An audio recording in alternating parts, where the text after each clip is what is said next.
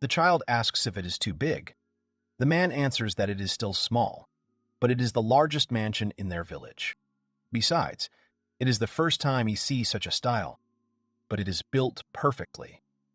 The servants were delighted with what they see in front of them. The hero thinks that with such power, he is not useless. Everyone was surprised by the building that appeared out of nowhere. Together, they will make this village prosperous. It's been about 10 years since the hero graduated from high school and moved from the village to the city. Commuting to work in crowded, shaking train cars has begun. There's a lot more work, and all his free time has to be devoted to it.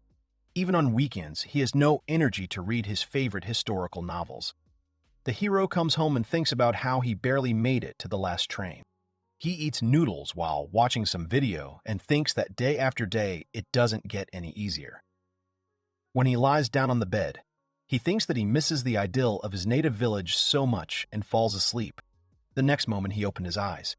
He was lying surrounded by pillows on a huge bed. There was a strange interior around him, and he had strange feelings. Then he noticed his hands. They were small. Had his body really shrunk? The hero decided to look out the window and check the situation. From the window, one could see the square of the house enclosed by a fence. In the middle stood a fountain. The hero did not understand where he was at all. Suddenly, someone turned to Mr. Van.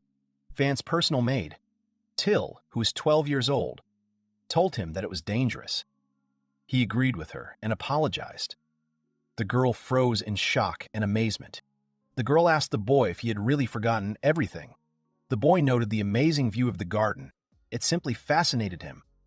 Till was surprised that Mr. Wang knew such complex words. After all, he was just over 2 years old. The hero sat on the bed and thought that he was not 2 years old, but almost 30 years old. He thought about these words again and remembered that he was an employee of the Tokyo company. This body, this maid, what is going on here? He does not understand where he got the memories of this life. Is this really the same reincarnation? The hero says that she is Till, his maid. The girl confirms this and rejoices. The boy's name is Van Nefertio. Till was amazed that Mr. Van could pronounce the name. He was so smart. His father was Jelpa, Marquise of Fertio, and his brothers were Marcia, Yardo, and Sesto. The girl was amazed again that he had hardly seen Mr. Yardo and Sesto. The girl was amazed again that he had hardly seen Mr. Yardo and Sesto, but knew their names. In the dining room of the Fertio family mansion, the maids are bustling about setting the table and serving dishes for the gentlemen. At the head of the table sits the father, the head of the family, the Marquis of Jalpapoliti. He is 44 years old. Sitting nearby are the eldest son, Marcia Alago Fertio, who is 14 years old, the second son, Yardo Guy Fertio, who is 10 years old, and a third son, Sesto Air Fertio, who is 8 years old. Their eyes are glued to the maids cutting, cooling, and feeding little Master Wang. They praise him for eating vegetables well, and for sitting quietly without spilling anything. The hero is doing quite well. He's like an honored guest. He assumed that this was a cabaret. He would have given them 30,000 yen each. But he had to stop joking. Apparently, having been reborn in this world, he still retains the memories of his past life. Although he still can't believe what is happening, he thought that this homegrown carrot is good. It is very tasty. Father, head of the family, Marquis of Jalpapoliti Fertio, asked Yardo what he would be studying today. The boy answered that today he was studying fire magic and battle formation. The brother was nervous while answering. At lunch, the father asked the children up to 10 years old what they will do, and at dinner, he asks how everything went. And so, every day. Then the attention shifted to Sesto. He answered proudly that he would study magic. Van thought that he would not be asked as usual. But, surprisingly, his father turned to him. He scratched his beard and asked his youngest son what he would do today. The boy was chewing at the time. Then, with the most serious expression on his face, he said that he knew little, so he would first study the culture and history of this country. Marquis of Jalpapoliti Fertio, Marcia, Yardo, and Sesto were surprised by such an answer from the youngest member of the family. Surprisingly, the Marquis did not swear, but on the contrary, burst into laughter. He said that they spoiled the boy, since he was the last child of his wife Mura. but he is a wonderful baby. Jalpa Poate Furtio assumed that his fire magic was as strong as his and the world's. Their family was in good hands. He would wait for a fair assessment of his magic at the test in 6 years. The Marquis is counting on him. In this world, magic is common. It matters what kind of magic suits him. Aristocrats are required to have 2 kinds of magic of the 4 elements: fire, water, wind, and earth, to protect the house and territory, or healing magic. Father and brothers have the ability to use the magic of the 4 elements. From his point of view, other types of magic, depending on the method of their use, can also be useful. House Furtio, as an aristocracy living in a militaristic state, specializes in military strength, especially in the fire attribute to be powerful in attack. First, there must be a civilization in the world as advanced as the countries of the Middle Ages or early modern times. But because of the convenience of magic, the prevalence of gunpowder is extremely low. Of the weapons, mainly swords, spears, and bows. And most importantly, magic. There are 3 continents and a large number of islands in this world. It is currently located in a huge country in the southern part of the western continent of Grant. The royal family, which has ruled for 300 years, is gradually expanding its territory. It seems that during the war, the hero's father received the rank of Marquis. This is the only port through which ships pass. Since there are huge monsters waiting for an opportunity to attack deep in the sea, ships will have a hard time, unless it is a narrow strait. If there is magic, then are there animals that look like monsters? Well, the age of discovery is not yet possible. Till began to explain to the gentleman that there are different races: elves, gnomes, anthropomorphs, and others. In most cases, they isolate themselves from others, so they rarely meet each other. One of the maids noticed that Till was explaining things too complicatedly. The third maid suggested that the boy sleep. However, he refused, thanked her, and said that he asked her because he wanted to know about it, and asked about their tiredness. The girls were surprised and said that everything was fine. Van asked Till about the magic tools. Magic crystals, some gems, and minerals have the ability to store magical mila. Tools are created depending on magical abilities. He then asked a question about magic, to which she answered based on her own knowledge. The maids are discussing that Mr. Wang is a child prodigy. They don't believe that he is really only 2 years old. He even takes care of them. It's the first time they hear such a thing from an aristocrat. The butler overheard it all. The butler Espada, who was 49 years old, came to Mr. Wang and said that he was 2 years old and was probably learning letters and prime numbers. He asked how much the boy had learned. The hero thinks about Espada, a capable butler who has supported his father for many years. It seems he has never spoken to him before. He frightens the boy. He asked what happened. The butler wanted to know how much he remembered. The hero mentally noted that this was not how to communicate with a 2-year-old. He replied that he was good at speaking and listening. However, the letters are a bit tricky. Then Espada asked about numbers.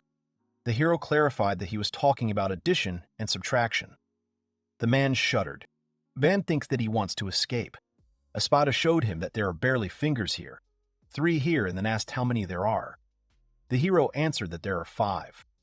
Then 7 fingers on both hands, if you remove 2. The youth answered that there are also 5. An awkward silence in the room, and then the butler said that he would study with him twice a week. This is some kind of hell. This is not something a 2-year-old should learn. Too much stuff. These are the thoughts that go through the protagonist's head. The Espada stood there with a stony expression. If he was a demonic creature, he would probably be a golem or an undead. As a result, he continued to take his hellish lessons. Learned to read and write after a few weeks. Learned many things, namely the rules of war, the system of aristocracy, the management of the kingdom. Thus, the main character spent 2 years of his life studying. He stood on the training ground and held a wooden sword in his hands. As soon as he swung his stick, the maids immediately began to praise him for his good reflexes. The hero seemed to be fooling around in the room with Mako. He would have thrown them 50,000 yen. Fencing is quite a fun activity. Suddenly, Till came up to Mr. Wang, took his sword, and said with a smile that she had defeated him. He puffed out his cheeks and ran after the girl. One of the maids stopped Till and said that she had insulted the master and should regret it. Another maid suggested that the master punish her. The hero agreed to punish her. Till asked him not to do it. She admits that she committed a mortal sin by insulting him. The boy came up to her and did a shalvin. That was all the punishment. As expected, he only fooled around with the maids for half a year. By the time he was 5 and training was done every day, he could already fight with the young future warriors. He took judo and karate at school, so he likes martial arts. He wins if he strikes first. Surprisingly, it's quite entertaining. In judo, it's important to knock your opponent off balance. In karate, you need to anticipate your opponent's movement to deliver an effective blow. These 2 points can be used in fencing as well. His opponent is about 10 years old, tall, and his arms and legs are long. He holds a stick in his hands and swings it, keeping his distance. However, he is a child, so his attacks are always the same. They have their own habits and movements. Watching them over and over again, you can win. Considering his huge 30-year experience, Van won and everyone began to rejoice, praising the hero. Unlike Mr. Yardo and Sesto, he talks to them more easily. These two are not interested in fencing, because they are busy with fire magic. Mr. Wang talked to him the other day. Someone thought he was strange. The vice chief of the knights, D, who's 35 years old, decided to ask the young Master Wang a question. The boy thought that in front of him was one of the strongest members of the Marquis family. The man asked the boy to show him his hands. He obeyed, but did not understand the reason for this. D examined his hands and realized that the gentleman had no calluses, his skin was soft, his nails were growing. The hero replied that he would train more when he grew up. The man thought that Wang was losing to their students and training at night, but it seems he was wrong. The hero noticed that studying is hard. He will study harder when he can. He assures that he will not stop liking it. It is said that Espada gave him 3 times more to learn than usual. The boy was surprised that he had so much to study. It seemed strange that he was the only one studying from morning to night. D told him to come to him if he wanted to practice more with the sword. This old man is too keen on studying, and to someone like him who can judge people impartially, it seems that Mr. Wang should follow the path of the sword. He has innate talent. First, he needs to learn the basics and build up his muscles, and then practice every day. D said that sooner or later he would make the hero the greatest swordsman in the kingdom. Van realized that this man was really serious. He was an Espada who had too much theory, and Dai was a man who did things first and thought later. The hero replied that he liked swords, but he also liked studying. He would try his best in both directions. He replied that there was nothing to be done. At least he would be the one training him. The hero asked the man to be more lenient with the child. He agreed, but it was an obvious lie. He had to do 100 push-ups, 100 squats, 100 jumping jacks. Van said he needed a rest. They had just been running. D replied that there was no time to rest and they needed to start doing everything. The boy sat down on the bench and thought that D was a real demon. The deputy had an idea that while Mr. Wang was resting, he was not busy with anything. He suggested that they remove the wooden bench and sit outside. The boy realized that this man was not a demon. He was just not the smartest. He continued to insult him while D was actually sitting outside. The knights passing by wished Mr. Wang luck and told him to do whatever the deputy said. Till came up and praised the boy for his good work. He thanked her. It's so great that he tries his best every day. Well, it's hard for the hero, but since he was reborn, something funny happens every day. A sense of satisfaction that he could not experience in his past life. The hero will become the best in this world of aristocrats and will enjoy a happy life. 3 years later, for several years the hero was called a child prodigy. Someone says that this can't be true, and isn't he ashamed to be such a loser? Jalpa Polati Fertio took the sword in his hands and said that if the hero did not disappear from his family, he would have to get rid of him. Fertio's second life, which had been so bright, suddenly ended. His father raised his sword over the boy's head. 2 years ago. Mr. Wang is 6 years old. The boy is riding in a carriage and looking out the window. He is surprised by the huge number of people. He never gets tired of watching them. Suddenly, he sees a man being led by a knight. This upset him, but his sadness was interrupted by Till, who called him by name. She remembered what he had said about wanting to go for a walk and asked where they should go. She suggested looking at the markets. He is 6-year-old Vanai Ferdio. He still has memories of his previous life. Here, he was reborn as the 4th son of a marquis and was called Wonderkind. Every day, he goes through the hell of studying and fencing lessons. People are talking about how 12-year-old recruits are no match for Mr. Wang now, although the difference in their physiques is very big. And he studies what adults usually study. Obviously, it is striking. Till said that he was a genius, that he even managed to succeed in fencing, and that perhaps one day he would be able to overtake his brothers and become the head of the family. In the world of aristocracy, it's every man for himself. Money, status, reputation, and power. The winner takes all. Becoming one can radically change the future. So an attempt on the life of a promising younger brother is common among aristocracies. And unfortunately, he can't say that he has a good relationship with his brothers. They can take his life without hesitation. In other words, if he really wants to become the head of the family, the chances of being killed only increase. He can't live happily with such a life. The hero has decided to be a slacker. And even though he has decided so, he has no idea how to have fun in this world. Because even in his past life, he was a workaholic. Mr. Wang was brought to the best market in the city. He decided to start with shopping. There were a lot of people at the market. Walking through the market, the hero had 2 escorts. They reached Mary's company. She has branches all over the kingdom. The hero compared its size to a popular American company. Suddenly, he heard the knight telling someone to hurry up. It was a child. They looked at the man, who began to angrily ask what they were staring at. This was not a performance for them. The accompanying knights immediately grabbed their swords. The man shuddered. Wang stopped them and asked the man who the child was and why he was tied up. He replies that this is the best thing he can do for his son. He has debts hanging over him, so he will sell him as a servant. Till explained that the Servant Act only allowed 2 types of servants: service due to debt and service due to crime. However, poor families have long sold children they cannot feed into servants in order to earn a living. So, the man transferred the debts to his child to turn him into a servant. Despite his terrible appearance, he does not even make a sound. Apparently, this is because service has become a common thing in society. Everyone is used to looking at such things. Suddenly, a woman appeared and asked if this was the Marquise's son. Till confirmed it. She showed the hero's robe and said that he was the famous wonderkind, Mr. Van Nay Ferdio. The girl introduced herself as Rosalie and welcomed him to Mary's company. If he was looking for something, they would prepare anything for him. The man realized that the boy was from the Marquise's family and began to tremble. The hero assumed that he was worried about the punishment for abusing the servant system. Van turned to Rosalie and said that it seemed that the man had come to sell a child as a servant and asked for his price. The child looked about 8 years old. The girl asked about magic. He replied that the boy had thief's magic. She declared that he was worth no more than 3 silver coins. The man pointed to a shop nearby and said that they paid more than 5 silver coins for each servant there. The longer a servant could work, the more expensive he was, naturally.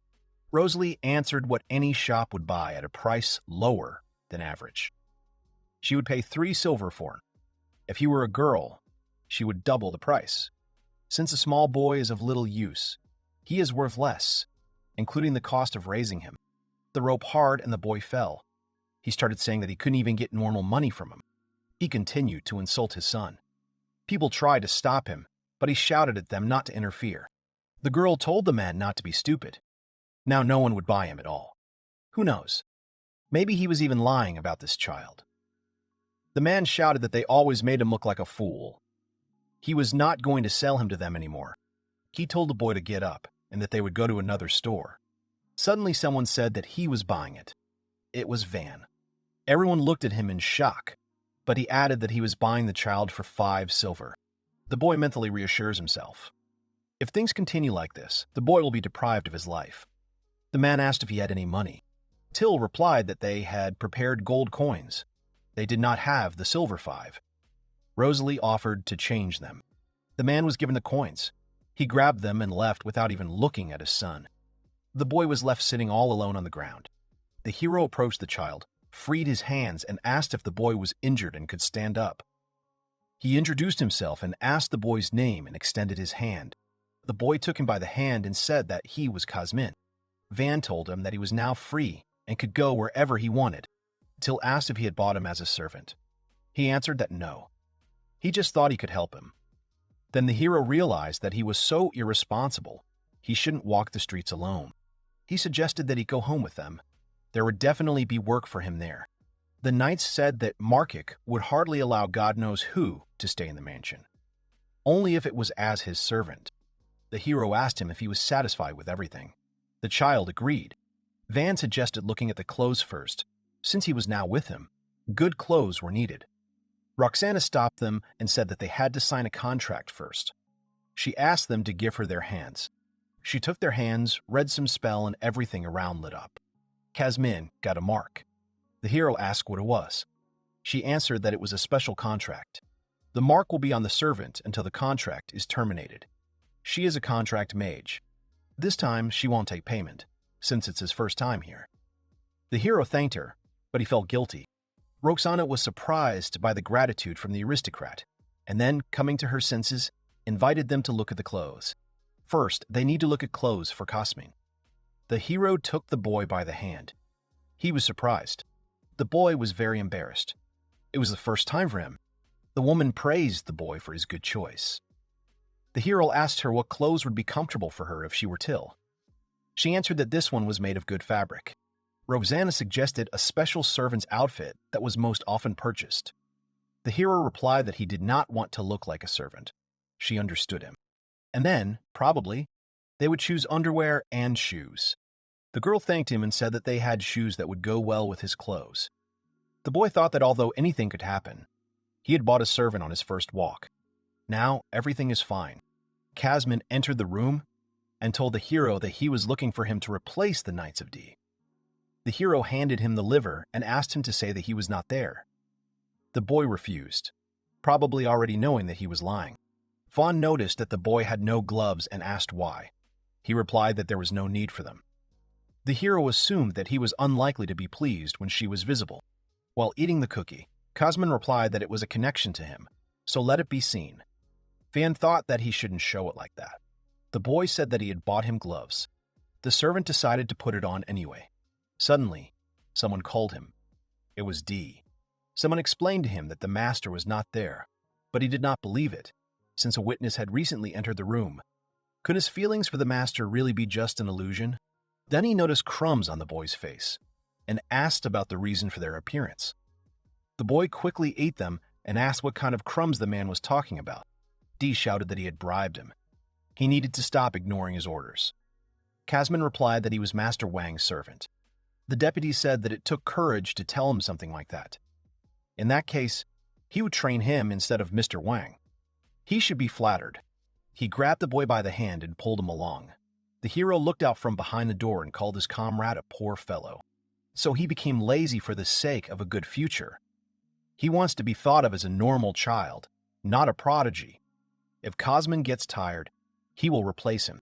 People are talking about the fact that Mr. Wang is already 8 years old, so his magic test will be soon. He is a child prodigy. They are eagerly awaiting his results. The boy said that he wants Mr. Wang to become a lord. He is very kind to them and often visits. Vertio's sons have fire and wind elemental magic. They are all sure that he also has fire magic. Standing in the middle of the room, someone shouts that he does not master any of the elements. The eyes of his father and brothers are on Wang, outraged that he does not possess any of the 4 elements. He has production magic. The brothers laugh at him. It is a magic that allows you to create objects. It is often called one of the most unsuccessful magics. Magic, also known as alchemy. You can prepare materials like iron and copper, and then imagine the shape in your mind to create a sword or accessory. It is impossible to create something big with this magic, because even weapons and jewelry require a lot of magical power. While other people can easily create items, inventors and blacksmiths do not need magic. For 2 years, he did everything to be considered a child prodigy, and his brothers had no desire to attempt on his life. But such a grade for the test is quite unexpected. He expects the magic of the 4 elements, or healing magic from aristocrats. And in the Fertio family, magicians with the element of fire are especially desirable. The eldest son, Marcia, inherited the wind element from his maternal grandmother, but he, like no one else, is trying his best to become the head of the family. And although the wind element is acceptable for aristocrats, the second and third brothers, who wield the fire element, mock the eldest. Among the aristocrats, the type of magic is extremely important. Father does not consider Van a child prodigy. He and his wife Mura have the element of fire. So why was a child born with production magic? Her last child. His mother, weak in body but strong in magic, died giving birth to him. His father had high hopes for him. The man suggested that they stop chatting and took up his sword. He took out his sword and said that it was foolish to expect anything big from him from the very beginning. There is no place in the Marquise's family for a child born with production magic. The man swung his sword. He asked if he was ashamed to be such a loser. If he didn't disappear from his family, he would have to get rid of him. The man swung his sword. Van was shocked. He didn't know what to do. Suddenly, Marcia stood in front of the boy and protected him with her body. The father asked what had happened. The young man told him that there was a place on their family's property that was difficult to develop because of its location. That remote village. The young man suggested leaving her to Van. Initially, it had a population of about 100 people. They are not engaged in production, but the Wolfsburg years in the north are full of resources. Next to the village is the county of Ferdinand, and on the other side is the hostile kingdom of Aranet. And although it is quite far, there is a fortress there, which is used as a defensive base. In other words, the village can become a camp for preparing expeditions to the lands of Count Ferdinand. It is part of the territory he received when he became a marquis, and also the place where Count Ferdinand, whose territory had been reduced, sends knights to raid. That is to say, if they send Wang to this village, it would be fine to assign knights to his county. Besides, the newly acquired territory is hardly loyal to their family if they assign a person from the Marquis family there. Father told Van that he would become the master of this village. He could leave as soon as he was ready. The man expected nothing less from Marcia. He found a use for the useless things and left. The hero turned to his brother. He sat down on one knee and apologized to the younger one. His father and brothers put a lot of pressure on him because of the wind element. It must be much harder for him in this regard. Such a reckless proposal. The boy has every right to be offended by it. Wang said that his brother had helped him. Otherwise, he would have been killed or imprisoned or worse. His tongue would have been torn out and he would have been sold as a servant. No matter how hopeless the situation, he would never waste the opportunity his brother gave him. Marcia said that Van really is a genius. He wondered where the boy had learned it. He had an adult mind, thinking deeper than he did. Espada and Till had been bragging about his accomplishments for a long time. The Marquis who sends him to the border will regret it. Marcia can do little, but she will do everything possible. He hopes that this will help the hero at least a little. The boy extended his hand to his brother. Van smiled, and then he thanked his brother and shook his hand. Till shouts that even without magic, Mr. Wang is a smart and wonderful aristocrat. And even that wasn't enough for them since they sent him to the countryside. Their master is amazing. Wang reminded her that a non-disclosure order had been issued, but now he was looking forward to leaving. The boy realized something. Away from the strict rules of aristocratic life, he would be free. I would like to think about what he should do in the future. As the owner of the village, he may not do anything outstanding and have a lot of free time. He decided to make the village a place for comfortable and happy life. Now he will be damn busy. Aristocrats are the most ordinary people. Despite their pompous speech and excessive pride, they run with their tails between their legs and give priority to the interests of power, forgetting about the people and their safety. A man with a scar on his face speaks about an escort for a young aristocrat. Maybe he's a nice guy, or maybe he's a headstrong aristocrat who despises their kind. The girl said that's what most people think of adventurers. Then why did they accept the request? The man replied that they had little choice if they wanted to stay in the duchy. Wang approached them, greeted them, and thanked them for accompanying him. The man with the scar walked up to the boy, scratched his head and said it was nice to meet him. The hero said with admiration that he looked so strong.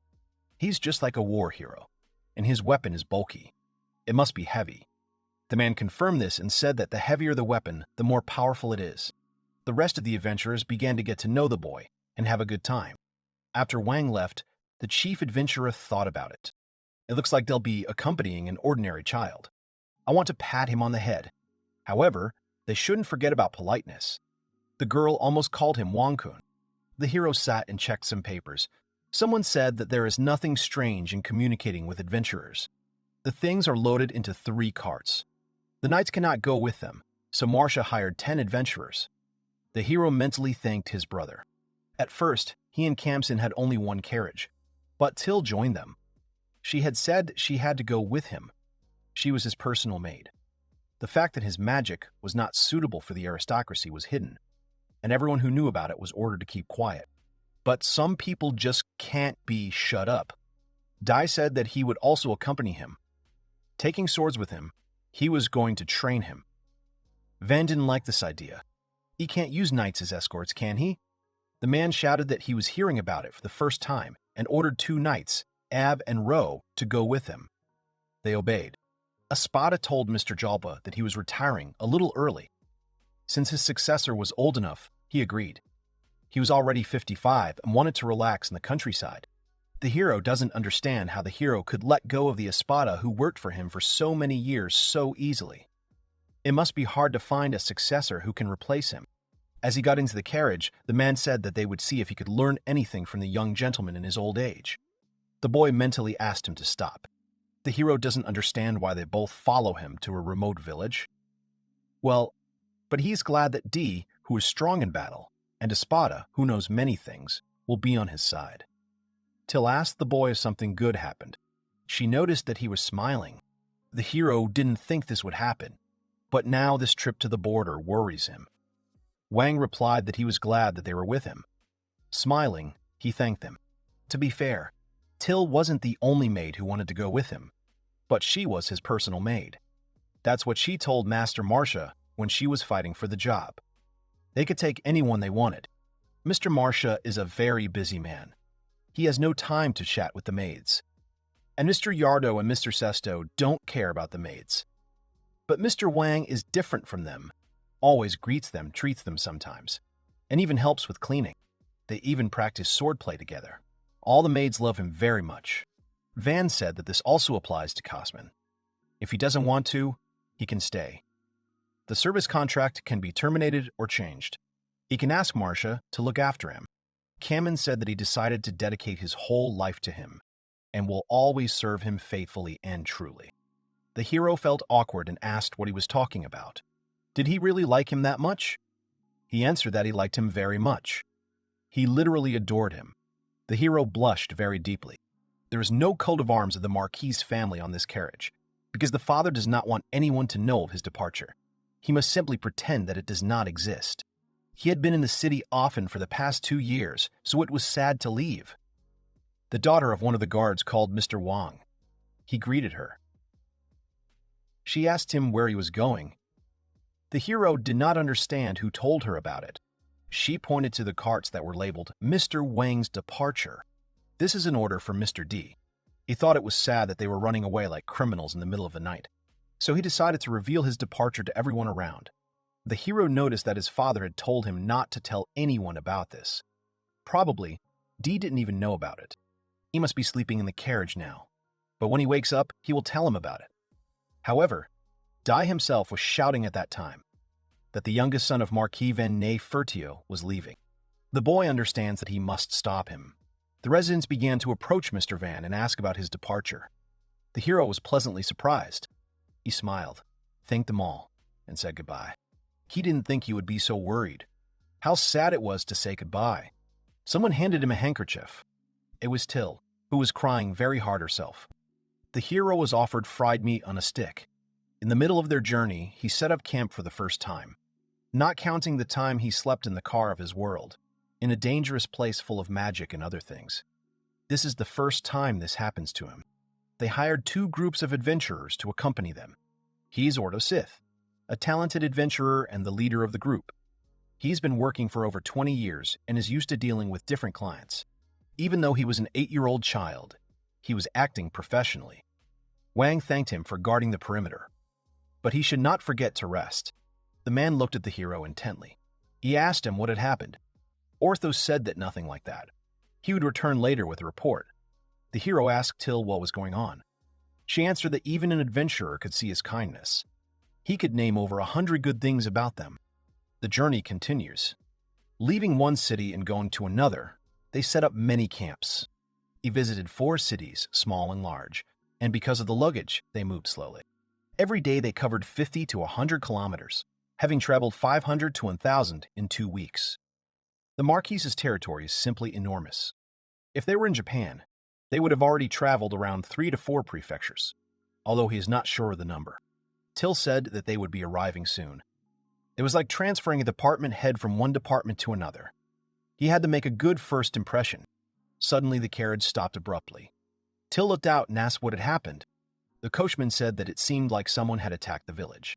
It looks like someone has attacked the village. The heroes are in shock. Everyone got out of the carriages and stood in a circle. They began to discuss the further plan. It's either a raid of bandits or former mercenaries. Such is nature. Either you or them. In time, he will get used to battles. There is a wooden fence around the village, which looks quite large, but it is not very effective against arrows. In front of the gate, the entrance to the village, a straight line of fighters in strong armor are lined up, and behind them are the magicians. All that remains for the inhabitants is to protect the village from the inside, like a turtle in a shell. Dai asked Lore for permission to join the battle. If they work together, they will definitely come up with something. Their opponents will be 40 to 50 people. Even if they attack them suddenly, they will still be outnumbered. Ortho said that it was too dangerous. D knows this. There may be injuries and casualties, but they can definitely take back the village.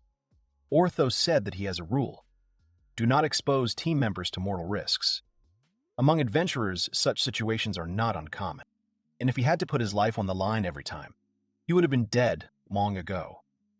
But there are times when they must give their lives, and now is one of them.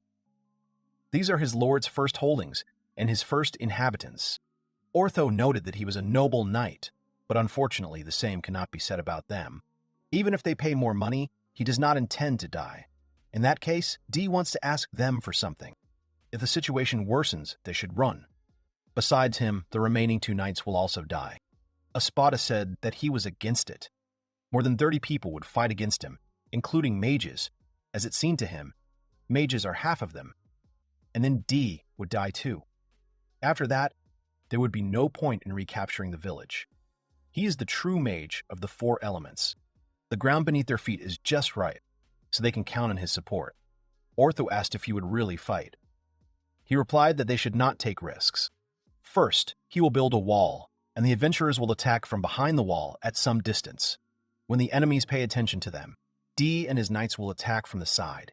If both surprise attacks are successful, they will be able to win. But what should they do with the mages? And if the archers show up, they will also be at a loss. This carriage is lined with iron plates in some places. After making the first attack, you can get in and drive away. The only task is to attract the enemy. Van asked if the butler also wanted to stay and fight. He confirmed and added that if he stayed behind the wall, D and the others would die. The hero objected. In that case, he would die too. The young man was not going to give him up. Espada asked the boy for permission to be selfish this time. The boy suggested using himself as bait. Everyone looked at him and categorically refused. Till shouted that she was definitely against it. She would not forgive him. If he became bait, she would personally go to the enemy. She would also join the battle. Then they would definitely win. Casman said that he would go too. If they were together with Till. Van told them all to listen. He asked about the fact that he was now the owner of this village. So they should listen to him. They only hired adventurers to escort him to the village. They are not required to participate in the fighting. Espada is retired now. Having contributed so much to the Marquis family, he cannot die in a place like this. D and the others still belong to his father, and they serve him first and foremost. His father wouldn't like it if anything happened to them. Till is like an older sister to him, with whom he has spent more time than with anyone else. He does not want to see his dear person die. Cosmin, he is happy with his feelings. But even if he is a servant, he himself must choose, to live or to die.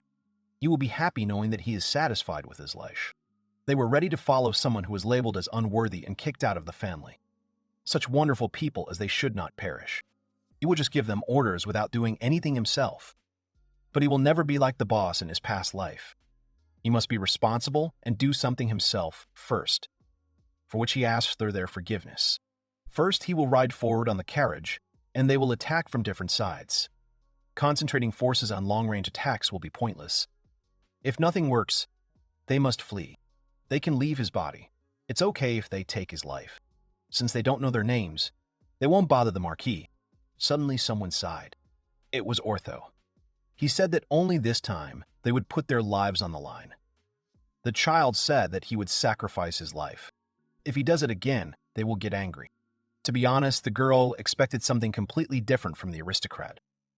Everyone she met did nothing but scratch their tongues. The boy said the name Poriel. She laughed and said that he even remembered their names. The girl thinks that she can give her life for him. Everyone else was thinking the same thing. The hero was thinking that he couldn't say he remembered her name just because she was cute. Ab and Ruth said that they were noble knights serving the Marquis. Serving Lord Wong was the same as serving the future heir. And now they would protect him as if they were protecting the future of the family. Espada said that when all this is over, he would like the hero to think about all the responsibility that falls on the shoulders of a candidate for succession. He assures the boy that they will manage in 3 days. The hero thought that he was very tall and scary. The old man suggested using his strategy. First, he would create a wall and attack from a distance. D and his knights will attack from the left, and Orto's team will attack from the right. The rest who can defend themselves will remain here. The knights rushed to attack. Espada began to create a wall. The adventurers watch what is happening with shock on their faces. They are shocked that he has already created walls. They note that this old man is not a bad mage. It is unlikely that a mage of the 4 elements will work as a butler. But here he is, working. The man asked Ortho why he decided to risk his life. Because he could refuse the young aristocrat. He answered that he would be a great man. He cannot die yet. If it were possible, he would like to make him king. In the last 2 weeks, he has completely revised his views on adventurers. He had no idea that there were such people among the aristocrats. During all this time, he had become accustomed to Mr. Wang. If the master was in trouble, he would come to the rescue. But then, he did not know. The master of a small village, escorting whom seemed like a troublesome task, but he put his life on the line when it came to his duties. Not only for the territory and the inhabitants, but also for the knights, the maid, and the servant. Moreover, for the lives of the aristocrats. He proposed a strategy in which none of them would die, but in which the 8-year-old child himself would die. Ortho said that the hero was strange. Very strange. Till and Casman hugged the hero. The girl cried and said that everything was fine. And the guy said that if he was on the verge of death, it would be better if he covered him and died. The hero looked sad. He thought that they were more like family than his real relatives. The boys stroked their heads and said that there was a battle going on now. He should help somehow. The 3 of them would get medicine and tools out of the carriage. If it gets too dangerous, they'll help. Till and Casman wiped away their tears and agreed. The robbers let their guard down. Small settlements lack healthy governance, so such attacks end quickly. The bandits discussed how many women there were and that today they would have a holiday. Suddenly, one of them was hit by an arrow. And then, basically, everyone started getting shot at. They didn't understand where the walls were coming from. The robbers realized that they were being attacked from both sides. Ortho thought that D and his knights were handling the big swords quite easily. Here he is, the deputy head of the Knights of the Fertio family. The robbers were scared. They realized that they would not be able to win and began to retreat. One of the bandits ran somewhere. Ortho noticed it. He shouted that they had stopped the robber who was running towards the wall. Those attacking from a distance will have to be distracted by the enemy. He shouted to them that the enemy was approaching them. A huge robber was next to them. Having already used magic, she will only be able to use the next one in 10 seconds. He won't be able to make it in time. Pluriel thought that she would die. Casmin appeared. The hero said he was here, a warrior with heavy equipment. Pluriel thought it was reckless. 2 children would not stand against him. Van slipped under the robber's feet and cut off the place behind his knees. Casman entered the fray. Key strikes the opponent's head and he falls down, exhausted. Pluriel is in shock. Van said that all the enemies could come running here. They need to keep their eyes open. The girl doesn't understand what's wrong with this child. A few bandits managed to escape, but they defeated the rest, and there were no casualties. This is the best outcome. Once they get the second half of the payment, we will part ways. Pluriel shot at Ortho and he asked her what happened. Ortho offered to stay here instead of payment. One of the adventurers apologized to his comrade and said that this order was convenient, since they were heading to the neighboring county. They would see each other again. The man agreed. One of the guys agreed to stay. The other said that if it was going to be long, he'd better leave. There were thick forests and mountains nearby, and they could earn even more by hunting. Pluriel said that Van is not like the usual aristocrats. Any adult would envy his thinking. That is why he would like to stay. So small and already so smart. Not everyone who is raised by an aristocrat becomes one. He is a genius. Wang seems like an ordinary arrogant aristocrat, but when he speaks, he is a completely different person. Polite and easygoing but cheerful and friendly with the people of the city. Even though he is an aristocrat, he has no desire to look down on them. Ortho thinks that he has never seen such aristocrats. If you think about it, his magic is completely useless for combat. The boy was literally ready to die.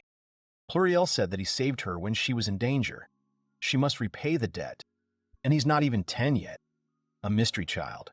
He's the best aristocrat Ortho knows. If he were to become a ruler one day, he'd like to see how big his territory would be. He offered to help him. The other adventurers agreed with him. Till told Mr. Wang to start putting his life before theirs. The hero said he understood everything. The girl asked him to repeat it. Cosmin understood that he needed to make an effort. Pluriel approached them and asked if everything was okay. He is so young and he has already brought a girl to tears. Fawn said that he tries to be honest with girls, especially with those who are dear to him. The adventuress asked if the gentleman was an elf. As children, they are not particularly different from humans. Both then and now, she is not very polite to the aristocrat. The hero said that Till has been taking care of her since childhood, so he is an ordinary person. The girl realized that he does not care about impolite treatment. She asked about fencing. Wang pointed at Dee and said that he trained him even though he was too small. Said that he was training him to become stronger than him. Pluriel suggested that his butler Espada was training him. The hero confirmed this. His way of thinking is formed by the people around him. The adventuress bowed her knee and head before the boy and said that his actions and swordsmanship would save her in a moment of danger. She thanked him and said that she would never forget it. The hero smiled and said that everything was fine. If you think about it, as an aristocrat, he is very charismatic. He has already managed to win the hearts of adventurers. Espada said that it looked like the villagers were gathered at the gate. Till noted that while it wasn't what they were expecting, they had finally arrived. Wang said that this was their first meeting and they needed to make a good impression. The villagers looked very shabby and their houses were in disrepair. The hero introduced himself to them. He said that he was sent here by Lord Fulthio, who has recently been ruling this territory, including this village. From now on, he will rule this village. An elder came forward and said that his name was Rhonda, and that he was very grateful for their help to the village.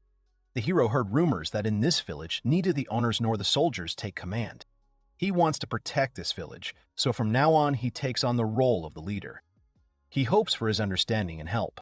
It was too formal an apology. Ortho tried to hold back his laughter. Rhonda remarked that it was very kind of him.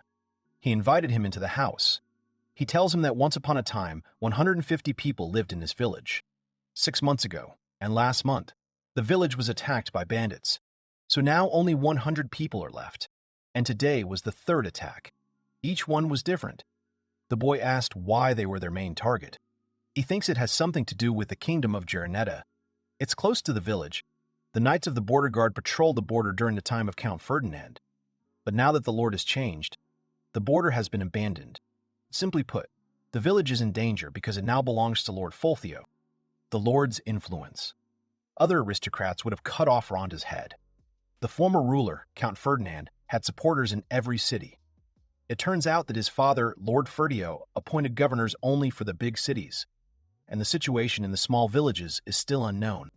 A small village is a village that does not need to be protected and pays almost no taxes. Wang stopped him and said that from now on, he would notify him of everything. There is no point in complaining, bemoaning, or criticizing the state of this country.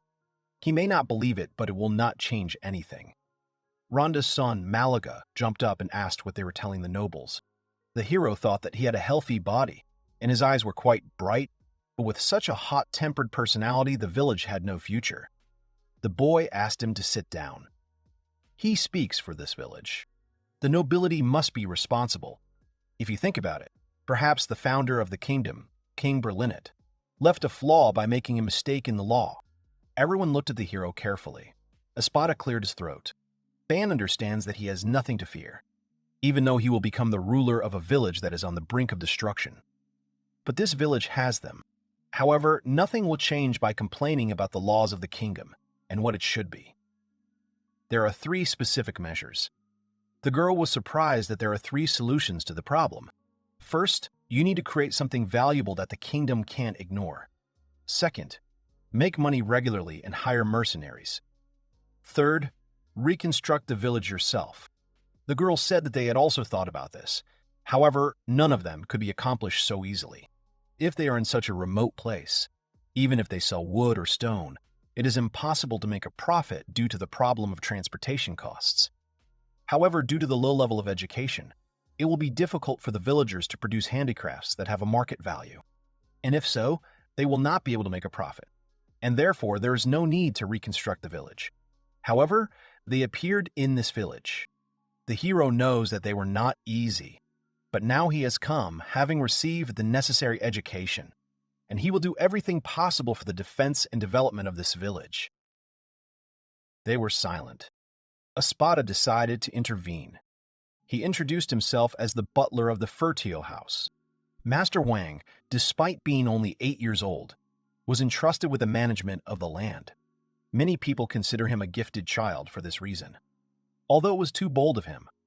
But therefore, he and the deputy leader of the knightly order, D, came to faithfully befriend them.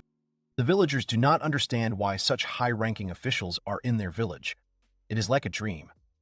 Malaga asked if they really want to help. They asked him if he really possessed the 4 elements. He said that he did not possess any. Therefore, they should not expect fighting power. The residents were despondent. Wang said that first of all, they should strengthen the walls so that no one could get through. The fence is strong enough, but it is made of wood and vulnerable to fire. Same with the houses. He asked Espada about the fact that the stone remains hard. He said that as long as the magic is active, it will remain hard. But later it will become an ordinary lump of earth. Then they can use the lumps to strengthen the walls. Any size will do. He is confident that they will have time to make a strong wall. They could use a ditch. It would help keep out the bandits. D said they would take care of that. They were already used to digging trenches. He also suggested making some traps and prepare for an attack from the wall. They will need bows and arrows, or stones. They are easier for the peasants. The hero asked Rhonda to gather the villagers. They should greet them and explain the plan. The hero stood before the residents and said that this was all he could say. He would do everything possible for the development of the village, and he thanked them for their support, even though he is a child. But he has strong and smart people behind him. If bandits come, they will be able to fight back together. They must build a prosperous village. Now the hero looked like a politician. One of the residents addressed the boy. He asked about their taxes. Until now, they paid 30% of their harvest, as well as monster skins and fangs. The boy thought it was too much, so they lowered it to 10%. If it wasn't enough, he could pay it once. First of all, it is important that they have a stable life. There are cases where people sell their children because of debts. They will be happy to have their taxes reduced. The woman asked if they could call the knightly order. The hero explains that the message will take 2 weeks. A week for confirmation, 3 weeks for the knights to travel. It is too late to call for help. They will most likely not come because of the distance. The residents began to resent. The hero understands their anger. But at present, the marquises have neither the budget nor the knights to protect the vast territory. Even if they could persuade the knights, there would be too few of them to help them. They would need 200 men. You would have to pay for food, horses, armor, tools. The cost for mercenaries would be even higher. The hero asked Espada to build a wall behind the wooden fence. He did so. All the inhabitants were surprised. Now, more than ever, they need their help. But if they are with them, this village will survive and become much stronger. They don't have enough housing, so they rest in a wagon. Rhonda wanted to give away his house, but he couldn't put it on the street. This moment, never complained that he only had production magic. Never was he so bitter. If you do not have elemental magic, then nothing can be done about it. He tried to appeal to them, but the villagers were skeptical. He had to win their trust, for the sake of the village's success and happy life. With his magic, he will protect this village. He will make it a pleasant place for people to live. D says that you can't just defend yourself. Ideally, if the enemy attacks them, they can attack him. Usually, they attack from the walls with magic bows and arrows. From a low wall, the attack will not be so effective. Rondo says that they used spears to attack through gaps in the forest fortress before. D says that the enemy is in the same position now, and they will be able to stab them with spears again. Van suggested using a catapult. Espada explained that a catapult was a siege weapon. They couldn't use it for defense. Rhonda asked what it was. The catapult shoots huge boulders, but it is difficult to determine where they will fall, and it also takes time to reload the catapult itself. However, fortress walls and watchtowers are large enough that they can be easily destroyed with a catapult. The radius of destruction will be larger if they throw a box filled with stones. They will aim it at the gate, and their attack will be much more effective. If they put a bottle of oil and a torch in there, they will instantly set the ground on fire, which will be more effective. Espada asked who invented this mechanism. The hero said that it was him. The comrades do not believe in his production magic at all. He himself does not fully understand it. In order to master it, on the way to the village, he often used it to learn how to freely change the shape of stones, wood, and metal. And now is the time to show everyone what he has learned. The hero asked Sort if they can already occupy the village since the opposition party has left. He replied that he would stay in this village for a short time to earn some money by hunting mythical monsters. He said that it looked clean here. He senses monsters here, so he tells them to hurry. It could be dangerous here, so he tells them to cut down the nearby trees. The hero is amazed by Ort's intuition. During the journey, they notice and destroy enemies he didn't even know existed. Despite his skill, he can't raise his level. Cosman called the master and pointed to a huge tree. The boy replied that it was too big. They would not be able to cut it down. The servant pointed to another, but that was also very big. He didn't imagine the shape clearly enough, so he uses magic. The new shape will be strange and fragile. He wouldn't call magic easy to use. However, if he imagines even a small part of it, he will be able to do what he wants. The bottom of his stomach becomes warm. The power reaches his fingertips. The image must be as small and detailed as possible. It must even represent the fibers of the tree. If it can, they will intertwine with each other, and the cords will be able to form a strong knot. It looks like the hero did it. When the fibers are separated into small pieces and bound together, they are transformed into a wooden cube. This cube is made of wood, but it looks like plastic. Till noted the amazing quality of the cubes, but asked what it was. The hero replied that it was similar in structure to nanofiber, a fiber block, but it is stronger than wood under any treatment. They will make a lot of things from these blocks. The boy suggested first to carry it to the carriage and then to process it. The adventuress asked what it was. Didn't he collect wood? Ortho took one cube and said that it was lighter and much harder than he thought. Breaking it would be a real challenge. The hero suggested that he try. The boy is interested in how strong he is. The adventurer took out his sword and threw the cube at the stone with all his might. Everyone watches. There was a dent left on the stone, but the cube was only slightly scratched. There wasn't a single break in it. Till said it was so cool it was really strong. So strong that he broke the stone. The hero asked what was harder, stone or wood. Ortho said that he was talking about the stone breaking, but this light block did not. So the hero found something very useful. During the ride in the carriages, Wang realized that his magic power was exhausted. This has consequences. He heard that magic is complicated, but has logic. Till said that all things are skillfully made. How does magic work? You need to imagine the whole weapon, its metal, sharpened blades, shape. He succeeded. The hero noticed how Casman looked at him with delight. He gave it to him. The boy beamed with happiness. He said that it would be his family heirloom. Till was also waiting for something from the gentleman. He gave her an axe with a skull. She was clearly discouraged. She thanked the boy. He asked her if she didn't like such a weapon, but he made it strong so that it would be impossible to scratch or break.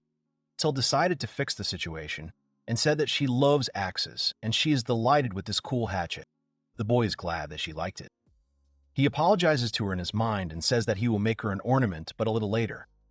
He is not sure how much magic power is consumed, but wouldn't it improve his production magic?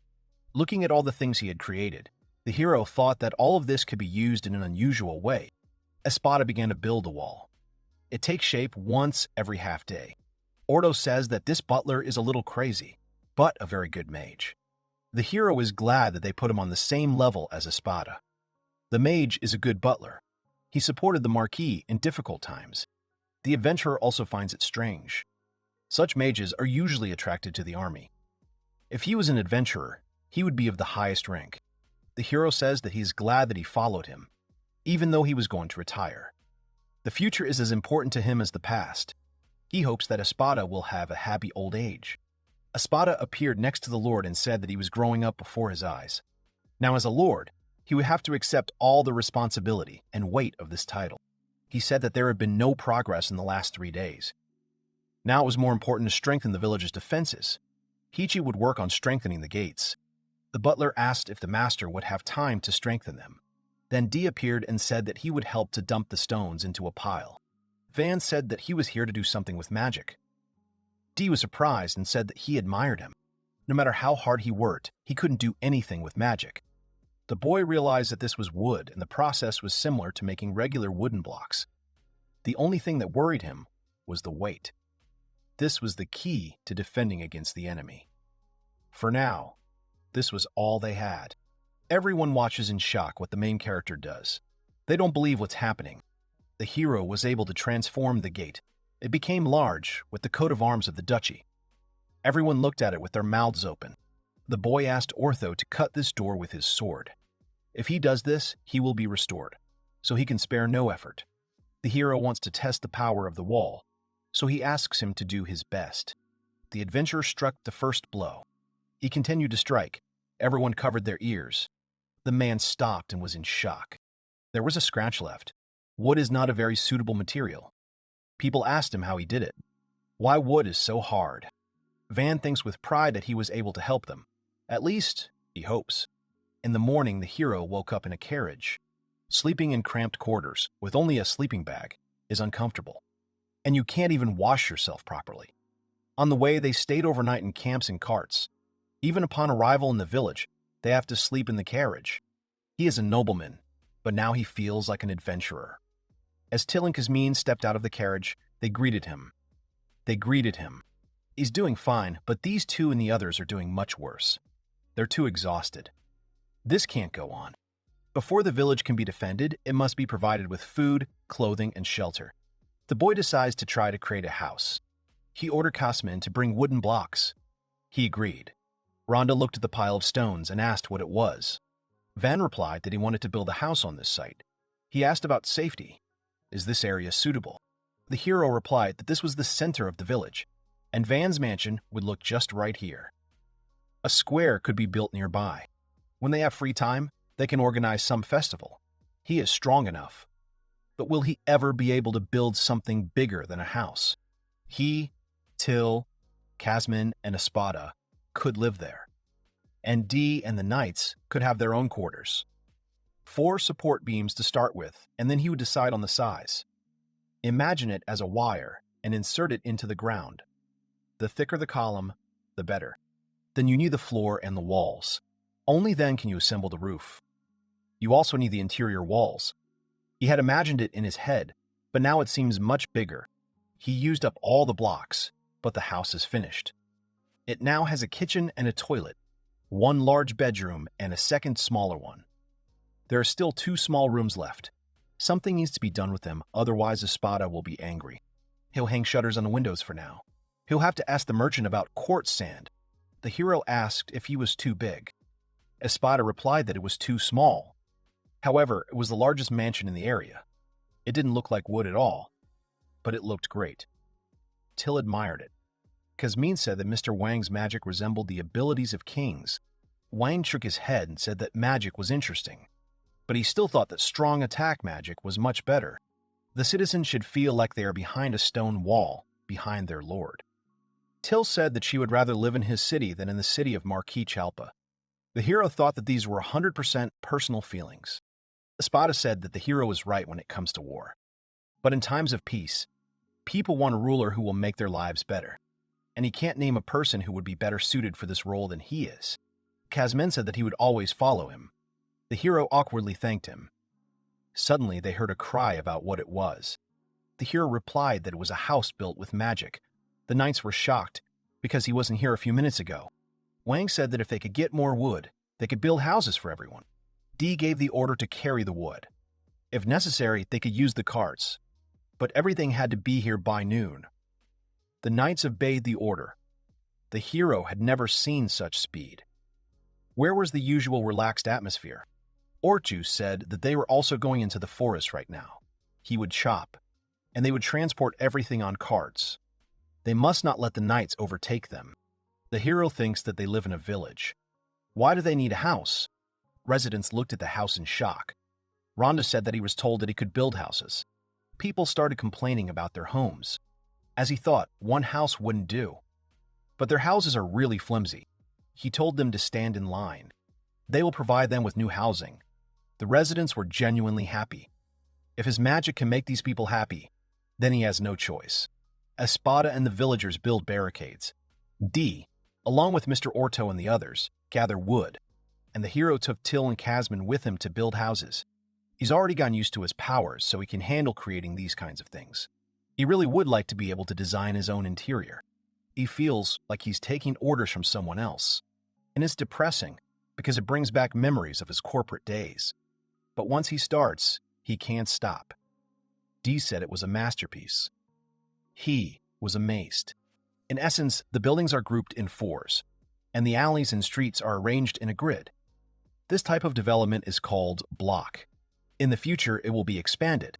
The houses of the common people were built uniformly, so that there were no special differences.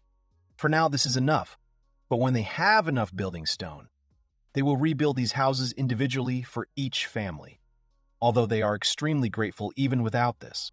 In addition, he also builds a small, simple bathhouse near the main mansion. The girls were happy. The hero just wanted to wash himself, but he's glad that they're happy. Pluriel used her water magic to purify the water, and her retro alternative for heating water with fire. Till and Pluriel invited him to the bath with them. The maid said that Kazmen looked quite grown up, so that 10-year-old Kazmen would go with the adults. He was only 8, but he should not be mistaken for a little child. In fact, he is over 20. Van said that he is actually an adult too. The girls laughed at him and agreed.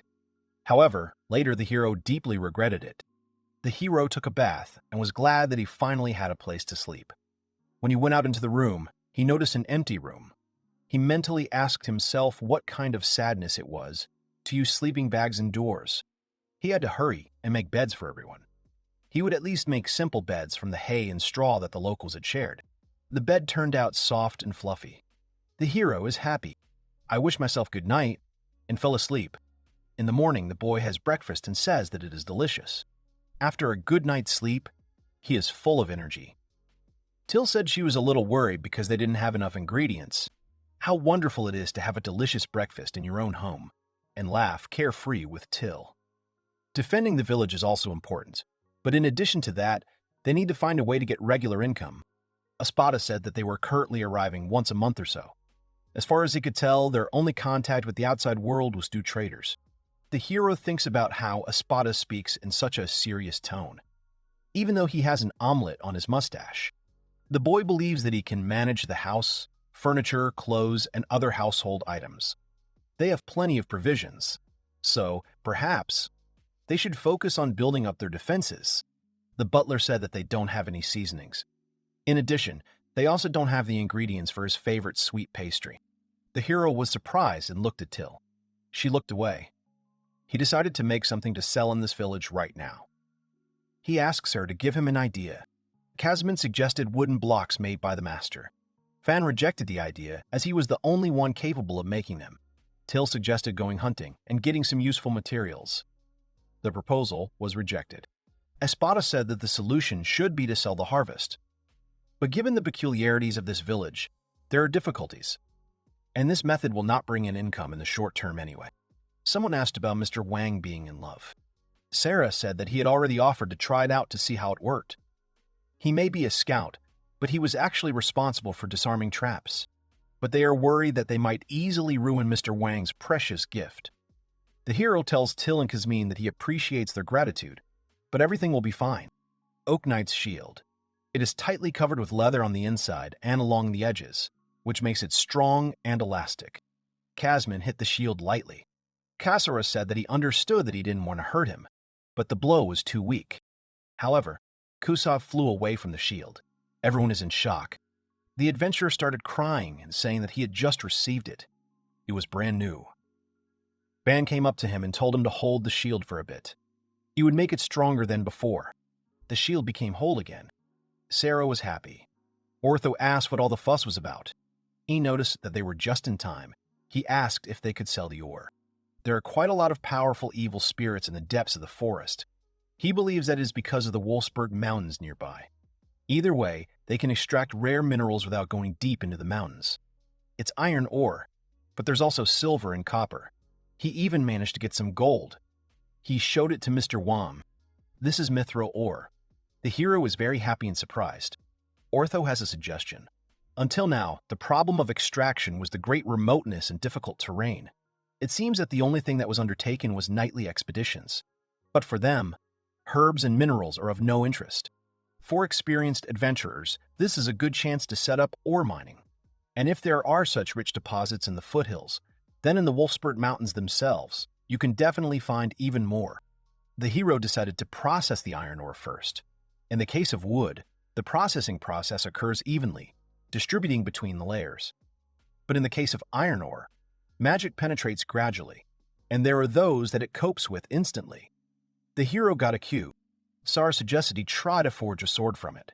A thin, double-edged sword would be just right. Ortho didn't understand whether he liked swords or iron weapons in general. The young man offered to make weapons for all the adventurers, since they had brought them. Kasura asked to make him one dagger and one long sword. The hero began creating the first iron weapon. He managed to create a sword in a short period of time. He handed it to Zara and said that he would be their first client. He was very happy. People watch and discuss how the hero creates weapons. Having improved the sword, the hero hands it to Zara. He cries with happiness. The other adventurers ran up to the gentleman and asked him to create weapons for them as well. The boy was surprised that his weapons were in demand among professionals. Pluriel said that it could be sold for quite a lot of money after it was tested in the case. Espada said that this was indeed a novelty. Ore deposits in the middle of a forest, not in the mountains. This is rare. The exceptions are golems made of stone, iron, and other ores. So if there is a dungeon nearby, that explains everything. The adventurers said that they had not come across anything like that. They haven't explored the area enough yet, so it's likely that there's a dungeon somewhere. Espada said that if the dungeon was discovered, their affairs would change dramatically. This village would start a rich trade turnover. Wang said that if they found a new dungeon, the importance of the village would greatly increase. Dungeons are a real treasure trove of resources. Most of the country's weapons, jewelry, and other artifacts were taken from underground. That's why they are so important. Finding a dungeon is a great achievement for adventurers. If this village reports the dungeon, it's unlikely they'll be able to accept guild members. There's simply a shortage of food and other resources. There is also the possibility of an attack by a neighboring country. Since the hero is an obstacle for the Ferdio family, if they have the chance, they will immediately get rid of him. Therefore, it is necessary to expand and develop this village first, before declaring the dungeon. It is not profitable to announce the dungeon now. The dungeons are important for both the country and the aristocracy. His family considers him useless, and they have no plans for his future. If he declares the dungeon now, it will simply be offered to one of his brothers. Therefore, he must use force to ensure that this village does not fall to anyone. So far, everything is fine with housing. Next comes financing and ensuring defense. We need manpower, but there are few who can work with their hands. We would like to stock up on weapons and shields before the merchants arrive. Defense is no less important. The outer side is almost ready.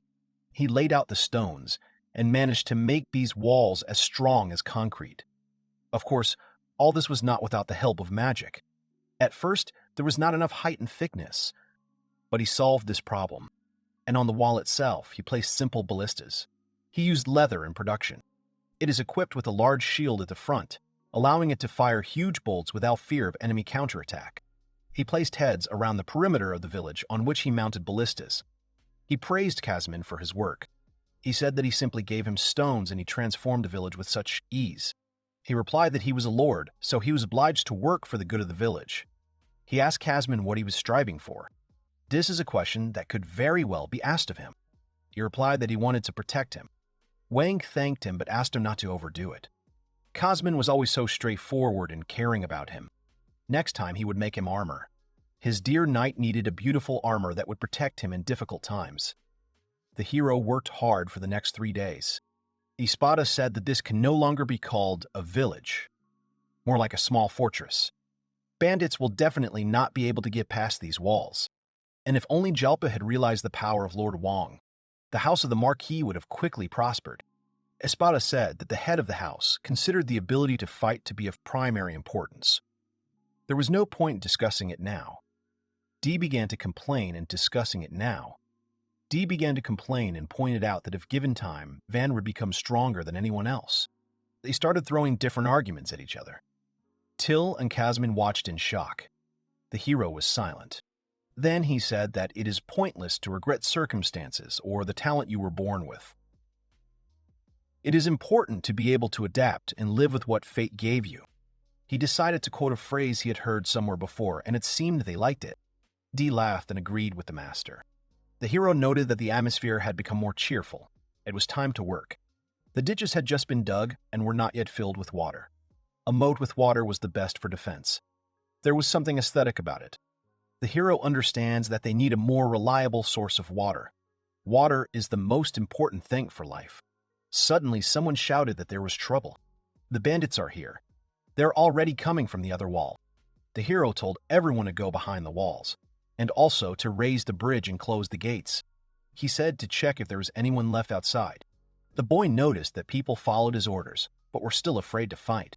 It was the same in the last fight. He's a little scared himself. As a lord, he can't afford to look scared. He will take charge and lead them. He knows they are scared, but this is an important battle for the future of the village. He will fight for it too. He definitely won't be able to cope alone. He asks the residents to help. Together, they will protect the village. Everyone agreed to fight together. The hero thanked them. He told them to go up to the watchtowers, at least 5 people in each direction, at least 10 people at the gates. He also ran up the stairs, but Till stopped him. He told her that he had to go too. D passed by. The hero asked him to take his men and find out what the enemy was planning. He would continue to give instructions. D said that the master can rely on him. D can confidently say that he is an outstanding leader, a genius, and generally the best of the best. 54T6. Even if he is surrounded, he will still win. All this is the result of the high training of his soldiers and the choice of the best tactics for fighting. He is proud of the fact that he has achieved greater success than Commander Stradley. He will now serve Mr. Wang. All this time, Mr. Wang surprised him again and again. He will trust him and risk his life. What happens next? What a sight. It finally became clear who that group was in the distance. It looked like bandits. The hero asked what was going on. He said that there were about 50 or 100 of them. The distance to them was several hundred meters, and it looked like they were confidently running towards them. They needed to prepare for defense. The boy assumed that they were being followed by someone. It seems the scout noticed the tail. The bandits were being chased by an armored dragon. And it wasn't alone. There weren't even 2 of them. This is bad. Experienced knights have a hard time fighting armored dragons, and there is not a single experienced fighter in this village. Regular weapons will not be able to penetrate them. This magic is effective, but the only mages who can fight now are Espada and the daughter of that adventurer. And the adventurers themselves went to get materials. Even if there is no mage, a heavy knight could slow him down, and then strike at his weak point. But the locals are unlikely to succeed. They will not withstand heavy attacks with tail and claws. The hero ordered everyone to stand behind the ballistas and place the bolts from the ballistas nearby. 559. D thought that it weighed no more than a dagger and would definitely not penetrate an armored dragon. He shouted to everyone to obey Mr. Wang and carry out his orders. The bandits ran and asked for help. There is no end in sight for the dragons. Even a large city would have a hard time repelling such an attack. About 40 monsters, 8 meters tall. They may use bandits as bait. The hero said that he felt sorry for the robbers. When he finds himself in a difficult situation, it is better to relax and laugh in the face of danger. Then a solution will be found. Van said to aim at the dragons. They should shoot when the bandits jump into the moat. Dai told them not to be afraid. If they hit the eye or the mouth, that would be just fine. They would have a better chance then. Today, none of them, Mr. Wang's subjects, would die. They would win this battle. They have to show what they can do. They have dragon shashlik for dinner tonight. Frightened people ran away, breathing heavily. They were being pursued by a whole crowd of armored dragons who were trying to reach the moat and hide from danger. The bandits began to slide down the slope. One of the fugitives fell. Then, one of the monsters grabbed his cloak with its claw. Screaming, the man found himself in the air near huge, toothy mouths. The rest of the robbers were very frightened by what they saw. The defenders of the fortress also trembled with fear at this sight. At that moment, the knight shouted that everyone needed to get ready. After this, arrowheads emerged from the ballista. At this time, the bloodthirsty monsters were finishing their meal. Assessing the enemy and clinging to the weapon, D thought that this would be even harder than he thought. The taut bowstring indicated that the device was ready. Then the man shouted for the defenders to open fire. At that very moment, a multitude of arrows rained down on the dragons on the other side of the ditch. In the depths of the ravine, people were still hiding. The arrow headed straight for the monster's head. The dragons roared in pain. A dent from an arrow appeared in the monster's massive head. The knight was taken aback by the lightning strike and mentally thought that the arrows had disappeared. But the dragon's head had already swayed and fallen to the side. The dragons were wounded. Not understanding what was happening, the knight only saw an arrow sticking out of the monster. The armored dragon with an arrow in its paw roared in pain. When the dragon freed his paw, D was amazed. The knight realized that the arrow had pierced the paw right through. The man mentally clarified that she had fallen into the paw of the rear dragon, and only after she had pierced the paw did she stick into the ground. Dai mentally noted that he had expected fewer defeats. At this time, Wang on the other side shouted to the knight, asking how things were going. A startled knight called out from the wall. According to the knight, about 10 dragons were defeated with one volley. The residents were pleasantly surprised by this news. But D was worried because there were no more arrows, and they needed to bring them from other ballistas that they weren't using. The defenders rushed for arrows. At that moment, the protagonist plunged into memories of solid wooden cubes. Having analyzed his past experience, the aristocrat suggested that he could make wooden arrows instead of iron ones. D gave the order to load the remaining iron arrows and cock the ballistas. The defenders, tense, aimed their weapons at the enemy. As he continued to ponder, the knight noticed that the men on the towers had taken up positions. D was confident that they would win, and the second volley would be even more accurate. Under a barrage of arrows flying at the dragons, the knight shouted that now the monsters would see the full power of this village. Under the roars of the monsters, D ordered to open fire.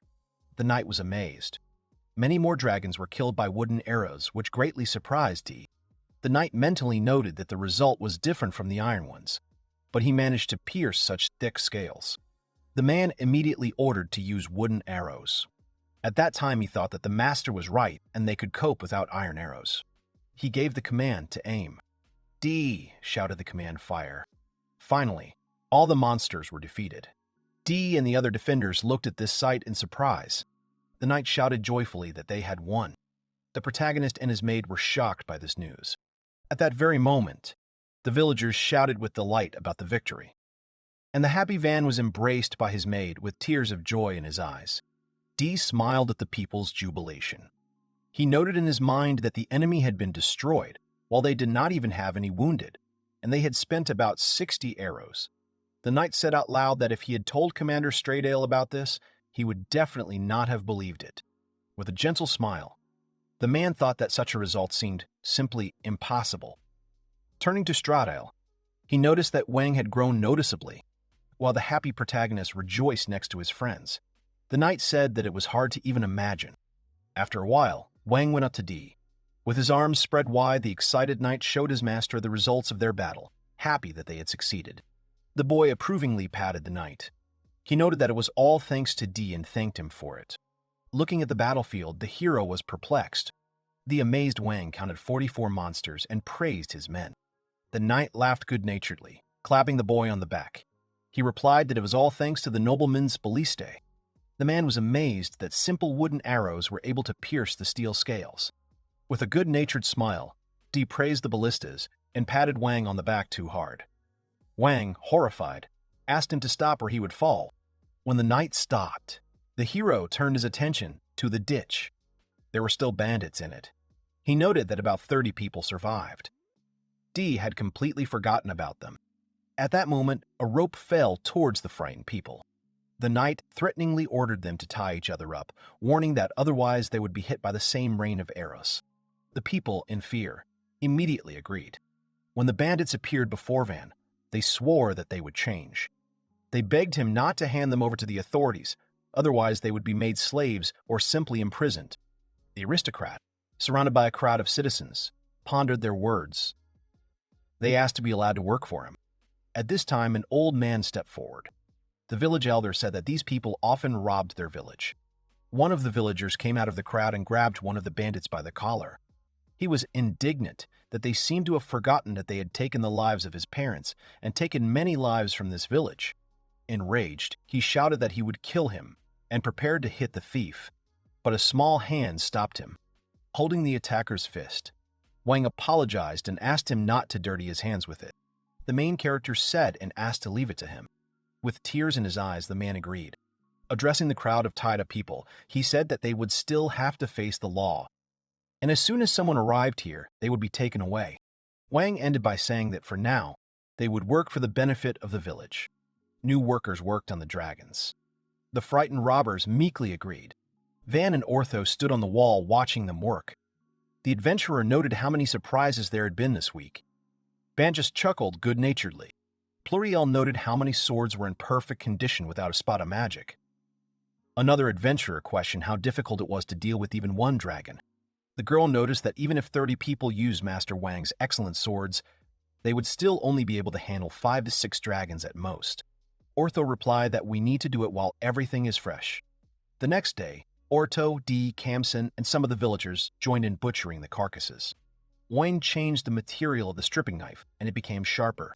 All teams completed the task in 3 days. Then the next night, in front of his estate, the aristocrat addressed the residents with a speech, noting the improvements in the village. The main character organized many fires and assured that now you can not worry about money and enjoy delicious meat. Wang allowed everyone to drink as much sake as they wanted, but no more than 2 glasses per person. He himself raised his mug and congratulated everyone on their great victory. The residents raised their mugs and drank to the health of their master. The boy's friends were also there. The crowd roared, happy that they had managed to do it. People were happy with drinks that they had not had for a long time. The main character really liked the meat. Ortho noted the dragon meat was delicious. Van agreed. The adventurers who were involved in selling dragons explained to the aristocrat that the meat was so soft because it was protected by a hard shell on the outside.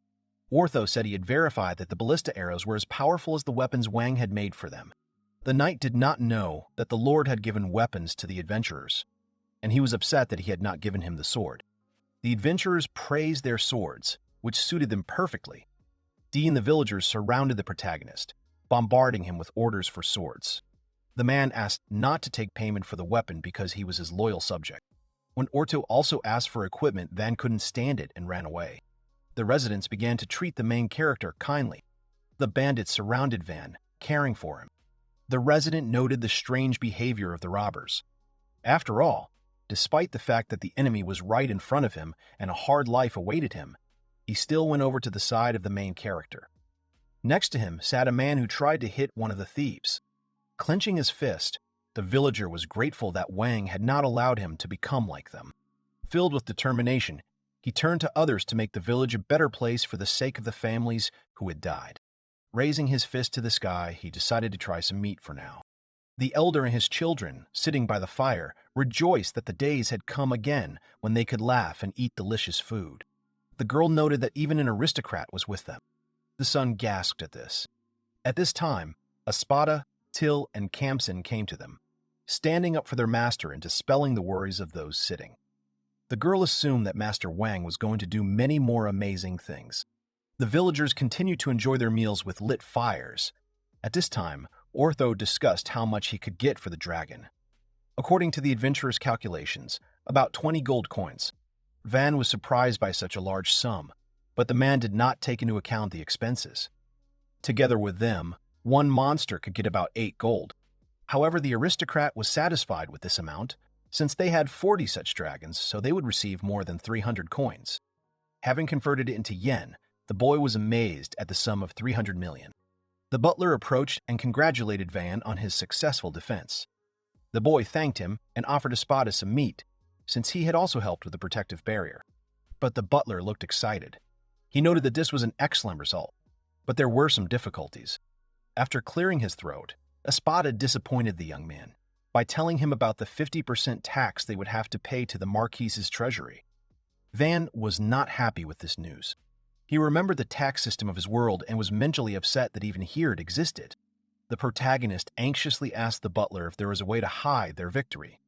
But Espada doubted that it was possible with such a number. Van was very upset. Besides that, he remembered something.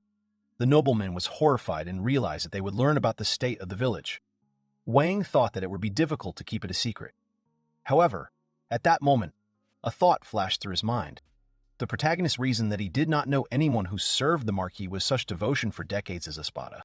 He kept thinking that he would have to hide the truth, and that would be a betrayal of his father.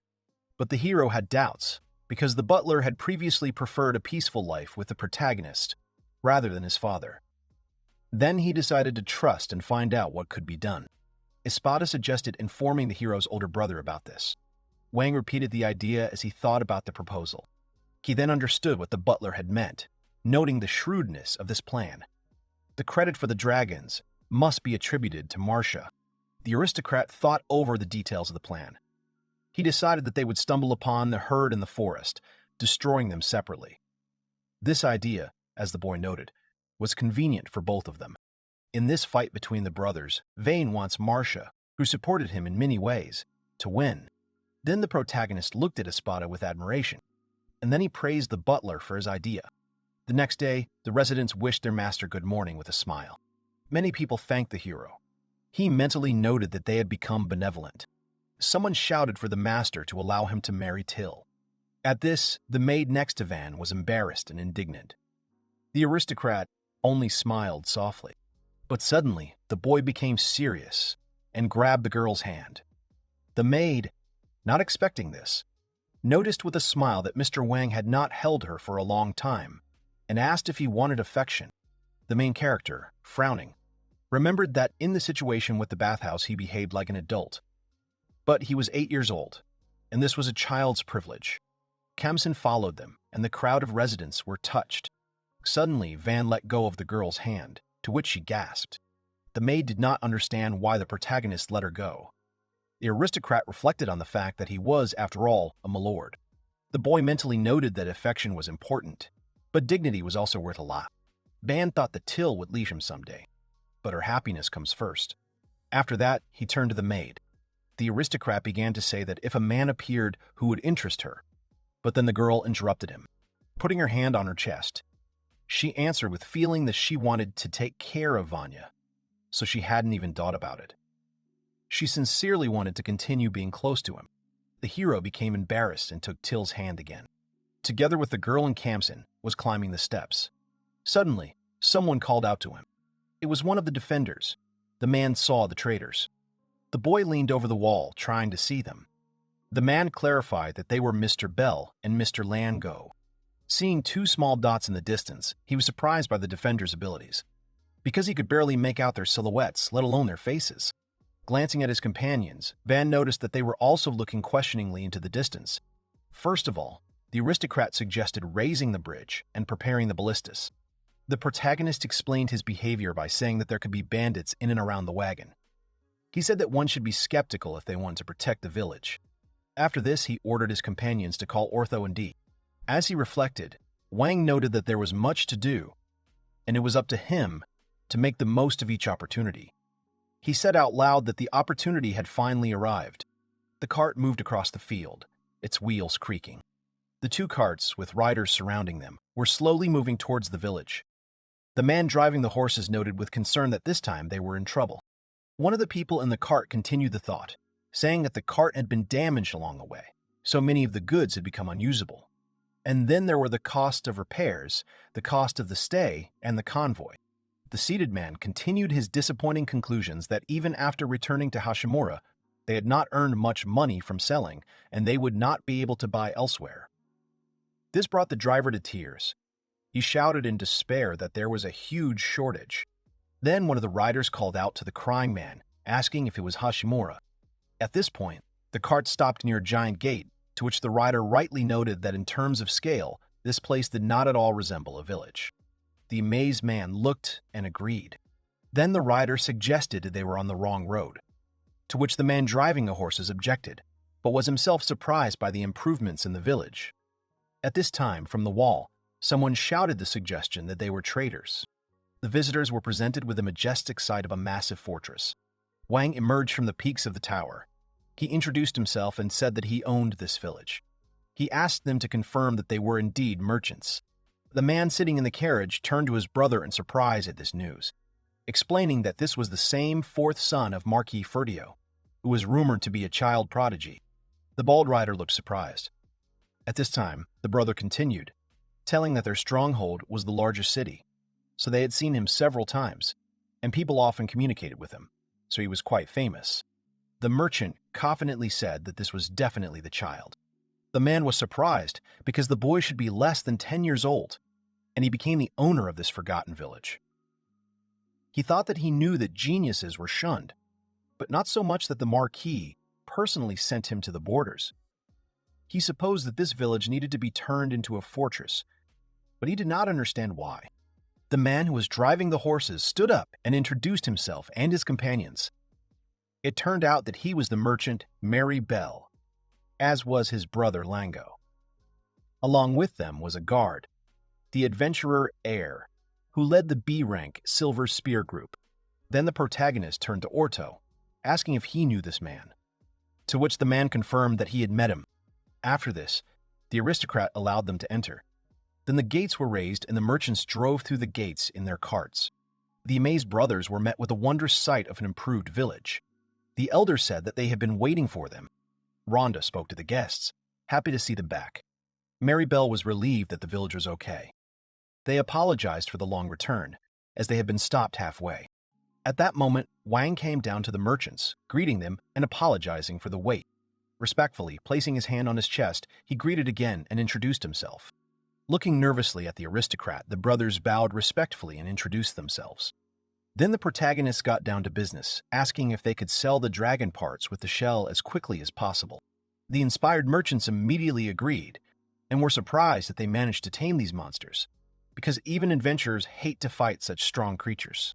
Crying with joy, the brothers thanked God for such a gift. They were happy that their village had received such a valuable material. The merchants realized that they were wrong about the shortage. Van offered to take them to the warehouse in that case. A surprised sigh was heard in the darkness of the warehouse. A room 10 times larger than theirs, filled to the brim, appeared before the brothers. They could not believe their eyes. According to Lango's calculations, there were about 20-30-meter-long pieces of armored dragon material. His brother, standing next to him, was silently amazed by this spectacle. Wang shared with the merchant all the necessary information about the product and asked his opinion. He clarified that the cart was already ready, while Bell was amazed at the quantity. The man thought that maybe then what the aristocrat had told him was true. Then he replied that it was necessary to attract people to trade as soon as possible. While one of the brothers was looking at the goods behind him, the other asked to give them a month to come up with something. The aristocrat agreed and, being polite, offered them to taste the delicious meat. Then Mary Bell realized that they also had meat, and since this amount was too much for the village to consume, it would soon rot. Realizing this, the merchant immediately agreed to take the meat to a neighboring village for sale, of course, reimbursing the cost. The protagonist asked doubtfully whether this village had the opportunity to buy even the meat of such a dragon. Mary explained that the village was actually very poor and would have no savings after paying taxes, so the villagers asked them to get food. The man mentally noted that they were running low on food. The merchant thought that if they gave away even a little meat for free, it would help a little. He asked Vaughn out loud for his consent. Realizing that Mary Bell was sincere in her desire to help, the nobleman decided to give away the dragon meat for free. He noted that despite being a merchant, it seemed that profit was not the most important thing for him. Bell told the main character the required amount, thinking that the rumors were not lying, and that the Marquise's son was a very insightful man. The merchant offered to pay for the capture of the criminals, mentally noting that then they would have no profit at all. The man thought that this was at least some payment for their work. The aristocrat thanked them, but instead suggested that they come to him in the future to offer a deal they would not regret. This deal was for good quality armor. This surprised Bell. Mary was surprised to ask Van, who was leaving, that in addition to a highly skilled draftsman and an amazing carpenter, he had also brought a blacksmith here. The main character didn't answer, but just smiled at him. Ari and Mary Bell both exclaimed in unison that it was amazing.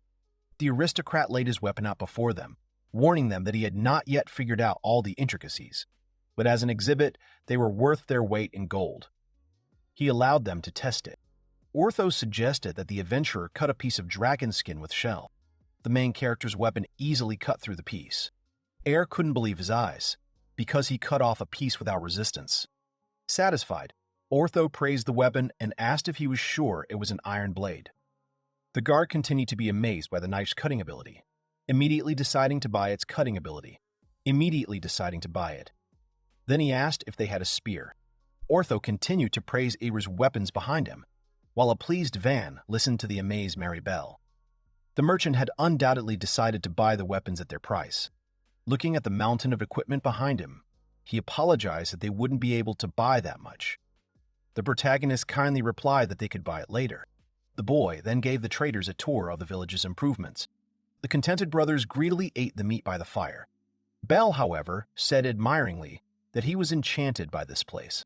Mary decided to talk to the trade group and increase the number of traders coming, a suggestion that Van liked.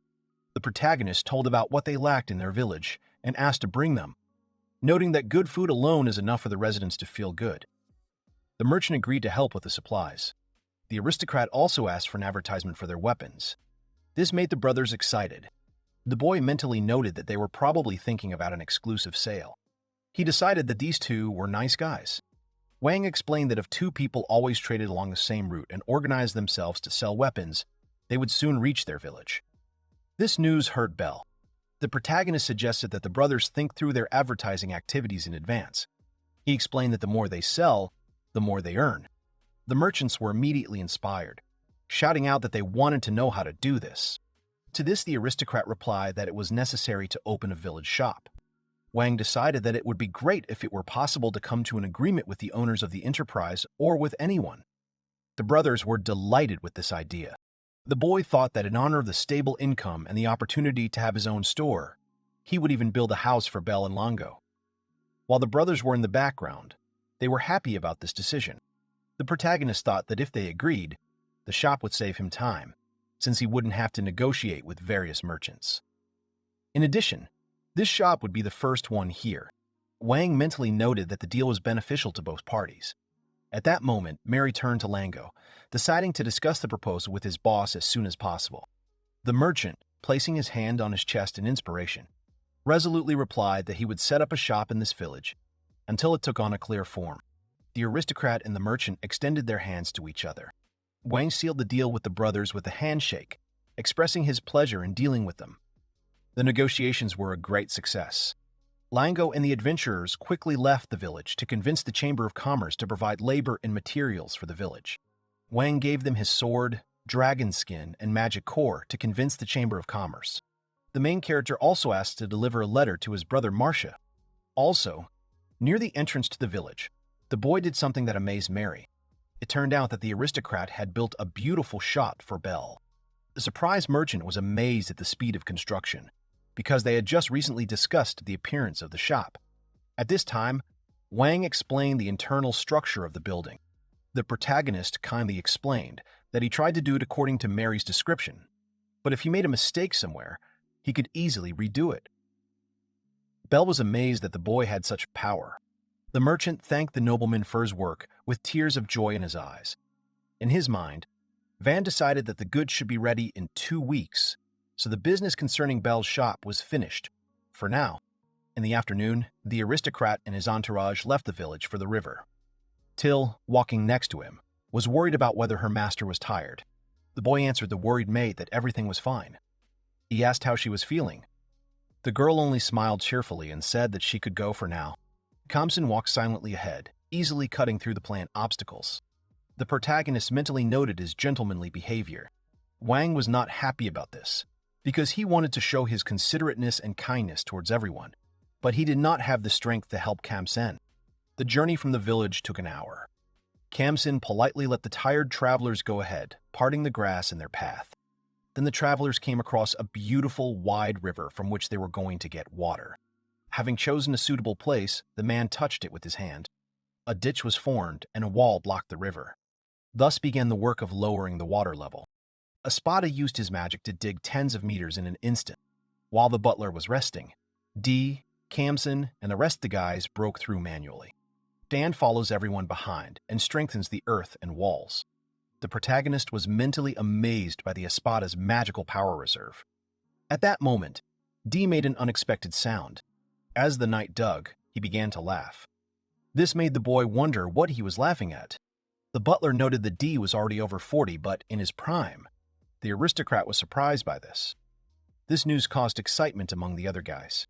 Till noted that it was quite a labor-intensive job, due to the distance between the river and the village. Van agreed, but noted that they would need water. The protagonist expressed the opinion that the work is hard, but he believes that working together to achieve the goal is very enjoyable.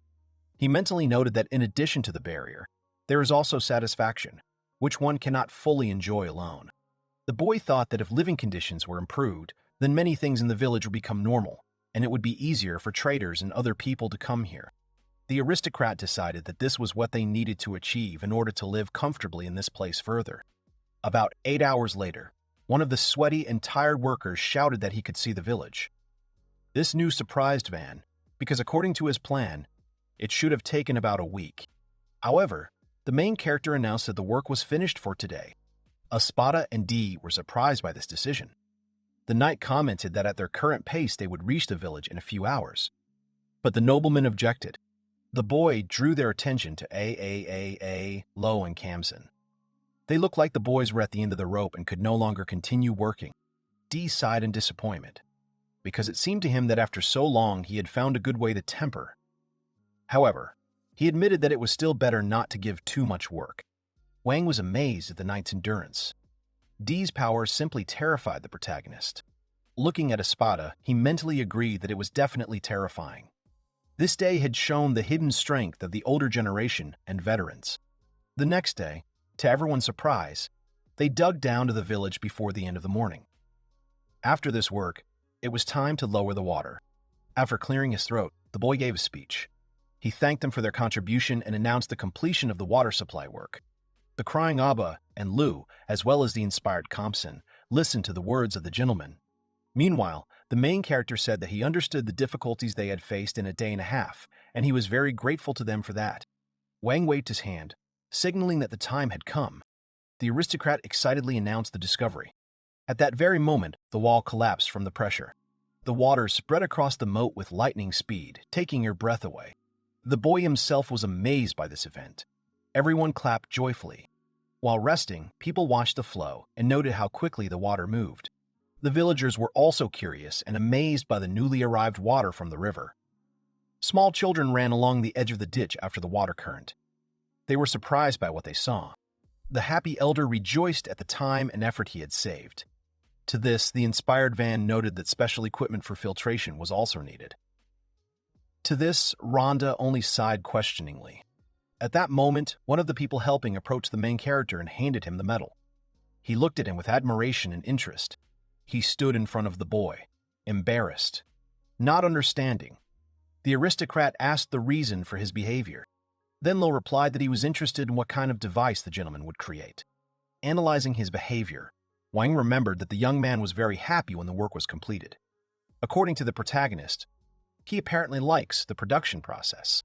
Realizing this, the boy with a good-natured smile offered to create the device together. He said that he would need helpers, and Lo immediately, cheering up, agreed. To Lu's delight, Wang began to explain the device. It was divided into 3 parts: a filter, a copper reservoir, and a boiler. The protagonist thought about the work of the fire for the boiler. Till solved this issue by suggesting to light it with a crystal of fire magic. The aristocrat liked the idea and decided to clarify whether Belle had one for sale. Kamsen ran up to Wang and reported that water had filled the space. The boy looked around the ditch with admiration and noted that everything was filled to the brim. There was already a bridge to cross. Turning to Espada, the protagonist clarified what would happen if the water level suddenly rose, fearing flooding. The butler replied that the gentleman had made a correct observation. The old man explained that depending on the volume of water, the canal is widened and embankments are built in those places where it is often flooded. Espada continued, pointing out that these dead-end paths also require ingenuity, to which Wang added that the water would then have nowhere to go. The aristocrat suggested that in that case, it would be necessary to make sure that the river returned downstream or to build a lake behind the village. Dvoretsky especially liked the idea of a lake because during times of lack of precipitation and water from the river, the reservoir would be useful. The protagonist was pleased with the measures he had found and asked Espada again if everything would be all right in this case. The old man agreed. To sum it up, the structure now looked like this. The lake had to be built about 200 meters from the back of the village. This was a forced urgent project before the rains came. In 3 days, the lake was mostly ready. The aristocrat noted that he would like to install some sort of water outlet, but he needed to think about how to use it in practice. But Wang let go of the situation and simply enjoyed the large amount of clean water. The disgruntled boy noted that it was still early morning. The main character noticed that even the sun had not risen yet. A disheveled Till brushed the aristocrat's hair and apologized excitedly. She noted that many people, including Rhonda, looked worried. Van, meanwhile, was hastily buttoning his shirt. It turned out that the early awakening was provided by the elder and a crowd of residents. Throwing a cloak on the boy, the girl conveyed that Dee and Espada were already on their way to the right place. The protagonist, in turn, asked about this place. Till replied that they were on their way to the newly created Lake Van. The boy was puzzled by such a name. The inspired maid said that the lake was named in honor of the main character's merits, which they decided to preserve as a legacy for future generations. The girl also reported the news that the village was now also called Van. The aristocrat interrupted her, saying that he felt awkward and that he felt that things were not quite right. One of the residents hurried the gentleman. Having said this, the man immediately ran away. The boy was unhappy that they left him. Together with Till and Kamsen, Wang hurried to the lake. Tired of running, the main character later decided to build a passage from the other side. A crowd of residents looked at the lake. As he approached, the aristocrat asked excitedly what was going on. In response, the surprised residents began pointing to the lake. Something appeared on the water surface. A sea creature resembling a mermaid emerged from under the water. Uncomprehending, Wang could only ask in surprise what it was. It is believed that deep in the forest, in a picturesque river, live mystical creatures with beautiful blue hair. They are half human, half mermaid. Their species is called Abalu. The protagonist had never heard of them, to which Espada clarified that this species is rarely seen. Van asked if the girl was an Abalui. Meanwhile, the half-mermaid, half-human was watching them from underwater. The aristocrat wondered in his mind if she was still a child. Then he called her from the shore and asked her name. There was only silence in response. The boy decided that she did not understand and ordered Till and Kamsen to bring meat and fruit. They immediately went to fulfill the request. The main character came to the conclusion that in order to show friendly intentions, food is needed first of all. After this, the creature in the water twitched. Avgala began to slowly approach Van. The residents sighed in amazement. The aristocrat's defenders were on guard. Swimming cautiously to the shore, the girl sniffed the food. Then she hesitantly asked if she could eat. The boy was noisily surprised by what she was saying. This scared the little girl. At that very moment, the Avgala moved to a safe distance. The protagonist immediately hurried to apologize and asked her to return. Mentally, he could not help but note her speed. Van politely offered her meat and fruit. The girl accepted them. Abala noticed the taste of the meat. After she tasted the meat, the girl turned sharply to the aristocrat's defenders. It seemed she had questions. Ortho and Dai looked at her in surprise. The boy explained that it was dragon meat with shell and offered to make dry for her if needed. Then the girl tensed up. She wanted to know who had caught it. The adventurer, knight, and butler responded in unison that it was Mr. Wang. The protagonist objected that it was all thanks to the ballistae, but the residents only confirmed the words of the master's confidants. In the end, Wang acknowledged his merit. The girl looked at him, still holding the meat in her hands. The Abala said she understood.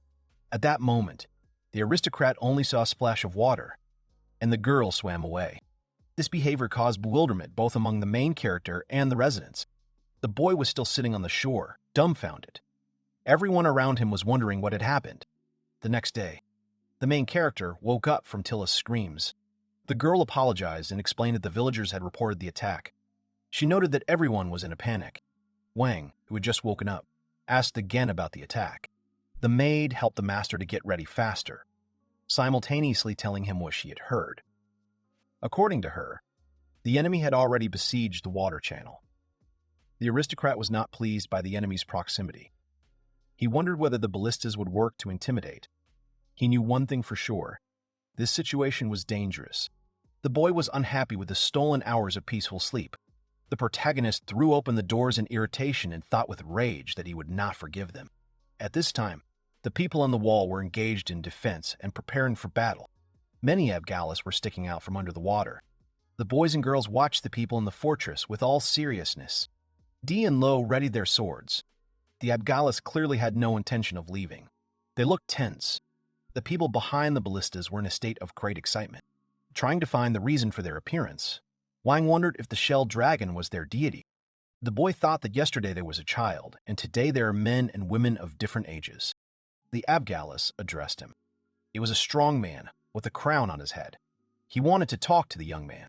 The protagonist tensed up from the terrible gaze of this sea creature. Playing it safe, the aristocrat decided to take strong people with him. Then, a merchant approached him. Mary Bell was delighted to suggest that the Abgalu had brought in a lot of rare raw materials. He said that doing business with them was a great commercial opportunity. The man enthusiastically asked to come with him to take a closer look at them. Van allowed it. Together with his people, the protagonist went down to the Abgali. The man who called him said that his daughter was grateful to them.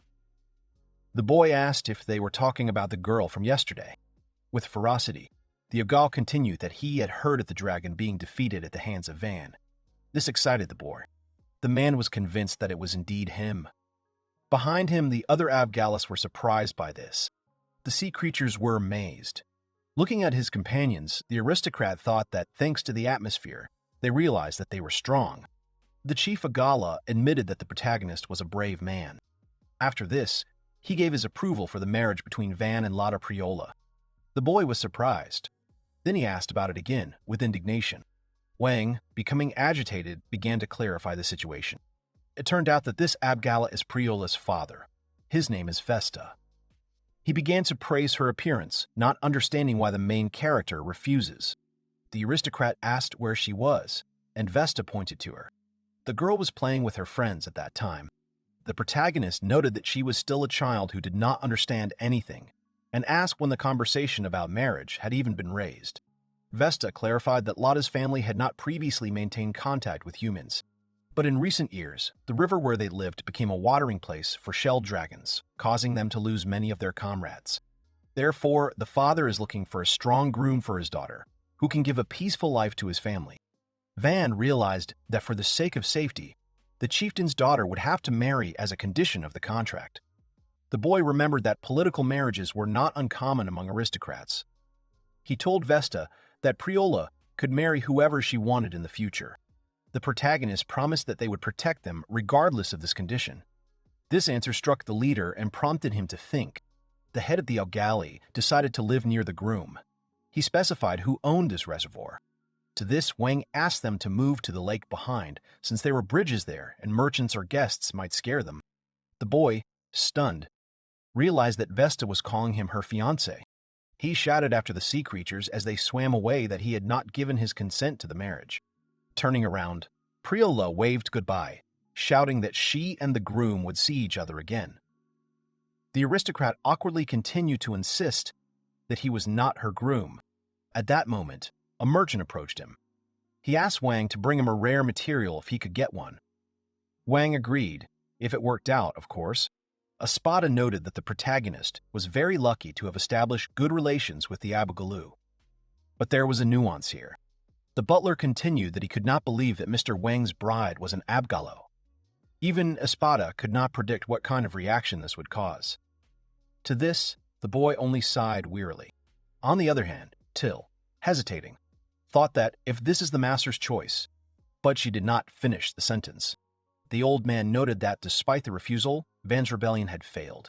Sea creatures rested peacefully on the lake. Adults were relaxing by the shore, and children were splashing in the water. The protagonist was devastated by the thought that the lake was now occupied.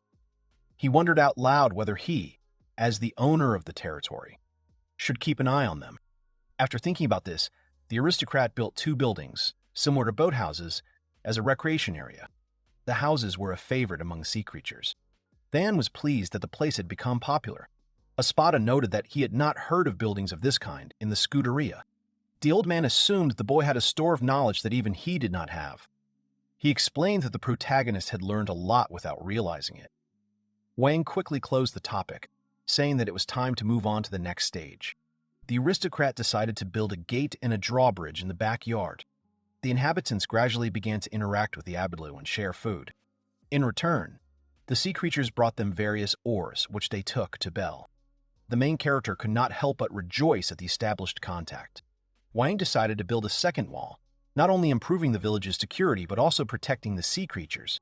In the aristocrat's office, he and Espada were discussing strategic issues. The butler advised building fortifications for a city of 10,000.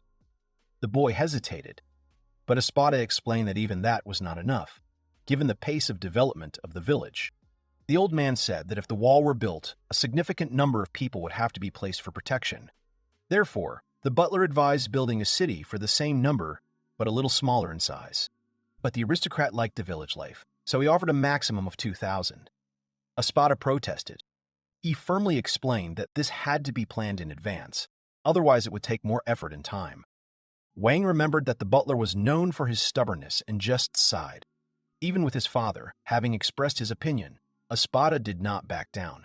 The old man calculated that taking into account all the structures, the length should be no less than 600 meters. This thought horrified the main character, because he wanted a height of more than 10 meters, and he would have to build all this. The butler decided to postpone serious construction of the fortress until there were enough people. Now he proposed a wall that could be improved later. This did not please the boy. Wang shared that he is considering the option of non-square fortification of the city. Espada was critical of this idea, thinking that he was talking about a round city. The gentleman decided to demonstrate it visually by drawing his plan. However, the main character meant a star-shaped city. The structure was such that even if the triangular part was broken, the city would not be accessible. The boy explained that this could be imagined as having 6 independent fortresses. The roof would be connected to the city walls, but could be separated if a drawbridge was installed on the wall side. In Wang's plan, the attackers should take their time and attack the corners before they can reach the main body. When they try to attack, they will be attacked from 3 directions. The protagonist used a form of fortification from his world that was invented on Earth when guns were available. Espada thought seriously about this decision. The butler acknowledged the form as good, listing possible successful outcomes.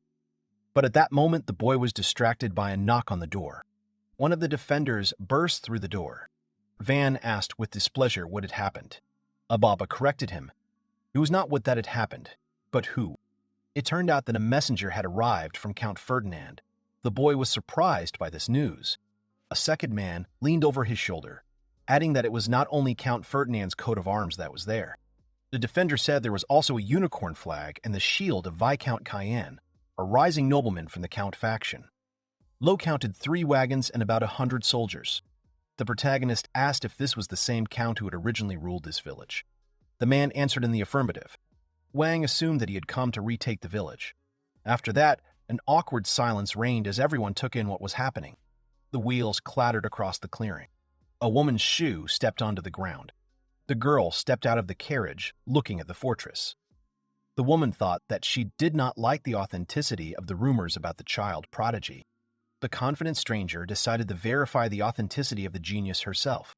A company of unexpected guests, a shy girl and a confident woman of nobility. The cart was approaching the village. When the girl heard that they would arrive soon, she started shaking. Then the woman patted her on the head, reassuring her with a promise to be there. The girl hesitantly agreed. The girl's cautious eyes looked at the luxurious estate. She said that first they needed to see who they would be dealing with. While urgently getting ready, Wang was surprised by the sudden arrival of messengers from the Count. The protagonist's confidants were hurriedly preparing for the arrival of the guests. Till prepared snacks and tea, for which the boy thanked her. At that moment, there was a knock on the door. The aristocrat mentally decided that whatever would be and sighed. Out loud, he allowed the people to enter. The door creaked open. At first, an uncertain little girl appeared in the doorway. A woman walked in confidently behind her. Wang was surprised. For a boy, this combination of two girls was difficult. He expected middle-aged men. The protagonist mentally noted that one of them was a child, but assumed that a simple child would hardly have been sent as a messenger. The aristocrat politely introduced himself to the guests. The woman introduced herself in response. She is Panamera. Carrera Cayenne had recently been promoted to the rank of Viscount. The boy couldn't help but be impressed by her appearance, mentally noting that she looked like the American dream. With a confident smile, Panamera also made it clear that she belonged to the parvenu of chivalry. Then, hesitantly, the girl introduced herself. She was Harut Ferdinand, the youngest daughter of Count Ferdinand. The girl, curtsying, quickly explained the reason for the visit. They learned that Marquis Ferdio had come to the village, and her father had suggested that they go and greet him. Wang wondered in his mind that Ferdinand had sent his youngest daughter. In his mind, he assumed that Panamera was an escort. At that moment, she glared sternly at the hero. Frightened, polite phrases poured out of the aristocrat. He invited them to sit down. While the guests were sitting down, the boy was thinking that going from a knight to a baron, much less a viscount in one generation, was not an easy path. He assumed that this beautiful girl was an influential person with a clear head. At this moment, the woman spoke, turning her attention to Van's appearance. Panamera suggested that the protagonist was younger than Harut, but had better self-control. After that, she asked the aristocrat directly what he thought about the reason for their visit. The boy mentally noted the straightforwardness of the question, deciding that they seemed to want to find out his true intentions. Van thought that the Count, whose territory had been reduced, would be angry and reverent towards the Marquis at the same time. And with his arrival in this village, the Count might have come to the conclusion that the Marquis might be planning a surprise attack from the border. Maybe that's why Ferdinand sent a strong man with many years of combat experience and his daughter. After that, the protagonist decided to answer the messenger. He voiced his assumptions out loud. Van believes that they are here to clarify the situation of the opponents, and then to reach an agreement with him. After this, Panamera laughed, surprised that he, a boy of 10, managed to see so deeply into the root of the problem. The woman openly confirmed the protagonist's speculations. Panamera was embarrassing both the boy and the girl who had arrived with her straightforwardness. She explained that during the search for a worthy heir, Van's name had often come up in the last 2 years. She also noted that after the ritual of determining magical abilities, the ceremonial opening of the boy genius's abilities did not take place. The Viscount assumed that perhaps it was not the magic of the 4 elements, but it was still unclear to her how an aristocrat could be made the nominal owner of a fiefdom where there was absolutely nothing to do. Panamera continued that it was rumored that Wang was a child prodigy and that usually fief owners had to be educated enough to work for the development of the territory. The envoy made it clear that for these reasons, the Count wondered why the protagonist had been entrusted with lands bordering Ferdinand's territory and the kingdom of Garanet. With a stern look, she finished her explanation, trying to uncover the aristocrat's true intentions. Wang thought about how in this country, a fight between aristocrats was forbidden, and stating something so bluntly could be punishable. He assumed that they took these risks and gave him the information to see his reaction. The protagonist decided that there was no point in hiding it, and confirmed that he did not have the ability to use 4-element magic. With calm confidence, the aristocrat declared that the rest of the fears were groundless and that he was simply sent away. Panemura looked at her interlocutor with distrust. The messenger was dubious about his words, expressing the absurdity of this act. The Viscount decided to clarify the veracity of the rumors that he was a child prodigy. To this, Bon asked what exactly she was talking about. Panemura said she was told it was a village of only 100 huts. She noted that in 1 or 2 months the main character managed to erect such a fortress wall, and the buildings were reconstructed using unprecedented materials. The woman also highlighted the presence of an experienced butler and a master knight. Looking at her route, the Viscount noticed how she was trembling with excitement. To calm the girl down, she took her hand and made a suggestion. Panemura calculated that the main character had at least 5,000 subordinates. This surprised the boy. The Viscount noted with all seriousness that the technology that allowed them to lead their troops undetected was a threat to them. However, in her opinion, Van had done all this knowing that he could be seen. The aristocrat shook with surprise at this suggestion. The woman waited for an answer. The messenger continued that this apparently meant turning the border into a new military base. At this time, the protagonist, covering his mouth with his hand, tried not to laugh. Wang thought that from an outside perspective, it actually made sense, since he had been kicked out of the house so quickly. While he was trying to hold back his laughter, the girls looked at him in surprise, waiting for an answer. Panemura became serious, not understanding what was funny. From the sight of her, the boys' defenders sensed danger and reached for their swords, but the aristocrat only laughed innocently. The protagonist laughed at this serious atmosphere, apologizing. The Viscount looked at him in bewilderment, and D, tense, still did not take his hand off the sword, calming down and raising his hand in a gesture of reconciliation. Wang apologized for laughing and offered to prevent this misconception. Panemura could not believe that it was a misconception. The aristocrat explained that all his father had allowed him to take was Kamzina and the luggage for 1 carriage. Kamzina, meanwhile, still had his hand defensively on the hilt of his sword. The protagonist explained that even his family did not see him off, and he was ordered to leave the city quietly and unnoticed. At this, Arut looked at the boy with surprise. The woman, meanwhile, asked about the knight's butler and maid since they were probably subordinates. Wang wanted to clarify, but D interrupted him, explaining that, impressed by the master's genius, they had voluntarily followed him. The Viscount looked tensely, trying to understand if this was true. The knight laughed and said that he had indeed received a letter from the head of the knightly order with instructions to return immediately, but had ignored it. The protagonist decided that this was something to laugh about, and tensely asked if D would be expelled for this. Then Espada spoke up, explaining that he was an old man. Continuing his story, the butler said that the boy's departure to the village was an excellent opportunity to retire. As a way of spending time, he wanted to pass on all his knowledge to the master. The aristocrat mentally noted that this was a very troublesome hobby. Till also told him that he communicates on equal terms with people like her. That is, from the lower classes. The girl wants to serve such a kind-hearted gentleman forever. Smiling sheepishly, Wang added that he was grateful to these people for following the exiled people to such a remote area out of a sincere desire to be close. The Viscount calmed down a little, but she still had a question about the transformation of this village. She wondered how an aristocrat would explain it. After that, the boy stood up, offering to see everything with his own eyes. Panemura asked where he was heading. Reaching for the door, the protagonist explained that he was going outside, as he was just about to build a new outer fortress wall. This proposal made the messengers nervous. Walking outside, Wang sighed in surprise, amazed at the number of knights. The Viscount, meanwhile, gave orders to her people. The residents crowded in the street in surprise, looking at the crowd of unfamiliar knights passing by. Meanwhile, the main character asked the workers to bring wooden blocks. In a meat column, they, together with the envoys, went out of the gate. Suddenly, the boy noticed that Panemura had stepped forward. The woman with a stern expression asked where exactly they were going.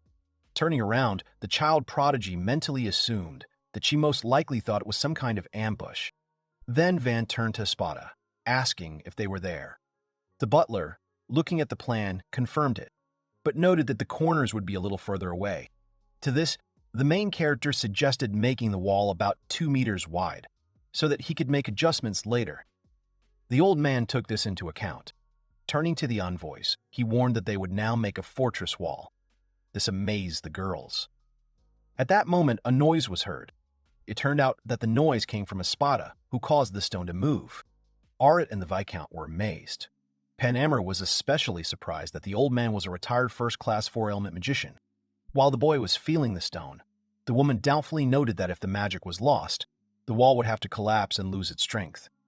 But she did not finish her thought. At that moment, Wang began to use his magic, thinking about the variety of materials that could be connected in this wall. He made a mental note that he wanted to make perfect concrete, but they didn't have the materials they needed, so they would make temporary arrangements. At the same time, the wall was erected. Panemra didn't understand how the main character did it, but then carts with wooden cubes arrived and the boy continued. The woman asked if they were used to build houses, and Van confirmed it. Under the girl's surprised looks, the aristocrat continued. He mentally noted that a metal coating would then be applied, and when constructing the gates, first of all, one must imagine their shape and strength. The envoys and their people watched the aristocrat at work in amazement. In the thick fog, the main character announced that he had finished. His cloak fluttered in the wind. The fog cleared, revealing a boy standing in front of a giant gate. Turning to his guests with a smile, he made it clear that this was indeed the case. The knights behind the woman were stunned. Arut turned to Van with excitement, asking what his magical abilities were. Panemra also had questions. The Viscount asked furiously who he was. The protagonist replied with a smile that, unfortunately, he had production magic and could only create things. The aristocrat explained that this magic was considered the most useless in society. It seemed to impress Arut. Wan's words about his magic being considered useless impressed Arit. Stuffed toys and dolls were piled up. Because her father was busy, the girl was unable to spend time with him, and her mother had no interest in her, so she left her with a nanny. For obvious reasons, Harut was considered worthless. This is because of her timid nature, fastidiousness, and inability to study. At first, there was nothing for which the girl had a talent. Her only talent turned out to be the magic of doll-making. Physically, Harut was not skilled in dancing, but she could control the doll and move it more freely than her own body. The girl wanted to please her mother with this ability. To gain approval from her parents, Harut trained her magic. She dreamed of performing a dance with a doll her size, but everything turned out differently than the girl expected. For her efforts, she only received a slap in the face from her mother, who screamed and called her a talentless child. Then, her mother grabbed her by the hair, and little Harut cried from the pain. She recalled that she did not understand what she had done to anger them. The mother threw the girl out the door. Harut continued to remember that she then learned the reason for their anger. It turned out that the magic of puppeteering was considered vicious and despised in high society. The girl cried because magic, as her last hope, also did not come true. After what happened, Arut was left completely alone. People stopped paying attention to her, and her mother stopped visiting her altogether. Because of this, the girl stopped leaving her room. Surrounded only by her toys, she spent her days inactive. Ferdinand's daughter was in despair, blaming herself for her uselessness. The memories of her mother's harsh words made the girl cry again and again. All this made her scream in despair. At the age of 10, she was summoned by her father for the first time. With tension in her voice, Harut noted that she had not seen him for a long time. Ferdinand confirmed this, as did Panemra, who was standing right there in the Count's office. The Viscount asked Ferdinand if he was sure of her candidacy, since when dealing with a person without a title, one could simply send a summons. The Count objected and asked to do as he said. All this time, his daughter stood uncertainly in the office. Arut mentally wondered who this woman was. Panemra understood the Count, clarifying that their return would depend on the other side. The Viscount then turned to Ferdinand's daughter. Panemra leaned towards Harut, introducing herself and asking if she had heard about her future marriage. The girl, perplexed, shrank uncertainly. The girl, almost crying, explained that she had not been told anything about this. The Viscount said that the marriage would be considered if the groom was capable. To this, Harut despairingly suggested that she was not needed here. The girl thought that she was being kicked out because of her uselessness. The woman objected. Panemra said that her brothers and sisters already have spouses, and she's the last one left. With a joyful smile, the Viscount ruffled Harut's hair, saying that she would be lucky if the man turned out to be good. The girl did not expect this from the woman, and, stumbling, could not utter a word. Ferdinand's daughter remembered the powerful, gentle hand that touched her. She looked at the woman, smiling at her with joy and embarrassment, thinking that she had met a person who cared about her. The subsequent carriage ride of about 3 days proved to be the most joyful of Haru's life. Mrs. Panamera was kind to her, though she often found cause for anger. The Viscount often showed aggression, but still remained kind. When the girl said that she was good for nothing, the lady would hug her tightly after reading her the lecture. Panamera often started a conversation with Haru, stroking her head. When the girl suddenly began to cry with joy, the Viscount was not at all angry, but only stroked her head again. Squeezing Mrs. Panamera's hands, she thought about how much she loved them. With a soft smile, holding the Viscount's hand, she thought about how gentle, warm, and magical the hand was. However, the woman only joked. The cart approached the village, and Arit thought that she did not want any marriage, and wanted to always be close to Panamera. Therefore, the girl decided not to approach this boy and just watch him, as if they had nothing in common. It became obvious to Aru that Van was a special person. The main character was the complete opposite of the girl. The aristocrat amazed her with his confidence and the presence of subordinates who respected him. Despite being younger than her, he already has so much going for him. He is talented and self-confident. Haru had no doubt that he would definitely live up to his parents' expectations. She wondered why he was so lucky until he told her about his relationship with his parents. Then the girl realized that he was treated the same way as she was, but she did not understand what the difference was. Watching and listening to Van, Haru's feelings slowly changed. She became very interested in the boy. The girl thought that if she hadn't stopped her training after her mother's words, she might have become like Van. Ferdinand's daughter, having gathered herself together, decided something. Looking at the new gate, Haru decided to try her hand as well. While the Viscount declared that this force was a threat, Panamera was concerned about the boy's ability to establish bases in strategic locations, as well as the Marquise's focus on the Count's territory. However, the nobleman made it clear that his father did not know about the power, as he had kicked him out as soon as he learned of his type of magic. Then the Viscount began to reflect on what a waste it was, and if the Marquis had such power, he would be able to rapidly expand his sphere of influence. However, she then corrected herself, realizing that even she would not have thought that industrial magic had such potential.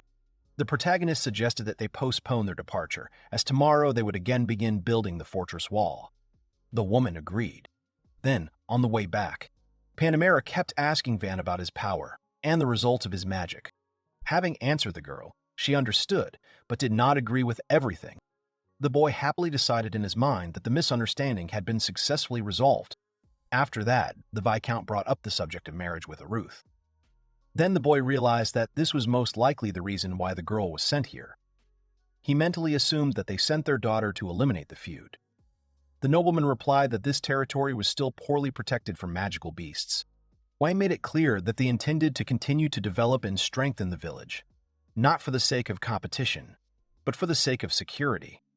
He said that an arranged marriage was not necessary in such a case. Panamera agreed that the village would continue to develop. But now she had an interest in more than just the village. The woman also became interested in the main character. It turned out that the Viscount was personally worried about Haru and she was against her marriage. Panamera said that the girl was expected to marry into a potentially hostile Marquis family, and that her partner would be the youngest child who had become a border feudal lord at a young age, regardless of the reason for that person's expulsion. The woman believed that under such circumstances, Haru would likely be unhappy. Van agreed with the Viscount's assumptions. By listing the possible disappointing outcomes, the boy frightened Ferdinand's daughter, who was standing nearby. Panamera summed up that this was precisely why she was traveling and thinking about how not to marry the girl off. After the story, the aristocrat understood why Haru looked so gloomy from the very beginning. He wondered what she felt.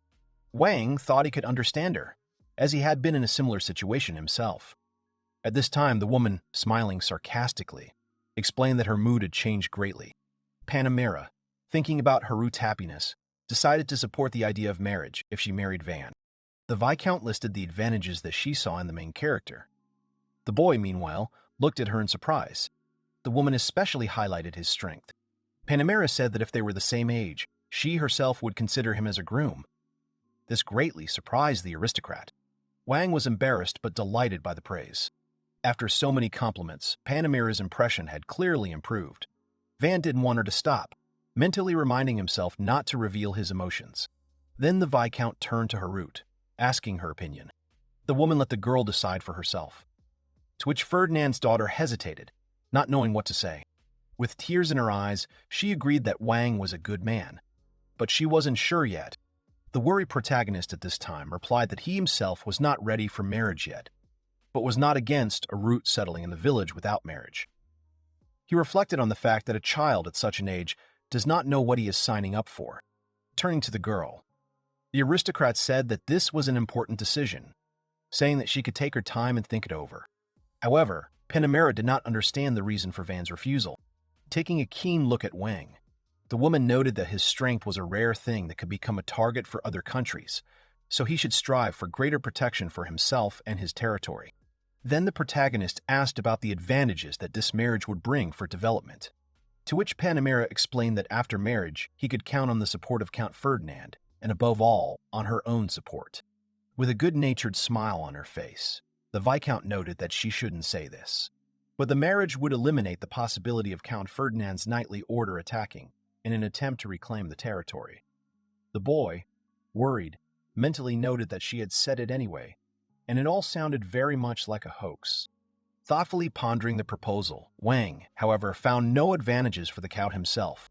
The protagonist could not find any benefit for this man. At this point, Panamera, smiling, noticed that the positions had changed places. The woman expressed her intention to stay the night and gave the boy a whole day to think everything over properly. And if anything happened, he could talk to her or Harut. The shocked aristocrat asked again, to which Panamera only snorted, laughing.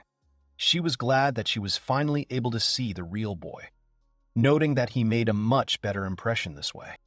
The Viscount said that before that, he didn't look like a child at all. Van asked if her soldiers would also stop.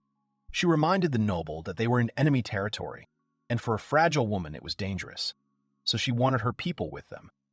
In his mind, the protagonist argued that Panamera was fragile, ranking her among the strongest people he had ever met.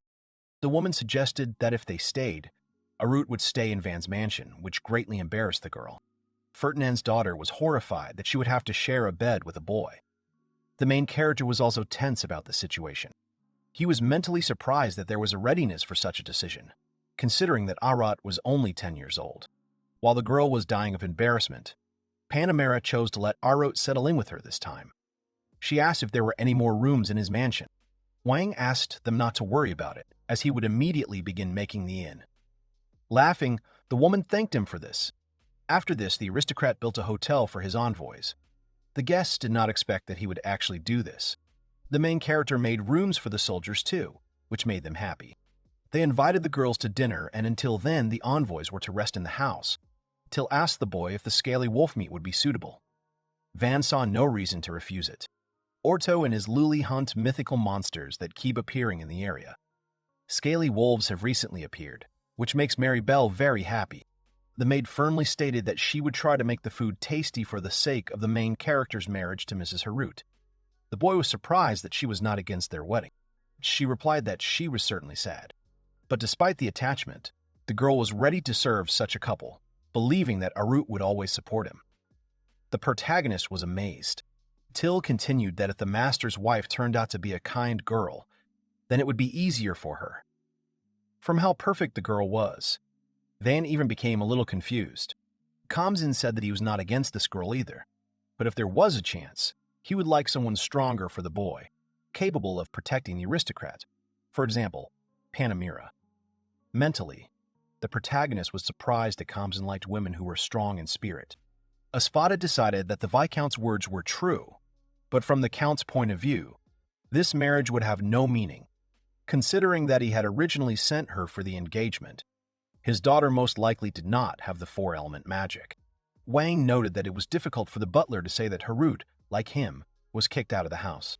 The old man reflected that it was quite possible that Panamera had genuinely recognized the hero's strength, but they could not ignore the change in circumstances that would arise if he married Ferdinand's daughter. The boy continued Espada's thought that after the marriage, the Count and Viscount would have access to the village, and questions would arise about ballistas, weapons, and other things. Von also noted that one should not forget about the relationship with the Abgalu. The butler also informed that the protagonist would have to talk to his father as his relationship with Ferdinand had not worked out. Looking to the future, the Marquis might break off the relationship altogether, and this could be a decisive factor. Wang clarified whether there was a possibility that his father would target the Count's territory. The protagonist reasoned that the kingdom of Scuderia had been expanding for over 10 years, but because of this, the neighboring states were afraid and hostile. Therefore, the king did not like the idea of discord among his own people the most. The boy asked if this was even possible now. Espada told about several methods. The old man summed up that there were many ways. This excited Van. For now, the protagonist has decided to concentrate on the will of Arut herself. Regardless of the situation, he will respect her choice. The aristocrat thought. He remembered that they hadn't even had a chance to talk, so he would try to do that over dinner. It was getting on for the evening. Everyone gathered for dinner. Vaughn turned to Arut, asking how she was enjoying the food. The main character good-naturedly noted that when they had more ingredients, they would be able to cook sweets too. The girl was embarrassed that the boy spoke to her. She felt she had to answer properly and, embarrassed, admitted that the food was very tasty. Till was pleased with the compliment on her cooking.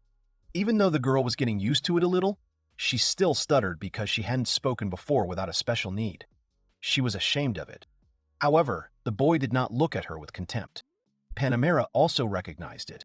Arut couldn't believe she had met such a person. Van asked her what she was interested in. The girl hesitated and then replied that she liked cute things. The aristocrat suggested that she liked small animals. Then Arut said that she liked dolls, but animals only if they didn't move. The boy noted that he had not seen dolls yet. The main character asked to show them to him next time.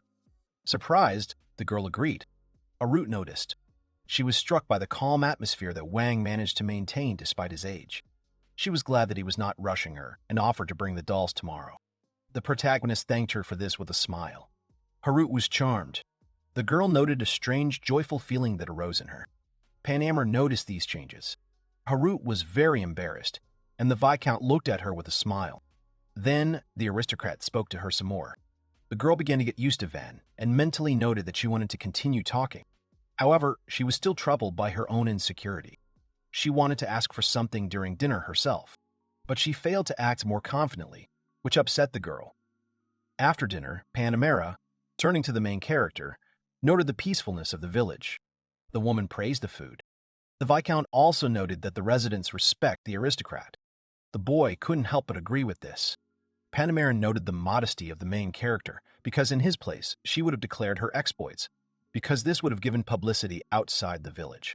Wang said that the residents provided the materials themselves, and he simply adapted everything. The aristocrat noted that it was too early to make a list of reasons to be proud, but when the population was more than 1,000, it would be possible to think about it.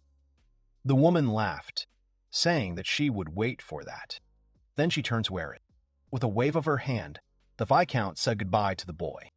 Arut hesitated awkwardly in front of Van. The protagonist assumed that she wanted to say something. He clarified this with the girl. However, even after 5 minutes, she could not utter a word. She was very worried. The boy did not know what to do with it. Arut tried to speak, stumbling. Here the girl blurted out everything she was thinking. She thanked the aristocrat and explained the reason for her tension, which was that he could become the man she would become engaged to. Arut made it clear that thanks to Van's kindness, she was able to breathe a sigh of relief. Then she wished the boy good night and ran away embarrassed. The bewildered aristocrat decided that he had made a good impression. As she ran down the street, the girl thought that she had spoken too quickly towards the end. She also blamed herself for not listening to him to the end. The residents parted in surprise before the fleeing Arut. The girl was worried that Mr. Wang now thought she was strange. When she ran to the hotel, Arut didn't even know where her room was. Then one of Panamera's soldiers escorted Ferdinand's excited daughter. Tired Arut finally reached the room. When she went inside, she was very embarrassed to see Panamera without clothes. The girl could not help but notice the woman's attractiveness. Sitting down next to Arut, the Viscount asked what had happened when she left, and whether the girl had an answer ready. Ferdinand's daughter was very embarrassed. Looking tenderly at the girl, Panamera suggested that she stay for a few more days. Arut agreed. The woman explained all the details while the girl was thinking. Arut looked embarrassed. After taking a bath, the girl decided to try to talk to Mr. Wang on her own tomorrow. She thought that the aristocrat would probably listen to her. For the first time in a long time, Ferdinand's daughter looked forward to tomorrow. The next day, the main character was giving orders regarding the construction of the fortress wall. The boy asked everyone to be careful, hoping that they would cope without any problems. Wang announced that Team Dai would be happy to have some laborers. The main character noticed something. It turned out that the adventurers from Orto had come to the morning ceremony. The aristocrat asked him what he was going to do, to which the man good-naturedly replied that he was only interested in this spectacle. Ortho noticed that recently the residents were lining up just like soldiers. The adventurers went hunting again, praising their weapons. Wang promised them more swords if they could get the materials. The main character wished everyone good work and promised a big barbecue. The upcoming barbecue has excited the residents. The aristocrat noted that many previously serene residents had turned into partying. Panemura appeared and noted that this was a great way to lift the spirit. Descending from the platform and wishing them good morning, the boy replied that he could allow them such freedom. He shared another motivational method with the woman. At this moment, Arut joined the Viscount and the aristocrat. The girl looked at Ven with excitement. The main character felt a little awkward. Arut decided to wish the boy good morning. He responded kindly. Ferdinand's daughter desperately tried to start a dialogue. The aristocrat gently supported her efforts. Ven was surprised by her talkativeness. The girl was thinking. Arut decided that she wanted to see the world through Mr. Wang's eyes, so she asked if she could watch him work. Wang and his company moved to the water supply. Panemura asked what they did when they weren't building walls. The protagonist replied that they were cleaning the drain then. This left the woman puzzled. Meanwhile, the boy and Kamsen leaned over the water. He explained the system of the pipeline, warning that if it was not cleaned, it would be unhygienic and could lead to epidemics. The boy explained that the water eventually returns to the river. At that moment, a tail flashed in the water. It turned out that two young Abigalu had swum up and offered to help ferry the water. The messengers were very surprised. Panemura wondered what these sea creatures were doing here, while Arut was seeing them for the first time. The Abgalu children responded joyfully to the lady. With him was Priola, who, as usual, declared herself Fan's bride. The boy felt awkward at this statement. The girls could not believe that he was marrying an Abaga, but the aristocrat made it clear that it was a misunderstanding. The main character once again made it clear to Priol that they were not engaged. Offended, the girl swam away, and the other children were horrified by his actions. They announced that Van was cruel to Lada. However, the aristocrat bribed them again with fruits, and they stopped their exhortations. The boys shared with the Abgali that they were having trouble getting the waterproof slabs out from under the water. The sea creatures immediately helped. After some time, the main character asked to close them. The boy suggested doing this every day, and Wang happily took advantage of the opportunity. Panemura asked about the Abgalis. The boy replied that they had joined the inhabitants. Taking up the materials, he said that they were now going to the city walls that were being built. The Viscount noted that they are considered a ghost race. Aruth also commented on the Abgala. The construction work was in full swing, as expected from Espada. Wang clarified how construction is progressing, noting the speed of work. The main character immediately found a solution to the problem with the corners. The boy ordered that this wall be built as well, and Espada took note. The aristocrat admired the butler's immediate acceptance of the unprocessed instruction. Wang continued to think about what was the best course of action. Panemura approached him, asking about the fortress. The woman offered to help, choosing a fairly effective method. The Viscount left with her soldiers without listening to the main character. Then Arut came up to him. The boy became worried that they had left her alone. He asked the girl. She nodded awkwardly in response. Then the aristocrat decided to improve relations. Van took Ferdinand's daughter to see the ballistas. The girl was very surprised by this huge weapon. The boy explained to her what it was and how it worked. The surface of the wall was made wider, the ballista larger. Arrows the size of a man's hand were lined up in 2 rows. The main character wanted to do something new, but being afraid of being embarrassed because it might not work the first time, he decided to create a proven ballista. Van wanted to surprise. The boy decided to test the weapon with Kamsen, pointing the ballista towards the forest.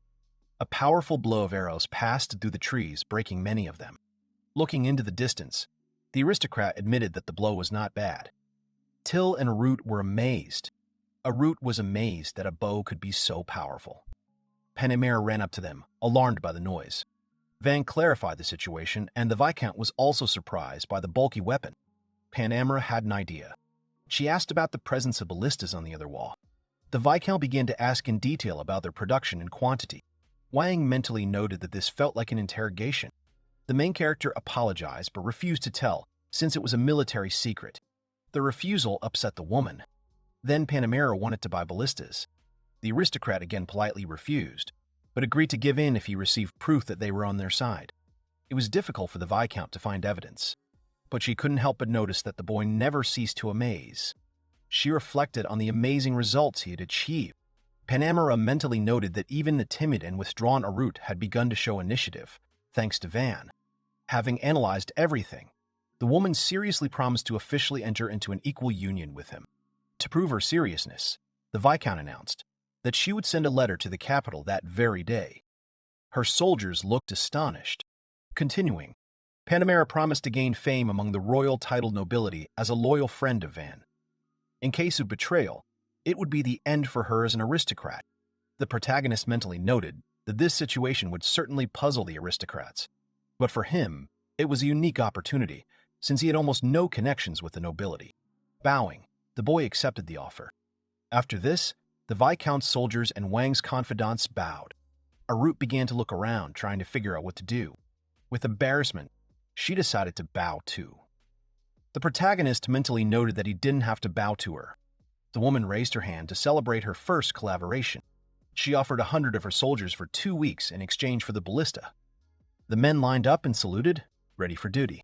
However, the woman did not accept as she found a deficiency upon her return. Wang mentally rejoiced at the opportunities that opened up with trained people.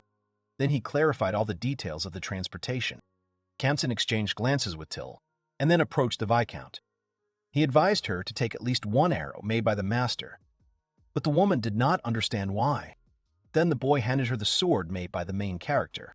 Wang mentally noted that he had been very happy about this sword when he had received it just recently. He'd been discussing it with Panamera in the meantime. The protagonist was curious to see new sides of Kamsen, as he had recently learned that he admired Panamera. Panamera noticed that against a man with armor and shields, the sword seemed less reliable. Then Kamsen asked for an unnecessary sword to test. The woman pulled out her spare sword. The Viscount said excitedly that if even one ship appeared on it, it would be amazing. After that, Kamsen took out his sword, apologizing in advance. The boy struck with a light movement. Looking at the intact sword, Panamera thought the blow had slipped, but at that moment, the sword split in two. The second half of the Viscount's reserve broke off and fell. The soldiers were amazed by what they saw. The woman, scattering her guesses, could not find an answer. Kamsen was pleased with this. Wang revealed the secret, saying it was a matter of manufacturing, not material. Panamera asked if the ballista arrows had the same property. The protagonist replied that they could pierce 2 or 3 armored dragons. This astonished the soldiers and the Viscount. They looked at the ballista with horror. After this demonstration, Panamera decided to buy the arrows, regardless of the price. Van happily thanked her. Night fell. Arut was surrounded by drunken, joyful residents asking him to take care of their master. The embarrassed girl listened to him say that she was a great match for the main character. She listened awkwardly to the drunken men arguing. At this moment, Wang clapped his hands. He dispersed the people who were pestering the guests. The men began to behave disrespectfully, laughing. The protagonist mentally noted that the problems with drunk men are the same everywhere. As punishment, he forbade them a second helping, which they were not happy about. The aristocrat will invite the embarrassed Harut to eat with them. The drunks were whining behind them, causing Till to glare at them. The men immediately fell silent. Kamzel and Van were discussing at the table how long it would take to complete the construction. Arut asked what part of the wall was finished. The main character answered that it was all of it. This surprised the girl. The boy noticed that it was not being built according to the usual order and time frame. In this regard, he remembered that it took 3 years to build the royal capital. The nobleman thought that even with a large group of people, such work could take a very long time. The main work is done by slaves and prisoners, and influential 4-element mages are sent to the battlefield. Van noted that even if you build a wall out of earth using magic, it will still end up as a block. The main character wanted to finish the construction before Lango arrived. Arut inquired about the reason, worried that this man was dangerous. The boy just smiled at this. He made it clear that he really wanted to surprise him. The adventurers ran away quickly. Someone was following them. Panamera's subordinates proved to be very useful. The construction of the foundation of the fortress wall could not keep up with the Espada's magic. Van put the finishing touches on it. After dinner, the main character was dragged off to study by Espada and D. In less than 2 weeks, the 2 fortress walls were completed. New double-barreled ballistas have appeared. Panamera noted that they have already helped so much. She lost count of how many times Van surprised her. The protagonist couldn't help but mentally note the Viscount's form, but he almost blurted it out loud. He quickly covered his mouth with his hand. The boy told her about his immediate plans for development. Panamera envied the aristocrat because having territory was her dream. She told Van that for military exploits in the next battle, she would try to get territory for which she would not have to pay. At this time, people were running towards them. A terrible rumble was heard in the forest. The creature was breaking trees. The adventurers, running out of the forest, ordered to hide in shelters. It turns out that the dragon was very close. To everyone's surprise, a giant dragon flew out towards the fortress. People were scared. The adventurers decided to delay him and buy time while the others fled to the village. Wang was thinking about what was the right thing to do. The protagonist thought that everyone was in danger. People were ready to fight. Panamera decided to help. Then the aristocrat gathered himself and confidently shouted for Ortho to run to him. They would strike with the ballistas. Van gave instructions. The Viscount made it clear that their enemy was a forest dragon. She gave orders regarding Aruth. The girl was worried. The main character noticed that Arut was afraid. The boy decided to reduce the tension. He reassured her with the presence of weapons and strong people. The aristocrat noted Panamera's participation in this, then confidently said that they would not lose. Arut excitedly wished them luck. The protagonist asked Till to go with the girl. The maid agreed. The adventurers, with the enraged dragon behind them, approached the gate. Wang gave orders, but mentally noted that it was difficult to fight a flying enemy. He ordered to aim at the wings to deprive him of the ability to fly. The girl fell. The adventurers turned to look at her in shock. She told them to run and not think about her. Ortho tensed. To give Pluriel time to escape, the adventurer began to distract the monster. But the dragon was not interested until one of them attacked him. This made him angry, and he chased after the man. With tears in his eyes, he asked his comrades to run. The adventurers listened to him. Kisara was upset that he was abandoned. Ortho expressed that he had no doubt about his speed, giving the order. With tears in his eyes, the man continued to be indignant. Zeril promised to remind the boss of this, arguing with him. Van hoped that this conflict was for fun. Here the main character ordered to aim and shoot. He announced that Zara would be eaten if they slowed down. The adventurer did not like this. Panamera said she could stop him. The Viscount prepared to attack. Wang guessed that the Count had appointed a man of such a young age to a responsible post for a reason. Seeing the woman's ability, the protagonist thought that it was obvious. A fiery whirlwind formed in the sky. She threw a fire spear at the monster. However, the dragon dodged. The monster paused. At that moment, the defenders fired their ballistas. They managed to hit the wing. Van noted the monster's good eyesight. He dodged many of the attacks. The wounds should slow the dragon down. The protagonist orders to prepare a second shot. Arrows rained down from the ballistas. The monster growled furiously and dodged. The aristocrat noted with regret that the second shot did 0 damage. At that moment, the adventurers ran through the gate with sighs of relief. The boy interrupted their joy, reminding them that the attack had not yet been repelled. Panamera began to summon the fire spear again. She said that this would buy time, but everyone should take refuge in the village. The dragon dodged the fire again. However, with a movement of her hand, Panamera immediately turned her attack on the rebounding monster. Wang watched in surprise as a barrage of fire hit the enemy. The dragon roared as it was roasted. It tried to escape. The main character could not help but notice the power of fire magic. The woman leaned on her knee. Panamera then rushed to the village to organize a counterattack. While the aristocrat was organizing the evacuation, the monster was already ready. The monster jumped onto the fortress. Wang noted that due to his wounds, he could only rush after them. The boy thought that after the armored dragons, they were too self-confident. This is an exceptional type of magical creature. Then someone ran forward. It was D who decided to fight hand-to-hand. The protagonist quickly managed to convince him otherwise. At this moment, Espada was heading towards the dragon with a serious attitude. Wayne tried to stop the butler, but he continued to walk towards the dragon. Wayne tried to stop the butler, but he continued to walk towards the dragon. His persistence angered the aristocrat. The boy said he wouldn't leave without him. Smiling softly, the butler replied that that would be a problem. The old man promised that he would just buy time and return. But the main character was not satisfied with this, and he refused.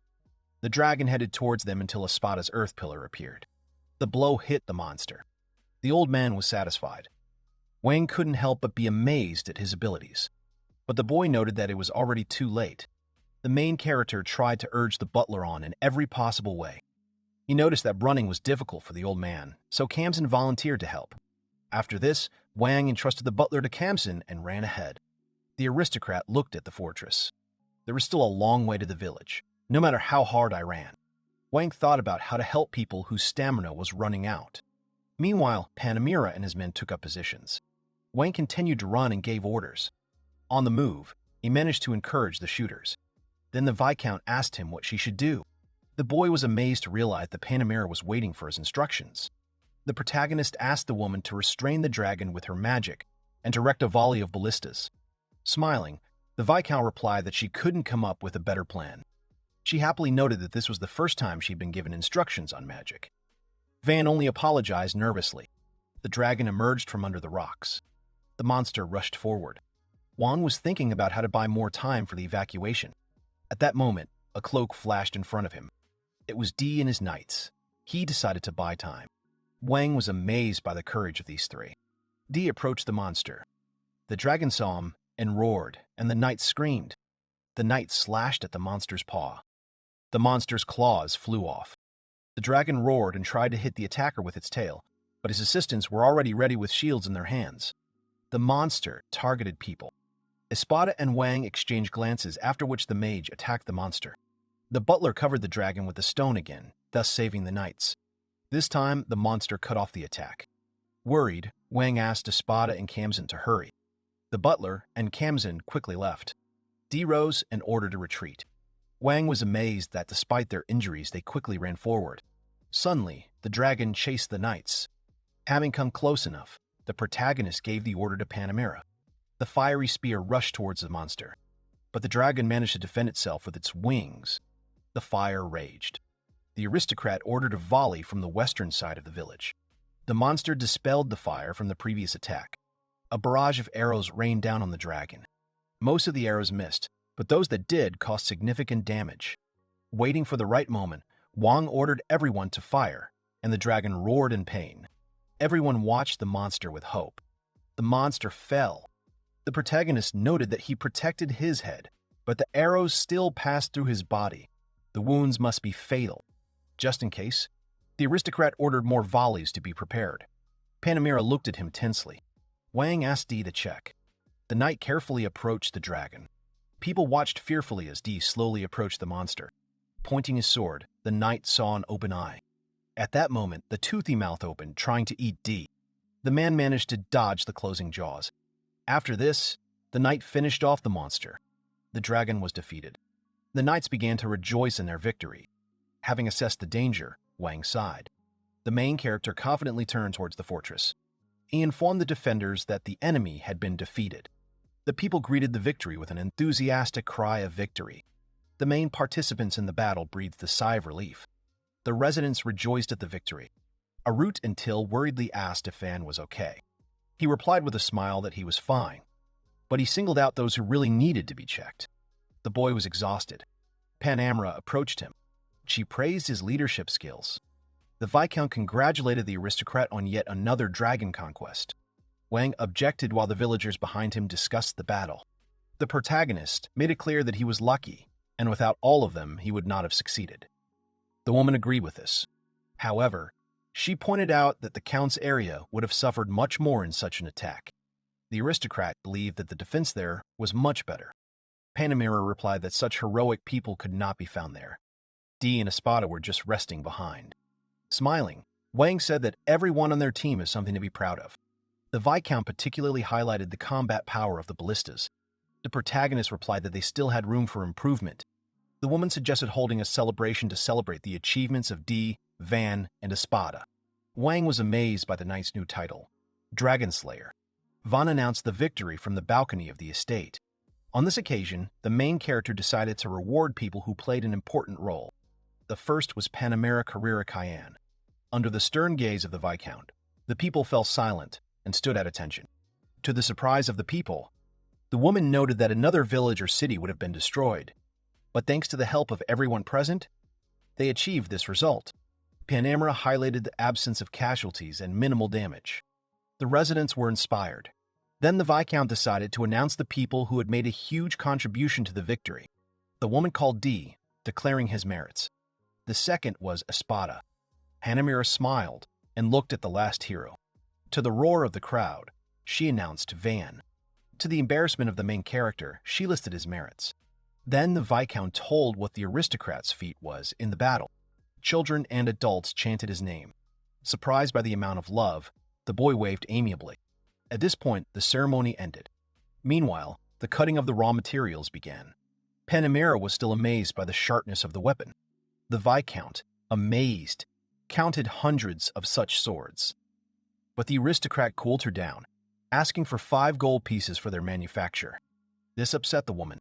Thanks to the Viscount and her soldiers, they quickly collected material, but the warehouse was full. Then an even larger warehouse was built. When most of the fortress wall was completed, the merchant Lango returned to the village. The man was certainly amazed by the changes. Then his brother made it clear that this was not the only problem. Wang greeted Lango. The man brought with him a large group of traders. Mary Belle asked to accompany her brother to the new warehouse. The protagonist politely invited the merchants to get into the carriage. The merchants couldn't believe there was a dragon inside. While the merchants were amazed, the boy blissfully talked about future profits. Belle counted at least 100 white gold coins. Wang was amazed at the huge amount. He then asked the merchant about the trades he had mentioned. The man explained that this was a public auction in the capital for particularly expensive items. The protagonist made it clear to Bella that he and his brother would also profit. The merchant praised the boy's intelligence and empathy. Mary noted that he was ready to put his life on the line for such a profit. The aristocrat proposed to organize a trading company. This proposal struck Belle as a shock. The merchants were amazed at the improvements in the village. They showered the boy with offers. One of them suggested opening a store. It was a merchant from Mary's company. Wang clarified how much they were willing to buy it for and how much it would be sold for later. So one of the merchants asked for a moderate price for the dragon with the shell, giving them future advantages in return. However, the main character understood what this conversation was really about. The results of this battle are perceived as something special, and no one seriously thinks about further relations. If we assumed further development of the village, they would buy raw materials at a higher price. In fact, they have no interest in such a distant village, and all they care about is profit. After analyzing this, he thanked them for the conversation. Wang started to walk away when one of the merchants said that there was no point in counting on those two.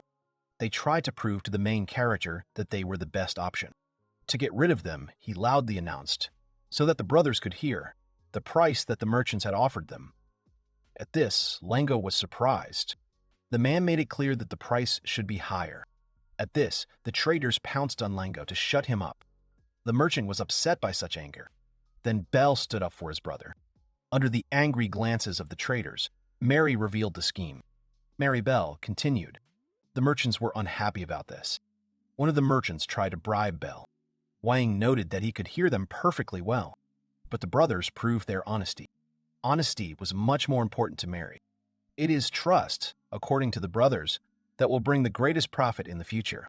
One of the traders went on to threaten to expel him from the trading company. After the altercation, the boy asked if everything was okay. The brothers were unhappy with the greed of the merchants. Belle decided to continue as an independent trader. The merchants took up their goods and began to clarify the details. It turned out that to create a trading company, you need a recommendation from an aristocrat. However, in return, aristocrats receive a large profit from this. Such nobility can get money without doing anything. Then Van asked about the collection. Mary Belle made it clear that everyone has their own. The protagonist asked who had recommended Mary's company. The question excited the brothers. Mary's recommendation came from the Berlin royal family, which rules the country. The boy noted that this was bad. The brothers agreed. In the background is a tall, beautiful building with columns, belonging to a trading company. Wang reasons that the higher the title of the aristocrat who supports the foundation of a trading company, the stronger and larger it is. The hero notices that such a trading company receives all sorts of warm welcome, as well as brand image and patronage from an aristocrat. Wang sits on a wooden bench, crossing his legs, and does not quite agree with such rules. The boy rested his chin on his right hand and said that it was unfair for the king to have a favorite. Opposite Van are the manager and his brother. The former says that Mary's enterprise can open a store in any city on favorable terms. Feudal lords become customers because of the rare materials, slaves, and other things obtained by the knightly order. He adds that Mary Triumph, the company's chairman, is rumored to have been the king's own concubine. In the background is an image of a woman in a hat with roses. His brother is surprised by the words about a concubine. Wang says with concern that things are getting worse and worse. The hero reasons that if an influential trading company notices that the people they are in conflict with are organizing their own enterprise, no one will support the latter. He imagines the mustachioed traders whispering. Wang said that the Merchant Guild, however, is a huge organization that exists in many countries, including theirs. The head office is in another country, so the guild can approve the establishment of a company if the conditions are acceptable. The manager agreed with Wang's words. He said that they were very much obliged to him because they were getting their own store, and there were no problems with money. The boy was worried about the support of the aristocracy. Wang immediately indicated that his family would not be suitable for this. The boy thought that his relationship with his father was definitely broken, and that his older brother, although he liked him very much, did not have a title. He thought of only one aristocrat who could provide support. Wang sighed. He said he would try to ask Viscount Panamera for patronage, since she was the only aristocrat with whom he had any contact. His interlocutors beamed. Wang assured that he would ask the Viscount convincingly and wanted to continue his thought, but the merchants did not listen to him. They cried from happiness and hugged each other. Seeing the violent reaction, the boy said he would just talk to her. The brothers continued to rejoice, and Wang asked if they could hear him. The hero thought that this would probably be very disadvantageous for Mrs. Panamera. When Wang came to ask the Viscount herself about it, she replied that she had no objection. The boy couldn't believe it. His reaction made Mrs. Panamera laugh. She began to explain her decision with a smile. In the background, knights are training. They are fighting with swords. The girl said that it would not be a detriment to her, as a rising aristocrat, if she approved the creation of an enterprise, however weak, under the leadership of only two. And even more so, if such pressure was exerted, the authority of the royal family would be shaken. Wang thought about her words and agreed that it was indeed about the honor of the royal family. He thought hard that this seemed like a hidden hostile attack and guessed that such thoughts might be because he was originally a commoner. Mrs. Panamera noted that she also had neither a fief nor a knightly order. So if she wanted to advance, it was important for her to behave outrageously so that the common people would talk about her. The Viscount concluded that this proposal was advantageous to her. She said about herself that, after all, some upstart with a personal army of 100 people, after defeating the dragon, was going to go to the royal capital. Mrs. Panamera added that this event would undoubtedly be the subject of discussion among many. It dawned on the boy that, indeed, no one would think that in a border village there was equipment capable of exterminating a dragon. Wang happily exclaimed that this was very good, because if he pretended that this was the work of the Viscountess, he would be able to avoid the attention of his family. The girl responded that he was thinking very strangely. She says that the overthrow of dragons is rare. Details and guesses will reach the high aristocracy. They will learn about the raw materials, how to defeat it, how many people there were, about the place and the damage. Acceptance into the groups and the royal order depends on success. Mrs. Panamera added that even if she was declared the one who had defeated the dragon, various checks would definitely lead to Van. The boy was not pleased with these words. Van was upset by how much trouble this was causing. He had been kicked out of his home, and now they could call him back, and he liked to develop the village. The girl said that he was worried like a child who had run away from home. Then she remembered that Van really was a child. Mrs. Panamera leaned over and said that if the boy asked, she would tell him how to make sure he was never returned. Van was interested. Excitedly, he asked if this was really possible. The Viscount replied that it was as easy as pie. She looked at the boy with a confident grin and told him to get a title, as it would make him independent and allow him to start a new family. Wang had not expected such advice. The hero thought the girl had presented it too simply, as if she were talking about buying an apartment. Panamera said that it was better to leave it as if the dragon had been killed thanks to the baby, and what she had done was due to the time delay. Wang protested. He was sure that this would change everything again and attract a lot of attention. The Viscount leaned over sharply and asked what the boy was unhappy about. He made a frightened face, because he did not expect such a quick movement.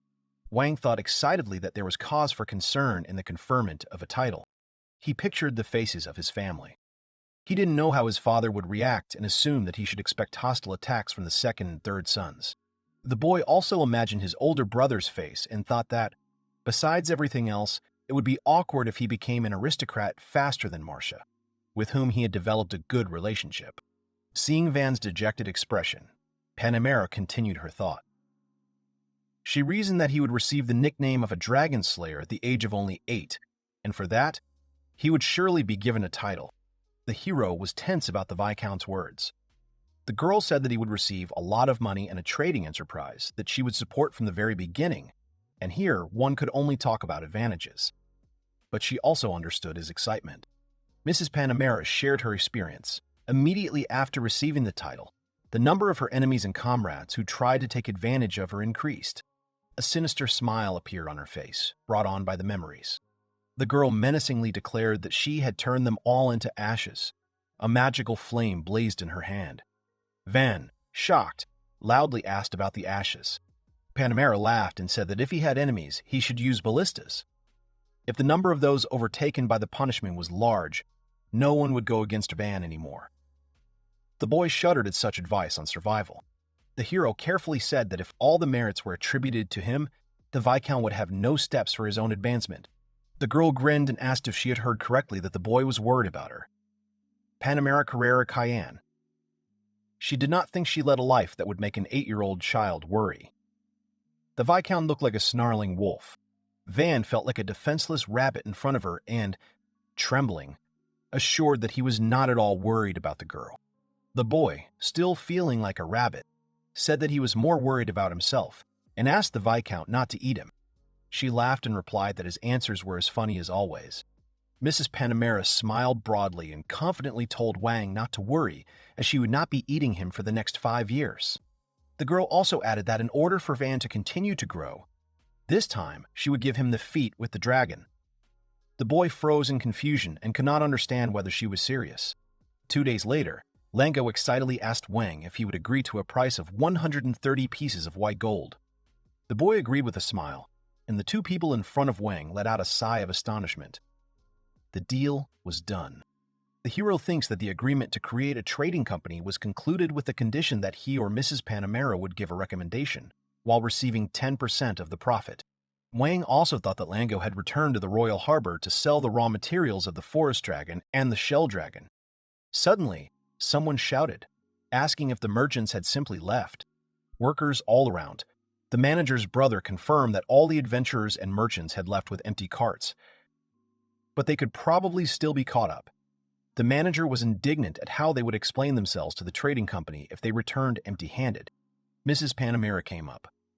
She sighed and said that the merchants were probably expecting to be spared, because if the shipment failed, that was all that was left. In that case, they would have to obey and sell the goods for 80 pieces of white gold. Fawn became nervous and said that he definitely wouldn't want that. The boy asked if they could transport him on the cart he had created. He thought it would be fine if he asked Mr. Orto and his team to accompany him.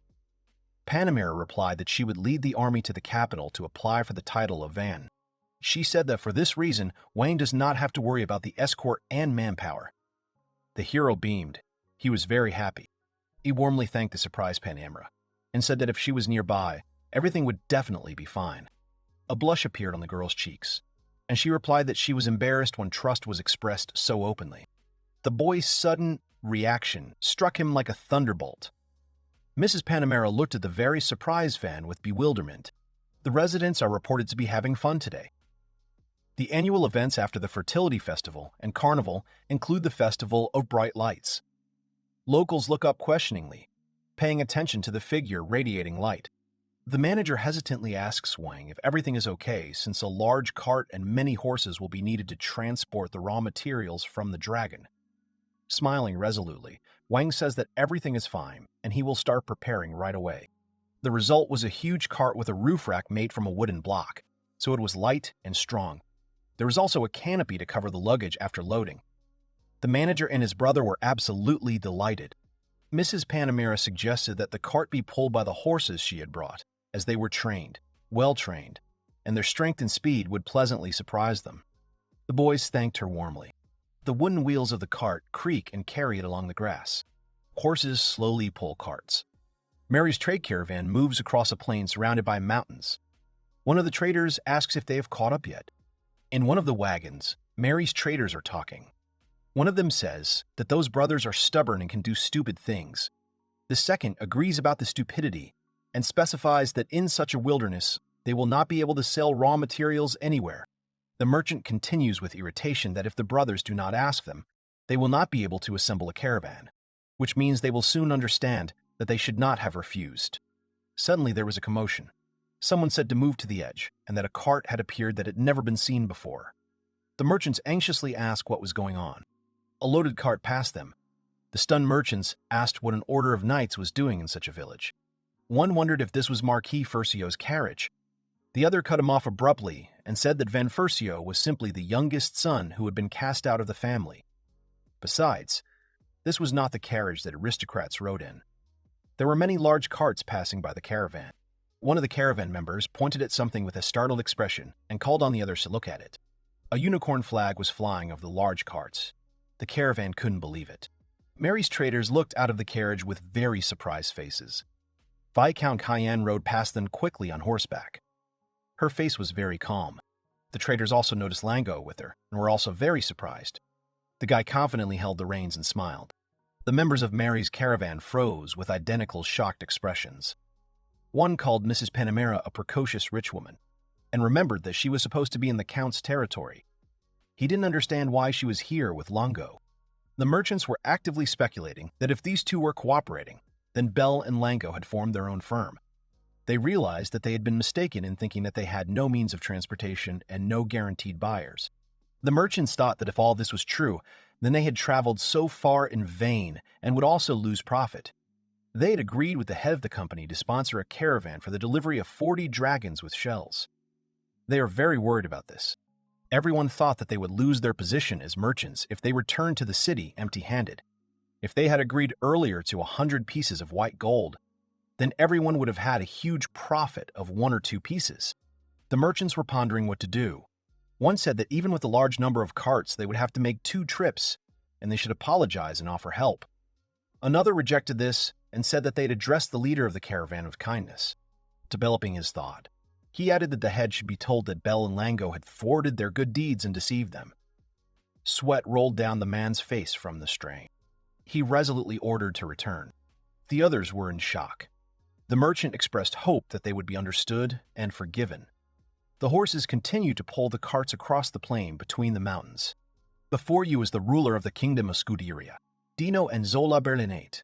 He became king at only 16 years old, and already at 20 he carried out a significant military reform, acquiring armed forces more powerful than ever before, all officers of adjutant rank and below, except for the commander, who was obliged to prevent betrayal and attach great importance to blood kinship. Must be brave warriors with many years of combat service in the troops. Giving the highest priority to the military is the main idea of King Dino's reforms. This reform requires time, effort, and a lot of bloodshed.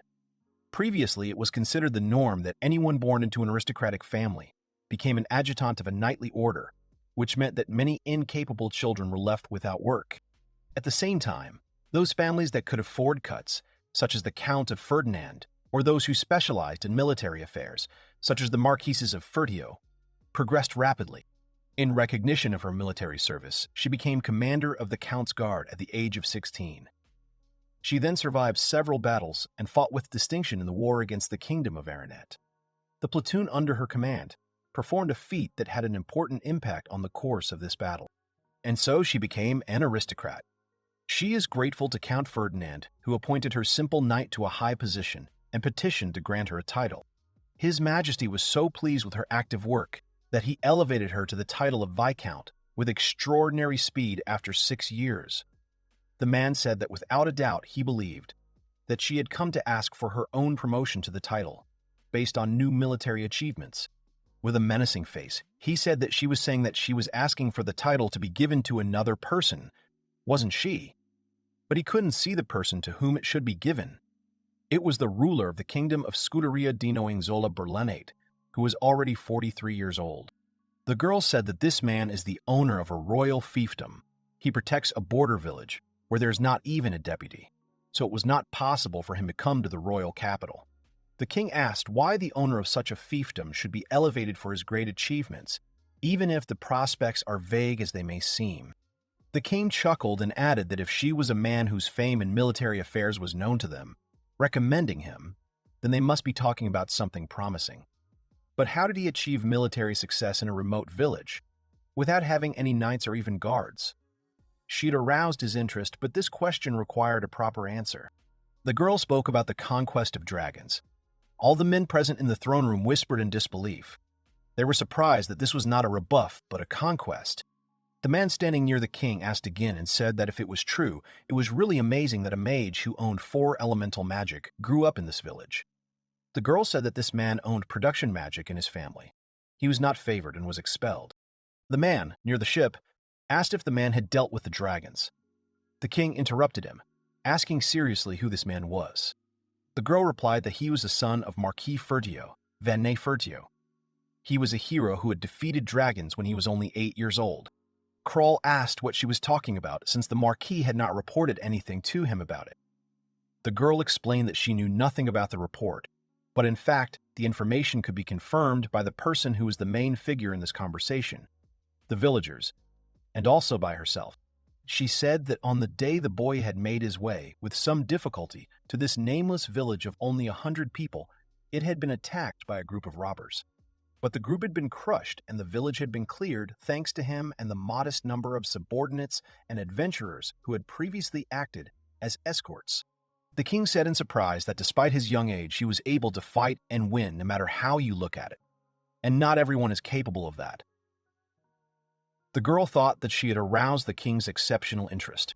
She said that the first thing the boy did was to build clay walls to strengthen the village's defenses and restore the destroyed houses. People wondered if it was too strange that an 8-year-old child had done all this. She said that the ancients' fighting capacity consisted of 100 commoners, the deputy commander of the knightly order, the marquis, 2 of his knights, a butler, an elderly mage, and 5 adventurers. She also took part in the battle with one of the dragons, but only to the extent that she held the enemy back a couple of times. She added that in the end, thanks to the feudal lord Vanne Fertio and his subordinates, the battle was won without a single casualty. The advisor replied that it was hard to believe something like that right away. But she must have had proof. She replied that she had raw materials from the slain dragons. She decided to clarify that there was also raw material from 40 dragon carcasses with shells. The men screamed when they heard about the shells and 40 dragons.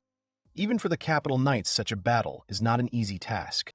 The girls saw the commotion she had caused, but they were understandable. She said that she had also heard oral testimony from the villagers that the boy had led the battle, but some details were different from those given in the report, so they could confirm this when they checked the dragon. The advisor said that he doubted that she had done without exaggeration.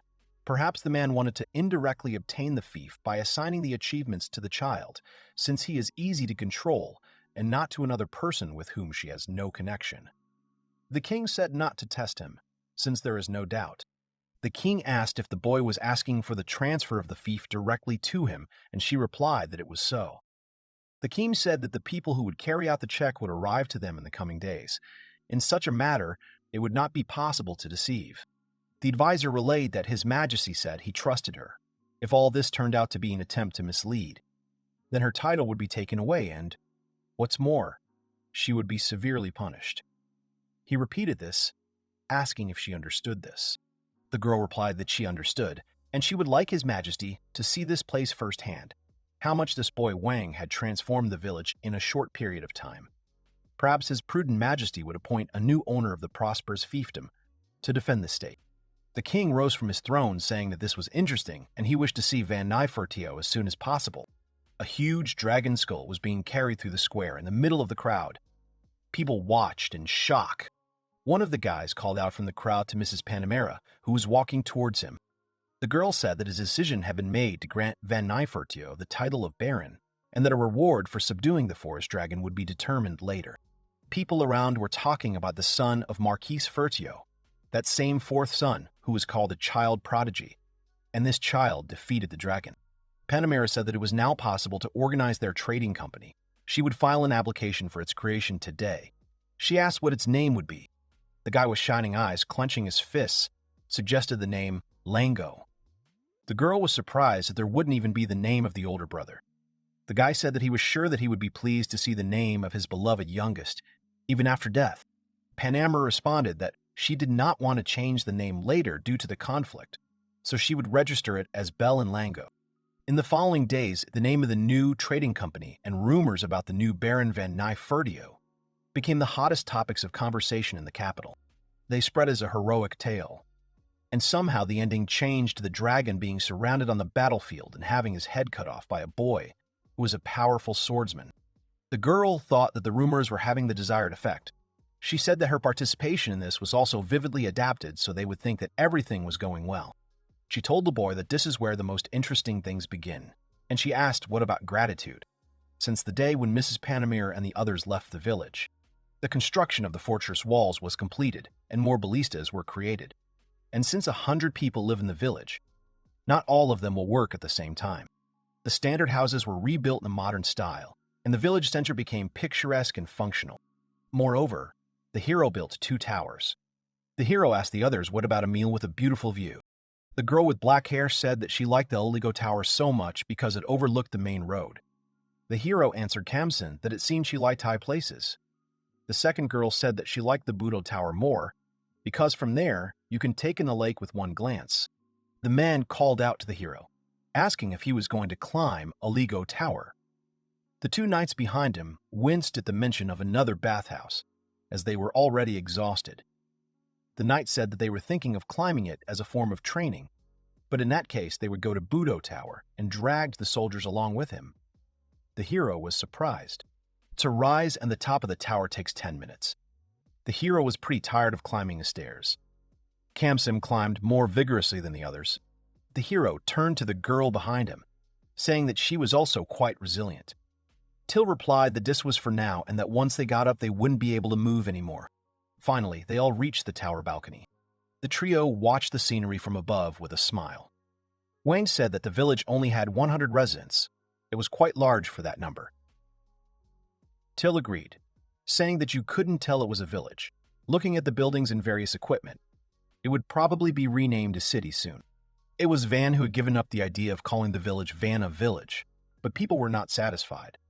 He would not be surprised if everyone started joking again and suggested Vanna City. Till asked if that was a bad idea. She also thought that the name would sound wonderful. Nay asked if the girl had decided to joke about him too. He was sure that she was speaking mockingly. The girl denied it. Kamsen called the hero, pointing to the side. The hero said that recently his vision had become as sharp as that of the villagers. He could not see anything so far away. He could not see anything. Kamsen said that this was because he began to look into the distance often. To Kamsen that these were not soldiers or adventurers, but many children and old people, as well as a number of servants. The hero asked if he was serious, and asked how much the young man's eyesight had improved, the talent of their settlement. The hero thinks that there is still more than an hour before their arrival, so why not have lunch for now? Till agrees, saying that today she has prepared his favorite sandwich with a fried egg. She assures him that it is very tasty, because thanks to Mr. Bell, they now have the best quality bread. The boys were saying how delicious it was. At that moment, someone ran up to them. The young girl called out to Mr. Wang. The hero thought about how lovely she was and smiled. Lady Panamera left for the royal capital, and Ruth did not follow her, deciding to live in his place for a while. She was trained by Espada. The hero asked Harut what had happened to her. He even became less formal with her because she was a child. She is very little, and when the hero says that she is lovely and he feels something different from love for her, he really wanted to stroke her head. He really stroked her hair. The girl became embarrassed. The guy thought she was the sweetest creature. He apologized for his actions, saying it was unintentional. Stuttering, she asked to listen and said that if he didn't mind, He could just call her Aris. The hero thought how cute it was and asked if it was really possible. The girl, shyly, said that she just thought it was easier for him. Then the hero, calling her Arod, asked if she had come to tell him something. Stammering, she wanted to tell him that wanted people had come to this village. The hero noticed to himself that she had pronounced village questioningly. She said that there were a lot of people and asked what to do, since there was nothing from the fortress walls to the village itself. She asked if he wanted to talk about it in Mr. Wang's house. The hero noticed that she had begun to get used to him and was capable of normal conversation, but he still felt shyness in girls. But now she was taking a pose in which it was immediately clear that she was addressing him. The girl continued to babble about how many villagers were talking about something, and she wanted to tell the hero about it. The hero replied that in that case they would continue the conversation at his house, but first they needed to find out if their guests were on a friendly wavelength. Till said that Orto and his team had set out for the forest before noon. Then the hero ordered to call back D and his men, as well as Espada, to be present. Kamsen raised his hand and said that he understood, and ran around to call them. He ran to the opposite tower. The hero was surprised at how much energy the guy had. The hero thought that he, too, was training one way or another during construction. Kamsen's strength of spirit and efforts amazed him. Kamsen himself challenged and overcame D's hellish training. And although Kamsen himself does not realize it, when it comes to fencing, he is one step ahead of the hero. Abu and Ro are also overworked due to impatience and rivalry. The hero felt a big difference in physical fitness. Arut said that Mr. Kamsen is amazing. Even in this world, among children, the hero will be the fast child, the one who is good physically. A crowd of people came to the hero. The butler said that he believed that these people came from other villages. Their representative was waiting at the door. The hero asked to let them in. An old man entered the office. He apologized, asking if this was the village of Sade. The hero repeated his question. The old woman said that they thought they had reached the village of Sade. But what kind of amazing city was this? The hero asked about the village of Set and asked Espada if he knew anything about it. The butler replied that the village chief told him that the so-called Seat people used to live in this place, and it seems that because of its remains, some people call the village Set. The hero cried out that it couldn't be that the village had a name. He believed that he had been tricked. Mr. Wang, an innocent 8-year-old boy, had been deceived. An incredible scam had been carried out behind his back. The butler realized that the hero had not been told that the village would be named after him. He was curious to see how things would turn out. The old man said that, be that as it may, they were probably not mistaken, and this was the very village of Sate. The hero asked the old man why they came to this village. The old man said that it had changed so much that he couldn't believe his eyes. Of course, he had been here in his distant childhood, but not to such an extent. The hero shouted again why the old man had come and then remembered what he had said. The old man said that if he saw that they were on their way from the neighboring village, there were fewer young people, and taxes were collected strictly, and they could not resist on their own, so they decided to go to this place to discuss whether they could accept them. The hero asked if he was talking about resettlement. In this regard, one can encounter various obstacles. He asked why there were so few young people. The hero dared to suggest that they had gone to earn money in the city and then settle down. The old man said that they had not left the village of their own free will. The old man said that the young people were taken into the army. People were being gathered in case of war. The hero asked again about the army. The man confirmed this and said that, having lost its workers, the village could not pay taxes, and the lore count did not care about border villagers like them. The hero realized that they were from a village on the territory of Count Ferdinand. He remembered that Starkey said that it was located nearby, however. It was quite far. The old man said that it would take about 2 weeks to walk on adult legs. They came here instead of to the nearest city, because they thought that if they stayed in the Count's territory, they would be condemned sooner or later. After thinking it over, they decided that it was better to go to the Marquise's territory. If you're worried about the Count's disposition, then you shouldn't accept the villagers. It could be perceived as if the hero is taking away his population, meaning the Count has problems with the territory. No doubt, nothing good will be thought of this. However, this doesn't change the fact that these people went to him risking their lives. The hero did not want to do anything that would further aggravate the tension between the Marquis and the Count. But he also did not want to refuse to help people who needed it so much. The hero asked the old man if all the inhabitants of their village had come to move. The old man, shuddering, asked if the hero would accept them. The hero replied that while they could live without paying taxes, they would provide them with food and shelter, and they should try together for the good of this village. The man asked if they had reached paradise. The hero asked how many residents they had, and the old man replied that 13 people had come today, and another 300 people remained in the village. The hero asked about one house for one family, right? He asked not to expect too much. The old man happily answered that they did not dare to dream of more. The old man asked if it was okay that the hero was so kind to them, and asked what about his granddaughter being a servant, although she was only 3 years old, but would become a beauty with age. The hero told him not to sell his grandchildren. The hero was surprised by the people in this world. They give away a person with such an attitude as if they were giving him a gift for the new year. The hero knows that there are cultures in which women and children are given to serve. But when you encounter this yourself, it somehow feels uneasy. In modern Japan, there are enough stories that are hard to believe. But in this world, the hero was surprised by such a frivolous attitude towards human life. He told the old man that he would lend them carts now from free horses. There are only van, and he asked if they would be satisfied with 2. The old man answered that they would be satisfied with 2. The old man answered that they would be grateful for the return journey. They have cows that can pull the carts, so that the horses do not get tired and can return safe and sound. The hero, hearing about this, eagerly asked if they had milk cows. Starkey replied that this was true because the Count's territory was known for its pastures. So there were cows in their village. Every year, 5 to 6 calves are born, and they grow up in about a year. Although they sacrifice them every year, they always keep more than 10 heads. The hero realized that if they moved here, they would have more cattle. He needed to ask Mr. Orto and his team to accompany them. He told the old man that they must be tired, so today they should take a leisurely rest. This inn was intended for soldiers, but there was room for everyone, and they would prepare food for them. The old man said that he was not the head of the village, and the hero was surprised. A little later, the residents were surprised that they would actually live in such a beautiful house. This building was larger than the owner of this village. The child next to him said not to talk nonsense because they know how the owner can change houses. The hero laughed mentally, saying that it was not about the appearance in the house of the owner of the feud. The furniture was much better. The hero suggested that they all celebrate when the rest of the villagers arrived. The people were surprised and asked again.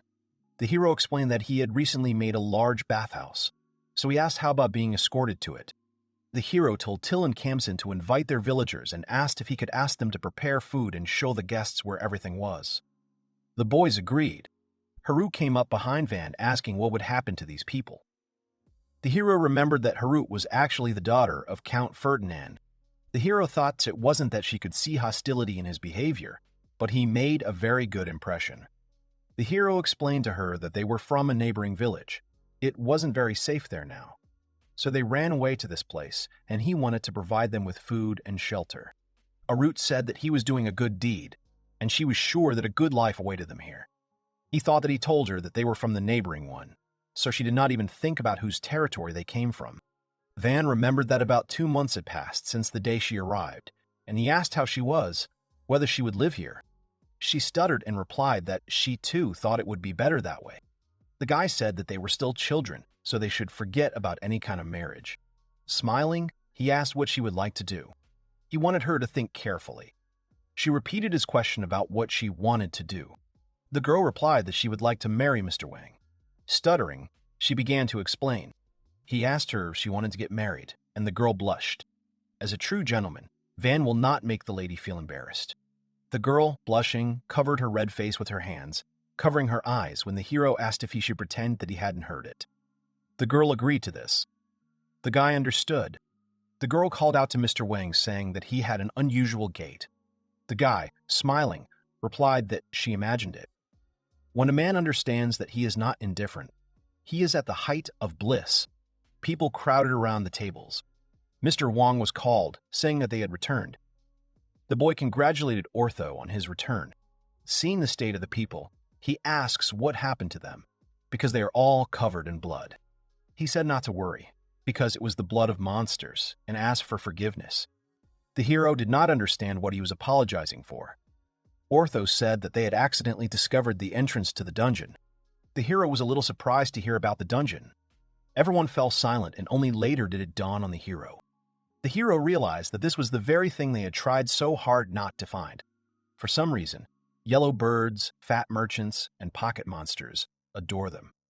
When Espada was nearby, he called the gentleman, and he shuddered in fear.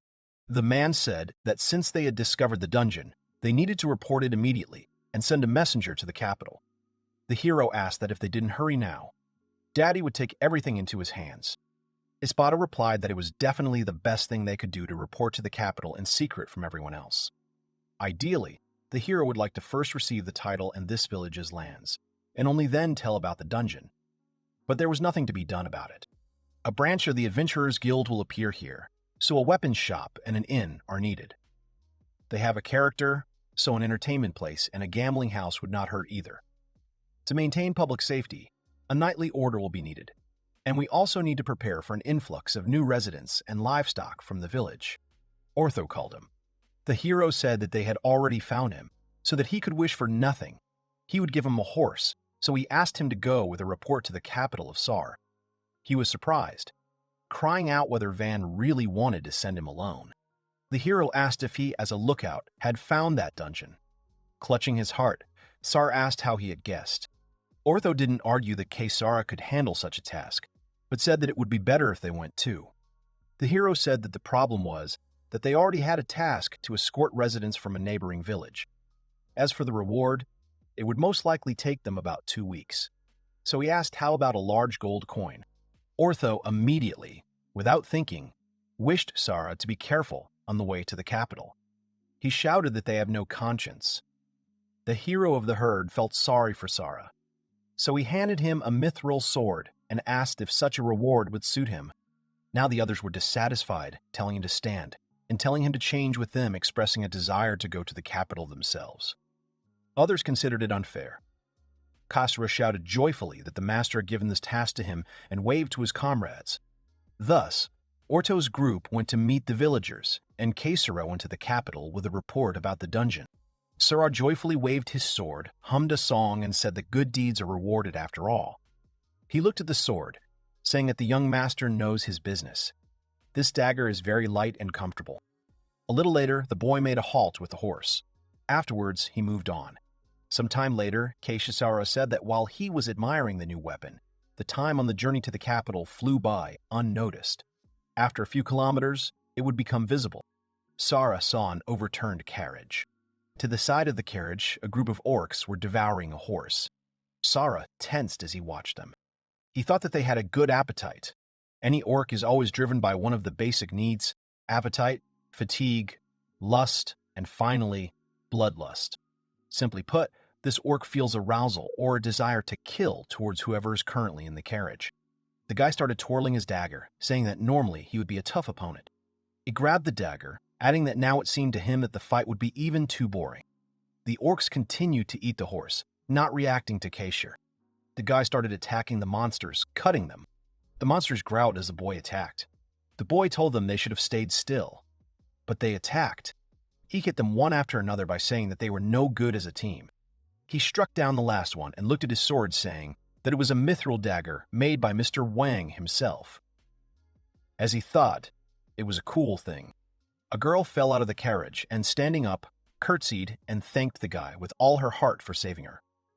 She introduced herself as Familia Stratos.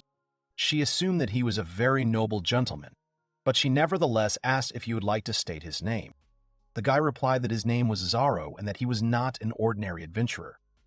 The girl did not believe him, saying that it was enough to look at his magnificent blade to understand that he was of noble origin. She assumed that he was probably on an important mission now, and therefore hiding his identity, and said not to worry because he would take his secret with him to the grave. The guy tried to tell her the truth.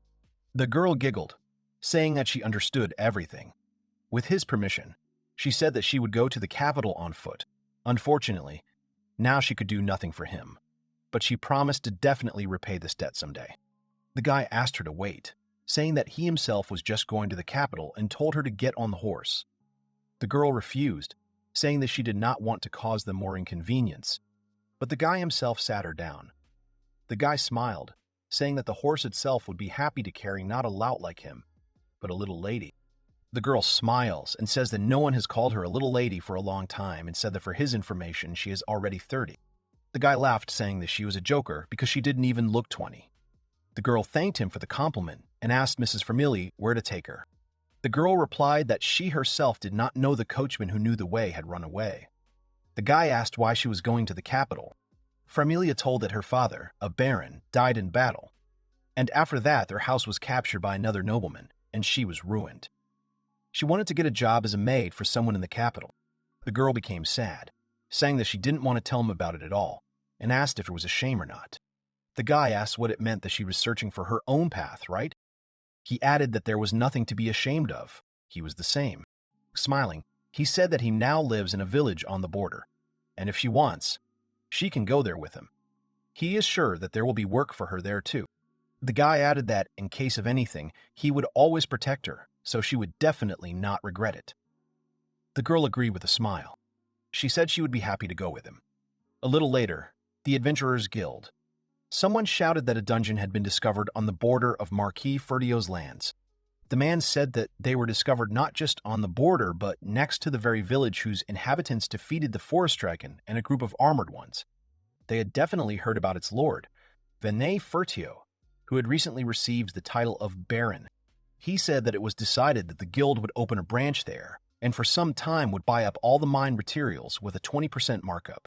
The man said that those who agreed to map the dungeon and succeeded would receive a special reward. Everyone was happy. The adventurers surrounded Zara and Vermilye, saying that everyone had heard that they had killed the dragon. But who exactly had done it? They asked if it was true that Baron Wang had personally cut it down, and how long it was to walk from the village to the dungeon. Xeri shouted that he didn't have time to explain everything to them. He had done his job and was now heading home. Everyone shouted for him to stop, saying that he had decided to go there first himself. The adventurers followed him, saying that they would not allow it and would go after him. Koshiro said that he would not go home right away. First, he was going to a hotel to spend the night, so there was no point in following him. They went to the market to buy something. They left the capital only after they bought a horse cart and clothes with provisions, but a whole crowd followed him anyway. The girl called out to him, apologizing because he had paid for her hotel room and food, and she already owed him so much. The guy replied that it was nothing because it was his own fault that he had gotten her into all this, so she shouldn't worry. The girl said that, for the first time in several years, she was smiling from the bottom of her heart, and it was thanks to Kara.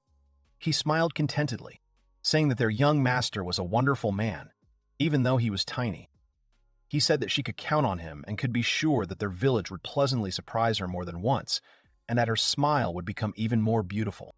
The girl agreed, saying that she would wait with impatience. The carts moved forward, and the exhausted people walked alongside them. Orto asked the man if he thought Koshiro would reach the capital without delay. The man replied that the guy had been given a mithril dagger, which would probably turn somewhere to test it. The girl said that there was not much left, but let them finish their job to the end. Last time, when they were chatting about all sorts of nonsense, a forest dragon attacked. Pluriel had been too strict lately. Orto was surprised to learn of the number of refugees from the neighboring village, but was even more surprised to see that even the elderly had decided to move. Many people in such places live their entire lives knowing almost nothing about the outside world. Whatever the situation, they continue to endure until eventually the village dies of starvation. Ortho had seen this many times. It is not so easy to decide to leave a village that is your whole world. Ortho said that they must have had a really bad time. He noticed a woman who was barely able to stand on her feet, but still refused to get into the cart, giving up her place to the elders. Orto asked her if she was okay, and that there was only a little time left. She said not to worry. To tell the truth, she was against their village being so far away and moving to an even greater wilderness. Orto said that she was right and their village was even further from the capital, but this border village was a real paradise. They would live better there than in any city. The girl replied that she didn't understand what he was talking about, but Orto didn't hear her anymore, shouting that the village had finally appeared. He pointed his finger at the fence, telling them to look. They were already very close. Guests were greeted with snacks and drinks to welcome them to the village of Seep to make them feel at home. The hero said that everyone was probably tired from the road, so he suggested that they all enjoy a barbecue together, and then go to their homes and get some sleep. He announced that the welcome dinner was about to begin. The man bowed, thanking Van for taking them in. He introduced himself as Super, the village chief, Fabia. The hero replied that it was nice to meet him and introduced himself in return, hoping that they would get along.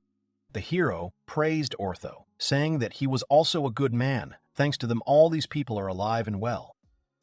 Ortho said that they were just adventurers doing their job. He would even say that his reward for it was too generous. Pluriel called Mr. Van whether he had prepared some magical beast again. The hero said that yesterday they were attacked by 10 huge three-eyed boars. They appeared near the lake, so he was even scared. Ordo said that these creatures use special magic. When you get too close to them, it's as if you are paralyzed. Your body stops obeying. The hero didn't know that they were so dangerous. The hero said that it was good that 10 shots from the ballista were enough. They laughed, and Ortho said that he himself had not been taking monsters seriously lately. A child approached the hero and stuttered and asked if they could eat. The hero replied that, of course, it was possible, and told Till to give them the soup he had spoken of and some finely chopped meat. Till asked them to rely on her and told the children to come. She told everyone else to come and eat slowly. There was no need to hurry.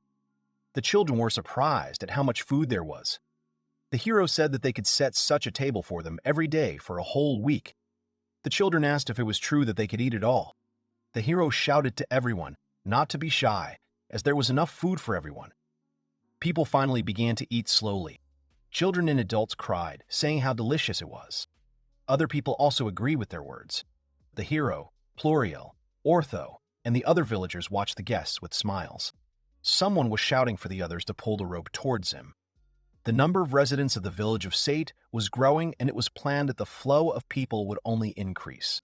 And now, about a kilometer away from the village, with the help of local strongmen, they are building a new city for adventurers. Espada announced that there was a small detour to the right. The hero commanded the people to go to the right. The hero commanded the people to go to the right. The old men of the neighboring village were used to taking care of the cows and the farm. A Galu provided water and grass to help take care of the animals. Surprisingly, the old men and Abalu seemed to have a good chemistry. The children from the neighboring village were delighted to see the new houses. In addition, in awe of the size of the fortress wall, they explored the inner territory of the village together with the children from Seat. The hero thought about how incredibly happy he was that it was so crowded. He was casting a spell when someone called him. Dee approached him, asking if he needed more logs. The hero replied that he really needed another 100. Dee said to rely on him and promised that he would prepare 100 today. Dee shouted to the people, calling them to get into the carts and go to the forest. Everyone supported him. The hero was surprised, thinking that he could collect a nightly order like that. Recruitment to the ranks of members of the order. Everyone fell silent. One of the guys raised his hand, saying frankly that he had already been invited by Mr. Espada, and now he needed to sign some kind of agreement about joining the ranks. Dee cried out in surprise. Espada also called the other guys. Dee cried out if Espada was serious. The hero thought that he could have guessed earlier that he was late. The other guys waved, saying that they were still free. The hero was happy, saying how great that was. Then the hero decided to appoint Dee as the head of the order, and Abba and Ro as his deputies, and so it would be possible to form an order of about 20 people. The hero shouted that this was not enough, and they were building a new city. If so, they would create an exclusive squad for this village and let the Espada be stunned. Kamzen ran to the hero, calling out to him. He said that there was a medium-sized cart with one horse to the side, and that Mr. Keishiro was there. He had finally returned. It was quite far, but many more carts were following him. The hero thanked him, saying that when the distance was decent, nothing could be seen. Till replied that everything was fine, since she couldn't see anything either, just like a root. The guy thanked her dryly, saying how kind they were. Finally, the hero saw a guy accompanied by a girl. The hero was surprised, asking who it was. Till screamed that it couldn't be either. Till suggested that perhaps he had saved this girl from danger in the capital and fallen in love. Harut thought it was delightful, like a tale of heroes. The hero thought it was too good to be true. Kamsen said that Mr. Kara is an amazing person. He runs fast, senses someone's presence better than anyone, finds and disarms traps, and he has a specific way of wielding a sword, and he is a skilled swordsman. In addition, he seems to be a master of throwing stones and knives. The hero was surprised that he is so omnipotent. There was a short conversation about how cool or uncool Kasara was. Kasara approached and called out to Mr. Wang to stop talking so loudly about him. The hero turned around, greeting Sara and, by the way, asked who was next to him. Sara said that they met under strange circumstances, and she said that she had nowhere to go, so he brought her to this place. He asked if it was okay that there would be more residents. The hero agreed that there were already about 300 of them. There would be no problem. Sara asked if he was talking about those people from the neighboring village. The residents increased in an instant. Till introduced herself to the new girl in a friendly manner and introduced her to the Lord, Van Nay Furcia. The girl introduced herself as Familia Stratos. She said that not far from the capital she was attacked by orcs, and then Lord Kasara saved her and escorted her to this place. The hero asked if it was true. Embarrassed, the guy said that he hadn't done anything wrong, he wasn't that cool. The girl didn't agree with him. She said that even if he said so, for her he was more beautiful than any hero from the tales. The girls were delighted until the hero again skeptically asked if it was true. Remembering the main thing, the hero asked about the crowd that followed the guy. Seeing these adventurers, the hero decided that the end of the world had come. Kesara apologized and said that when he reported to the guild about the dungeon, a bunch of fools came running, eager to profit from something. It would be bad to scare the villagers, so he asked to let them spend the night outside the village. This was also not allowed. In the future, adventurers should become the local main guests. Here, good rumors about the village should be spread. The adventurers liked it. The hero said that the guy was probably tired, and said that he could return to the village with the others. He asked to wait a little longer, and an inn would be ready for the night, and the hero would build a small fortress around it. Kasara agreed and asked where the boss was. Van said that Orto and the others were currently exploring the perimeter of the dungeon, and it looked like the area was in poor condition. Apparently, it would not be possible to build a stronghold there. Kesara said that it would be his turn here. Sarah said that he would rest today and set an example for them tomorrow. He and the girl bowed as they left. The hero noticed that the girl was definitely from a noble family. Arut said that it was Baron Stratos' daughter. The hero asked again, asking if she knew her. Arut said that she only heard what the maid said, that the Baron had died, and the family had fallen into disrepair. The house had been destroyed. Till said that it was a nightmare, because she looked like her age, and had already suffered such hardships. Arut said that this is not so, and said that Familia is about 30. Everyone froze in shock and asked again. Kamsen responded that the world was full of miracles. The hero thought she was a teenager and decided to leave it without comment, because it was better not to say anything unnecessary about a girl's age. After all this, the hero then suggested returning to the creation of the city. The shops were still not working, and perhaps a protective wall could be built as a temporary measure. The hero said that there should be a wall that could stop a medium-sized magical creature. If someone dangerous approaches, it would be possible to run to the village. Someone called the boys, and they turned around. The men hovered over them asking if they were playing here. They said that their village was of course nearby, but it was dangerous outside. They had to see that. They said that the girl was very beautiful, and different people would look at a girl like her. She had to understand that. He added that even they were looking at her and she should go home. The hero thought that the foul-mouthed bandits were like those that happen in the post-apocalypse. The hero asked his friends if these men were worried about them, or if it seemed so to him. Kamsen thought so too. Till replied that it was strange, but it seemed that these people were kind, but their faces scared Arut a little. A man came out of the crowd, telling his comrades that they scared the children.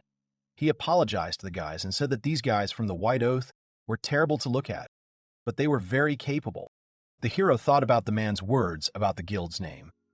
The man asked what the children were really doing in this place, since it would be dangerous if magical beasts came here.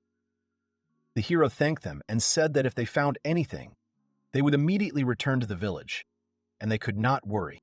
The man asked if this was the border village. Judging by the stories he had heard in the guild, a fairly young baron rules there. He has enough money and people, so it turns out that such a village is a very important stronghold for the Marquis.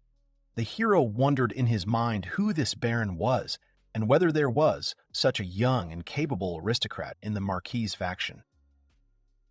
The man leaned towards him with a smile and asked what he was playing. The hero answered questioningly that he was waiting for timber. The man repeated his words and asked what he was talking about.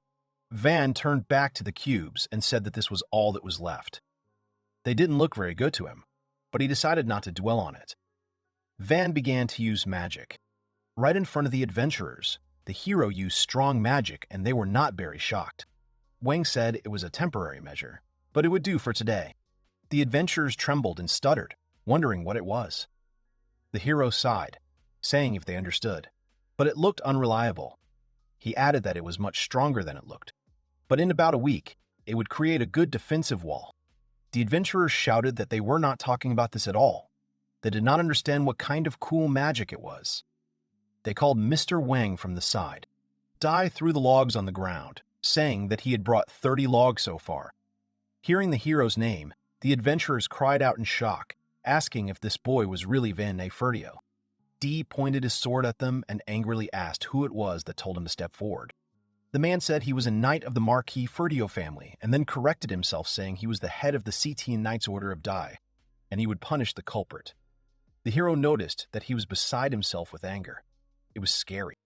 The adventurers began to warm up for the fight, and one of them called Dee an old man asking if he really thought he could beat them, and said that he could try. Dai cut through his opponent's sword with one swing. The adventurers were shocked and froze.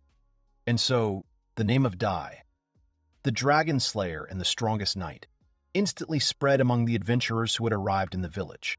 Kohai from the baseball club among them. Dee told the men that if they committed atrocities, they would not be spared. The men stuttered and promised that they would not. They did not want him to hack them to death. The hero thought that public safety would be fine, so why not, with Dee's impression of him? And the hero, on the contrary, was apparently of interest because even a child can be a lord. One man asked the hero how he ended up in the border region. The hero answered that he was driven out of his home. The men felt sorry for the child. Wang replied by saying that an aristocrat can also be sad. The men were surprised that the boy knew such complicated words. He reminded them that he was actually a lord. Ortho saw this and panicked, asking when so many competitors had managed to appear. The hero saw Ortho and asked when he and the others had managed to return. Ortho said that they had been too busy exploring the dungeon's surroundings and had only recently returned. Ortho assumed that since there were so many adventurers around, Zara had already reported. Van confirmed this and added that he had, by the way, returned with a beautiful girl. Everyone was surprised. Pluriel asked again about the girl, and at the same time as the others said that it was a lie. They were called from the outside. It turned out to be Kaseri saying that they were so late that he was already going to check on them. A researcher would arrive in a day and the staff from the guild could go to explore the dungeon tomorrow. Framilia called Mr. Kesar, and he remembered her. He introduced Mrs. Framilia to the boys. Stratos said that she had kept him company on the way from the capital to the village. He introduced his adventurer partners to the girl, and said that he was going to help them. But since they had already returned, he would not go today. He waved saying that they would stay at the hotel until tomorrow, and decided to take his leave. Everyone watched and began asking Van if it seemed to them now, and what it was. Van said that it seemed that Zara had bravely saved this girl when she was attacked by orcs, and now he, as a hero, can only be a support for her. The guys were shocked. The fact remains a fact. They need to accept it. Van added that therefore should they build a small house for the two of them. They should build it next door. They were surprised to hear about housing for two and began to shout why they did not go to the capital instead of Kasar. The hero decided to leave them. Van approached Pluriel asking what was going on with the dungeon, and she told him that there were practically no magical beasts in the area. The area at the entrance was located in a rather dangerous place near a steep cliff. The hero asked if the cliff was deep there, and the girl replied that she thought it was quite deep. The hero asked if the cliff was deep there, and the girl replied that she thought it was quite deep. She said that the entrance itself is like a cave. Two people can enter at the same time. They went inside to see if it was a cave or a dungeon. The stairs, the first floor, the columns at the entrance. the magic crystals glowing on the inner walls and ceiling. Without a doubt, it is a dungeon. The hero asked how far it was from the village, and she said that it takes an hour by cart, and when you enter the forest, it takes another 2 or 3 hours. Hearing that it was far, the hero shouted that this was bad. Pluriel said that all dungeons are similar. Strong creatures can appear in the vicinity, so it is possible to create a settlement far from nature. The hero realized that it was really impossible to build a village in a dangerous place on purpose. It seemed that it would be nice to build something similar not far from the dungeon later. She said that almost always around the dungeon not only large magical beasts appear, but also the environment itself becomes harsh. So even if it was possible to create a small stronghold, it was not possible to build a real settlement. But that was until now. The hero did not understand what it was and what she wanted to say. She added that Mr. Wang seemed to be able to create a wonderful stronghold. The hero mentally asked her to shut up, but he understood that even if he had such thoughts, he couldn't say anything. He began to justify himself by saying that it was dangerous in the forest and he couldn't take his ballistas with him. Pluriel said that they would protect him. They had gone to the dungeons many times. No danger would threaten him. For some reason, the hero's doubts dissipated, but he did not want to retreat. He wanted to lock himself in the house. It was far, dangerous, and terrible, so he did not want to go. The hero said that then they will carry him to the entrance of the dungeon, plus a daytime nap and dessert. And also as servants, you need to take Till, Kamsin, and Arte. Dee and Espada are busy creating the city, so they will stay here, and you will also need a lot of security. So, said Von Tate too. Thinking that she would refuse, he thought about how his performance, which had swept their forest off their feet, affected her. If he had not been an 8-year-old child, he was sure that he would have been hit, and his eyes would have popped out of their sockets. But the girl agreed. She said, smiling, that in that case they would prepare everything, and they would be able to set out tomorrow. The hero was surprised. Pluriel called Ortho, saying that tomorrow they would be building a stronghold, and Mr. Van would go with them, so they needed to get ready. His friends were as surprised as the hero himself. A cheerful defense of the careless lord's domain. 3.5 hours had passed since they left the village. The hero thought that he had no need to go underground, so he thought he would hardly go there. People carried the weight on their shoulders, going under the count, but there was no thought that they would take him along to create a stronghold. The hero looked around, saying what a beautiful view there was. Arut agreed and said that the thin air was also pleasant, but they were bothered by the shaking. The hero thought that it was because of the dungeon that as many as 50 people volunteered to act as guards. The homemade palanquin they were in was light in weight, and the adventurers carried it in turns. Everyone inside was shaking up and down, left and right. Only the hero was distracted, and it was as if he was being thrown. After the horses entered the forest, the landscape of deep gorges and cliffs suddenly changed its appearance. Seeing the giant troll, the adventurers almost fought for it, wanting to enter the battle. All around there were annoying, joyful cries of men, partly supplemented by a picture of corpses of magical creatures. The hero said that he never thought that things would turn out like this. Till tried to smile. Kamsin began to tremble next to her. The boy turned to Van, calling him and saying that he said that they would go to some dungeon. The boy was completely despondent and suffered from seasickness. Till said that they had been traveling since early morning. Kassin was unusually stern. The hero apologized to him and told him not to look at him like that. On the other hand, the girls are delighted, apparently because of the atmosphere of the trip. Till called Mrs. Harut, saying how steep the cliff is. Harut agreed, calling it a deep, very majestic landscape, and the mountains in the distance were beautiful too. Till laughed, saying it was bigger than the clouds. Pointing her finger in the direction, Till said that a magical beast was flying across the sky. Harut was very surprised by this. The hero was scared. The hero thought that if she attacked them, they would immediately turn from the palanquin into victims. The hero took with him a hastily created crossbow. Someone shouted that they had arrived. The hero stuck his head out of the window and was very surprised. Seeing only 2 logs above the cliff, the hero shouted, ordering them to stop. The hero shouted again, asking to become here and now. One of the adventurers looked at him questioningly, saying that there was very little left. The hero called him an idiot in his mind. The hero shouted again for them to let them go where there was more space, and to do it immediately. Ortho ran towards them shouting what had happened. Kasara ran after him, also asking what had happened. The hero mentally asked if they were really complete idiots. They ran towards him on the logs, and he mentally asked them to observe safety precautions. Van looked at the logs, thinking that even a high-rise worker would revolt with something like that. They weren't even fortified. He realized that adventurers really did have no instinct for self-preservation. The hero stood in front of the adventurers and said that they needed to improve this place, where every wrong step was life-threatening. A premonition of danger and risk control. He asked if they understood. One of the adventurers asked if there was such a place. The hero replied that there was, and pointed to the side and told him to sit there and think. The other adventurer sat the man down while he screamed, asking why. Kesara ran to him and the hero asked him if he was jumping on the logs. Van asked what if he kicked a log and Kesara screamed, asking if he wanted to kill him. The hero said that if the log rolled with other owls and broke, then there was a chance that even the nimble Kesara would fall, and asked the people if they understood. They all answered at the same time that they understood. Pointing his finger at the cliff, Van said that it would be better to strengthen the logs well or look for a safer path. He asked what they thought could be done with them. Kazura suggested putting many logs in a row. The hero replied that it was good and told him to sit down. Sara joined another adventurer on the ground. The hero ordered trees to be brought to him. Wang said that the correct answer was to build a strong bridge. He used magic to create a large bridge connecting the two hills. The hero told the men to cross to the other side after ensuring their safety.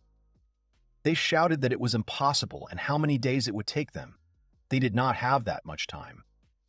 Wang said that if they complained, he would not build a stronghold at all. They apologized and agreed to build the bridge right away. The hero thought about the stronghold. He saw a cave on the side and wondered if there was an entrance to the dungeon there. There were only cliffs around. There was little space in front of the entrance. It would be difficult if he had to build a stronghold on such a small piece of land. Till approached Van asking what had happened. A man approached them, asking if they would first demolish the proposals for the necessary equipment. The hero asked him what he wanted and immediately suggested an entertainment establishment. The hero irritably immediately rejected his proposal and ordered him to sit down. 3 adventurers saw on the ground in front of the hero, and the same adventurer suggested a gambling house, to which the hero immediately replied that there was no need for that here. The creation of a stronghold was not without difficulties. They found themselves in front of the gates to enter the dungeon. The hero had installed a block on the cliff to extract water. The rocky heap next to the entrance had a suitable slope, so he would build a stronghold on the border with it. They were collecting logs in one place. Aru walked forward and, looking at the sky, said that a magical beast was flying across the sky, and asked if everything was okay, that everything was like this. The hero answered that it was nothing to worry about and began to use magic. And after 4 hours, the adventurers continued to carry materials for construction. The construction was completed, and everyone looked at the building in awe. The hero's friends and subordinates were also in shock. The hero finally gave permission to enter, and the crowd of adventurers moved deeper into the race. The first floor was a rest area and a storage area. Everyone was surprised by the large space. On the second floor, there was a dining room and 3 sleeping rooms. Someone asked if they could sleep in the dining room. They were shouted at, asking if they were idiots, and told that they were idiots, and told that there were rooms for sleeping there, and that they had to sleep there. The third and fourth floors had 6 sleeping rooms each. Someone said that for strength and balance, the building was in the form of a step. This place could be used as a terrace or something. Someone shouted about the gorgeous view. They immediately understood how things were in the area. Someone shouted that the terrace was his. They were explained that on each floor there were 4 toilets on the roof. The hero had installed tanks for storing rainwater. If you clean the network of tanks once a week, you can constantly use the flush. He explained to them that you can't drink this water and you need to be careful. He asked them again if they understood everything.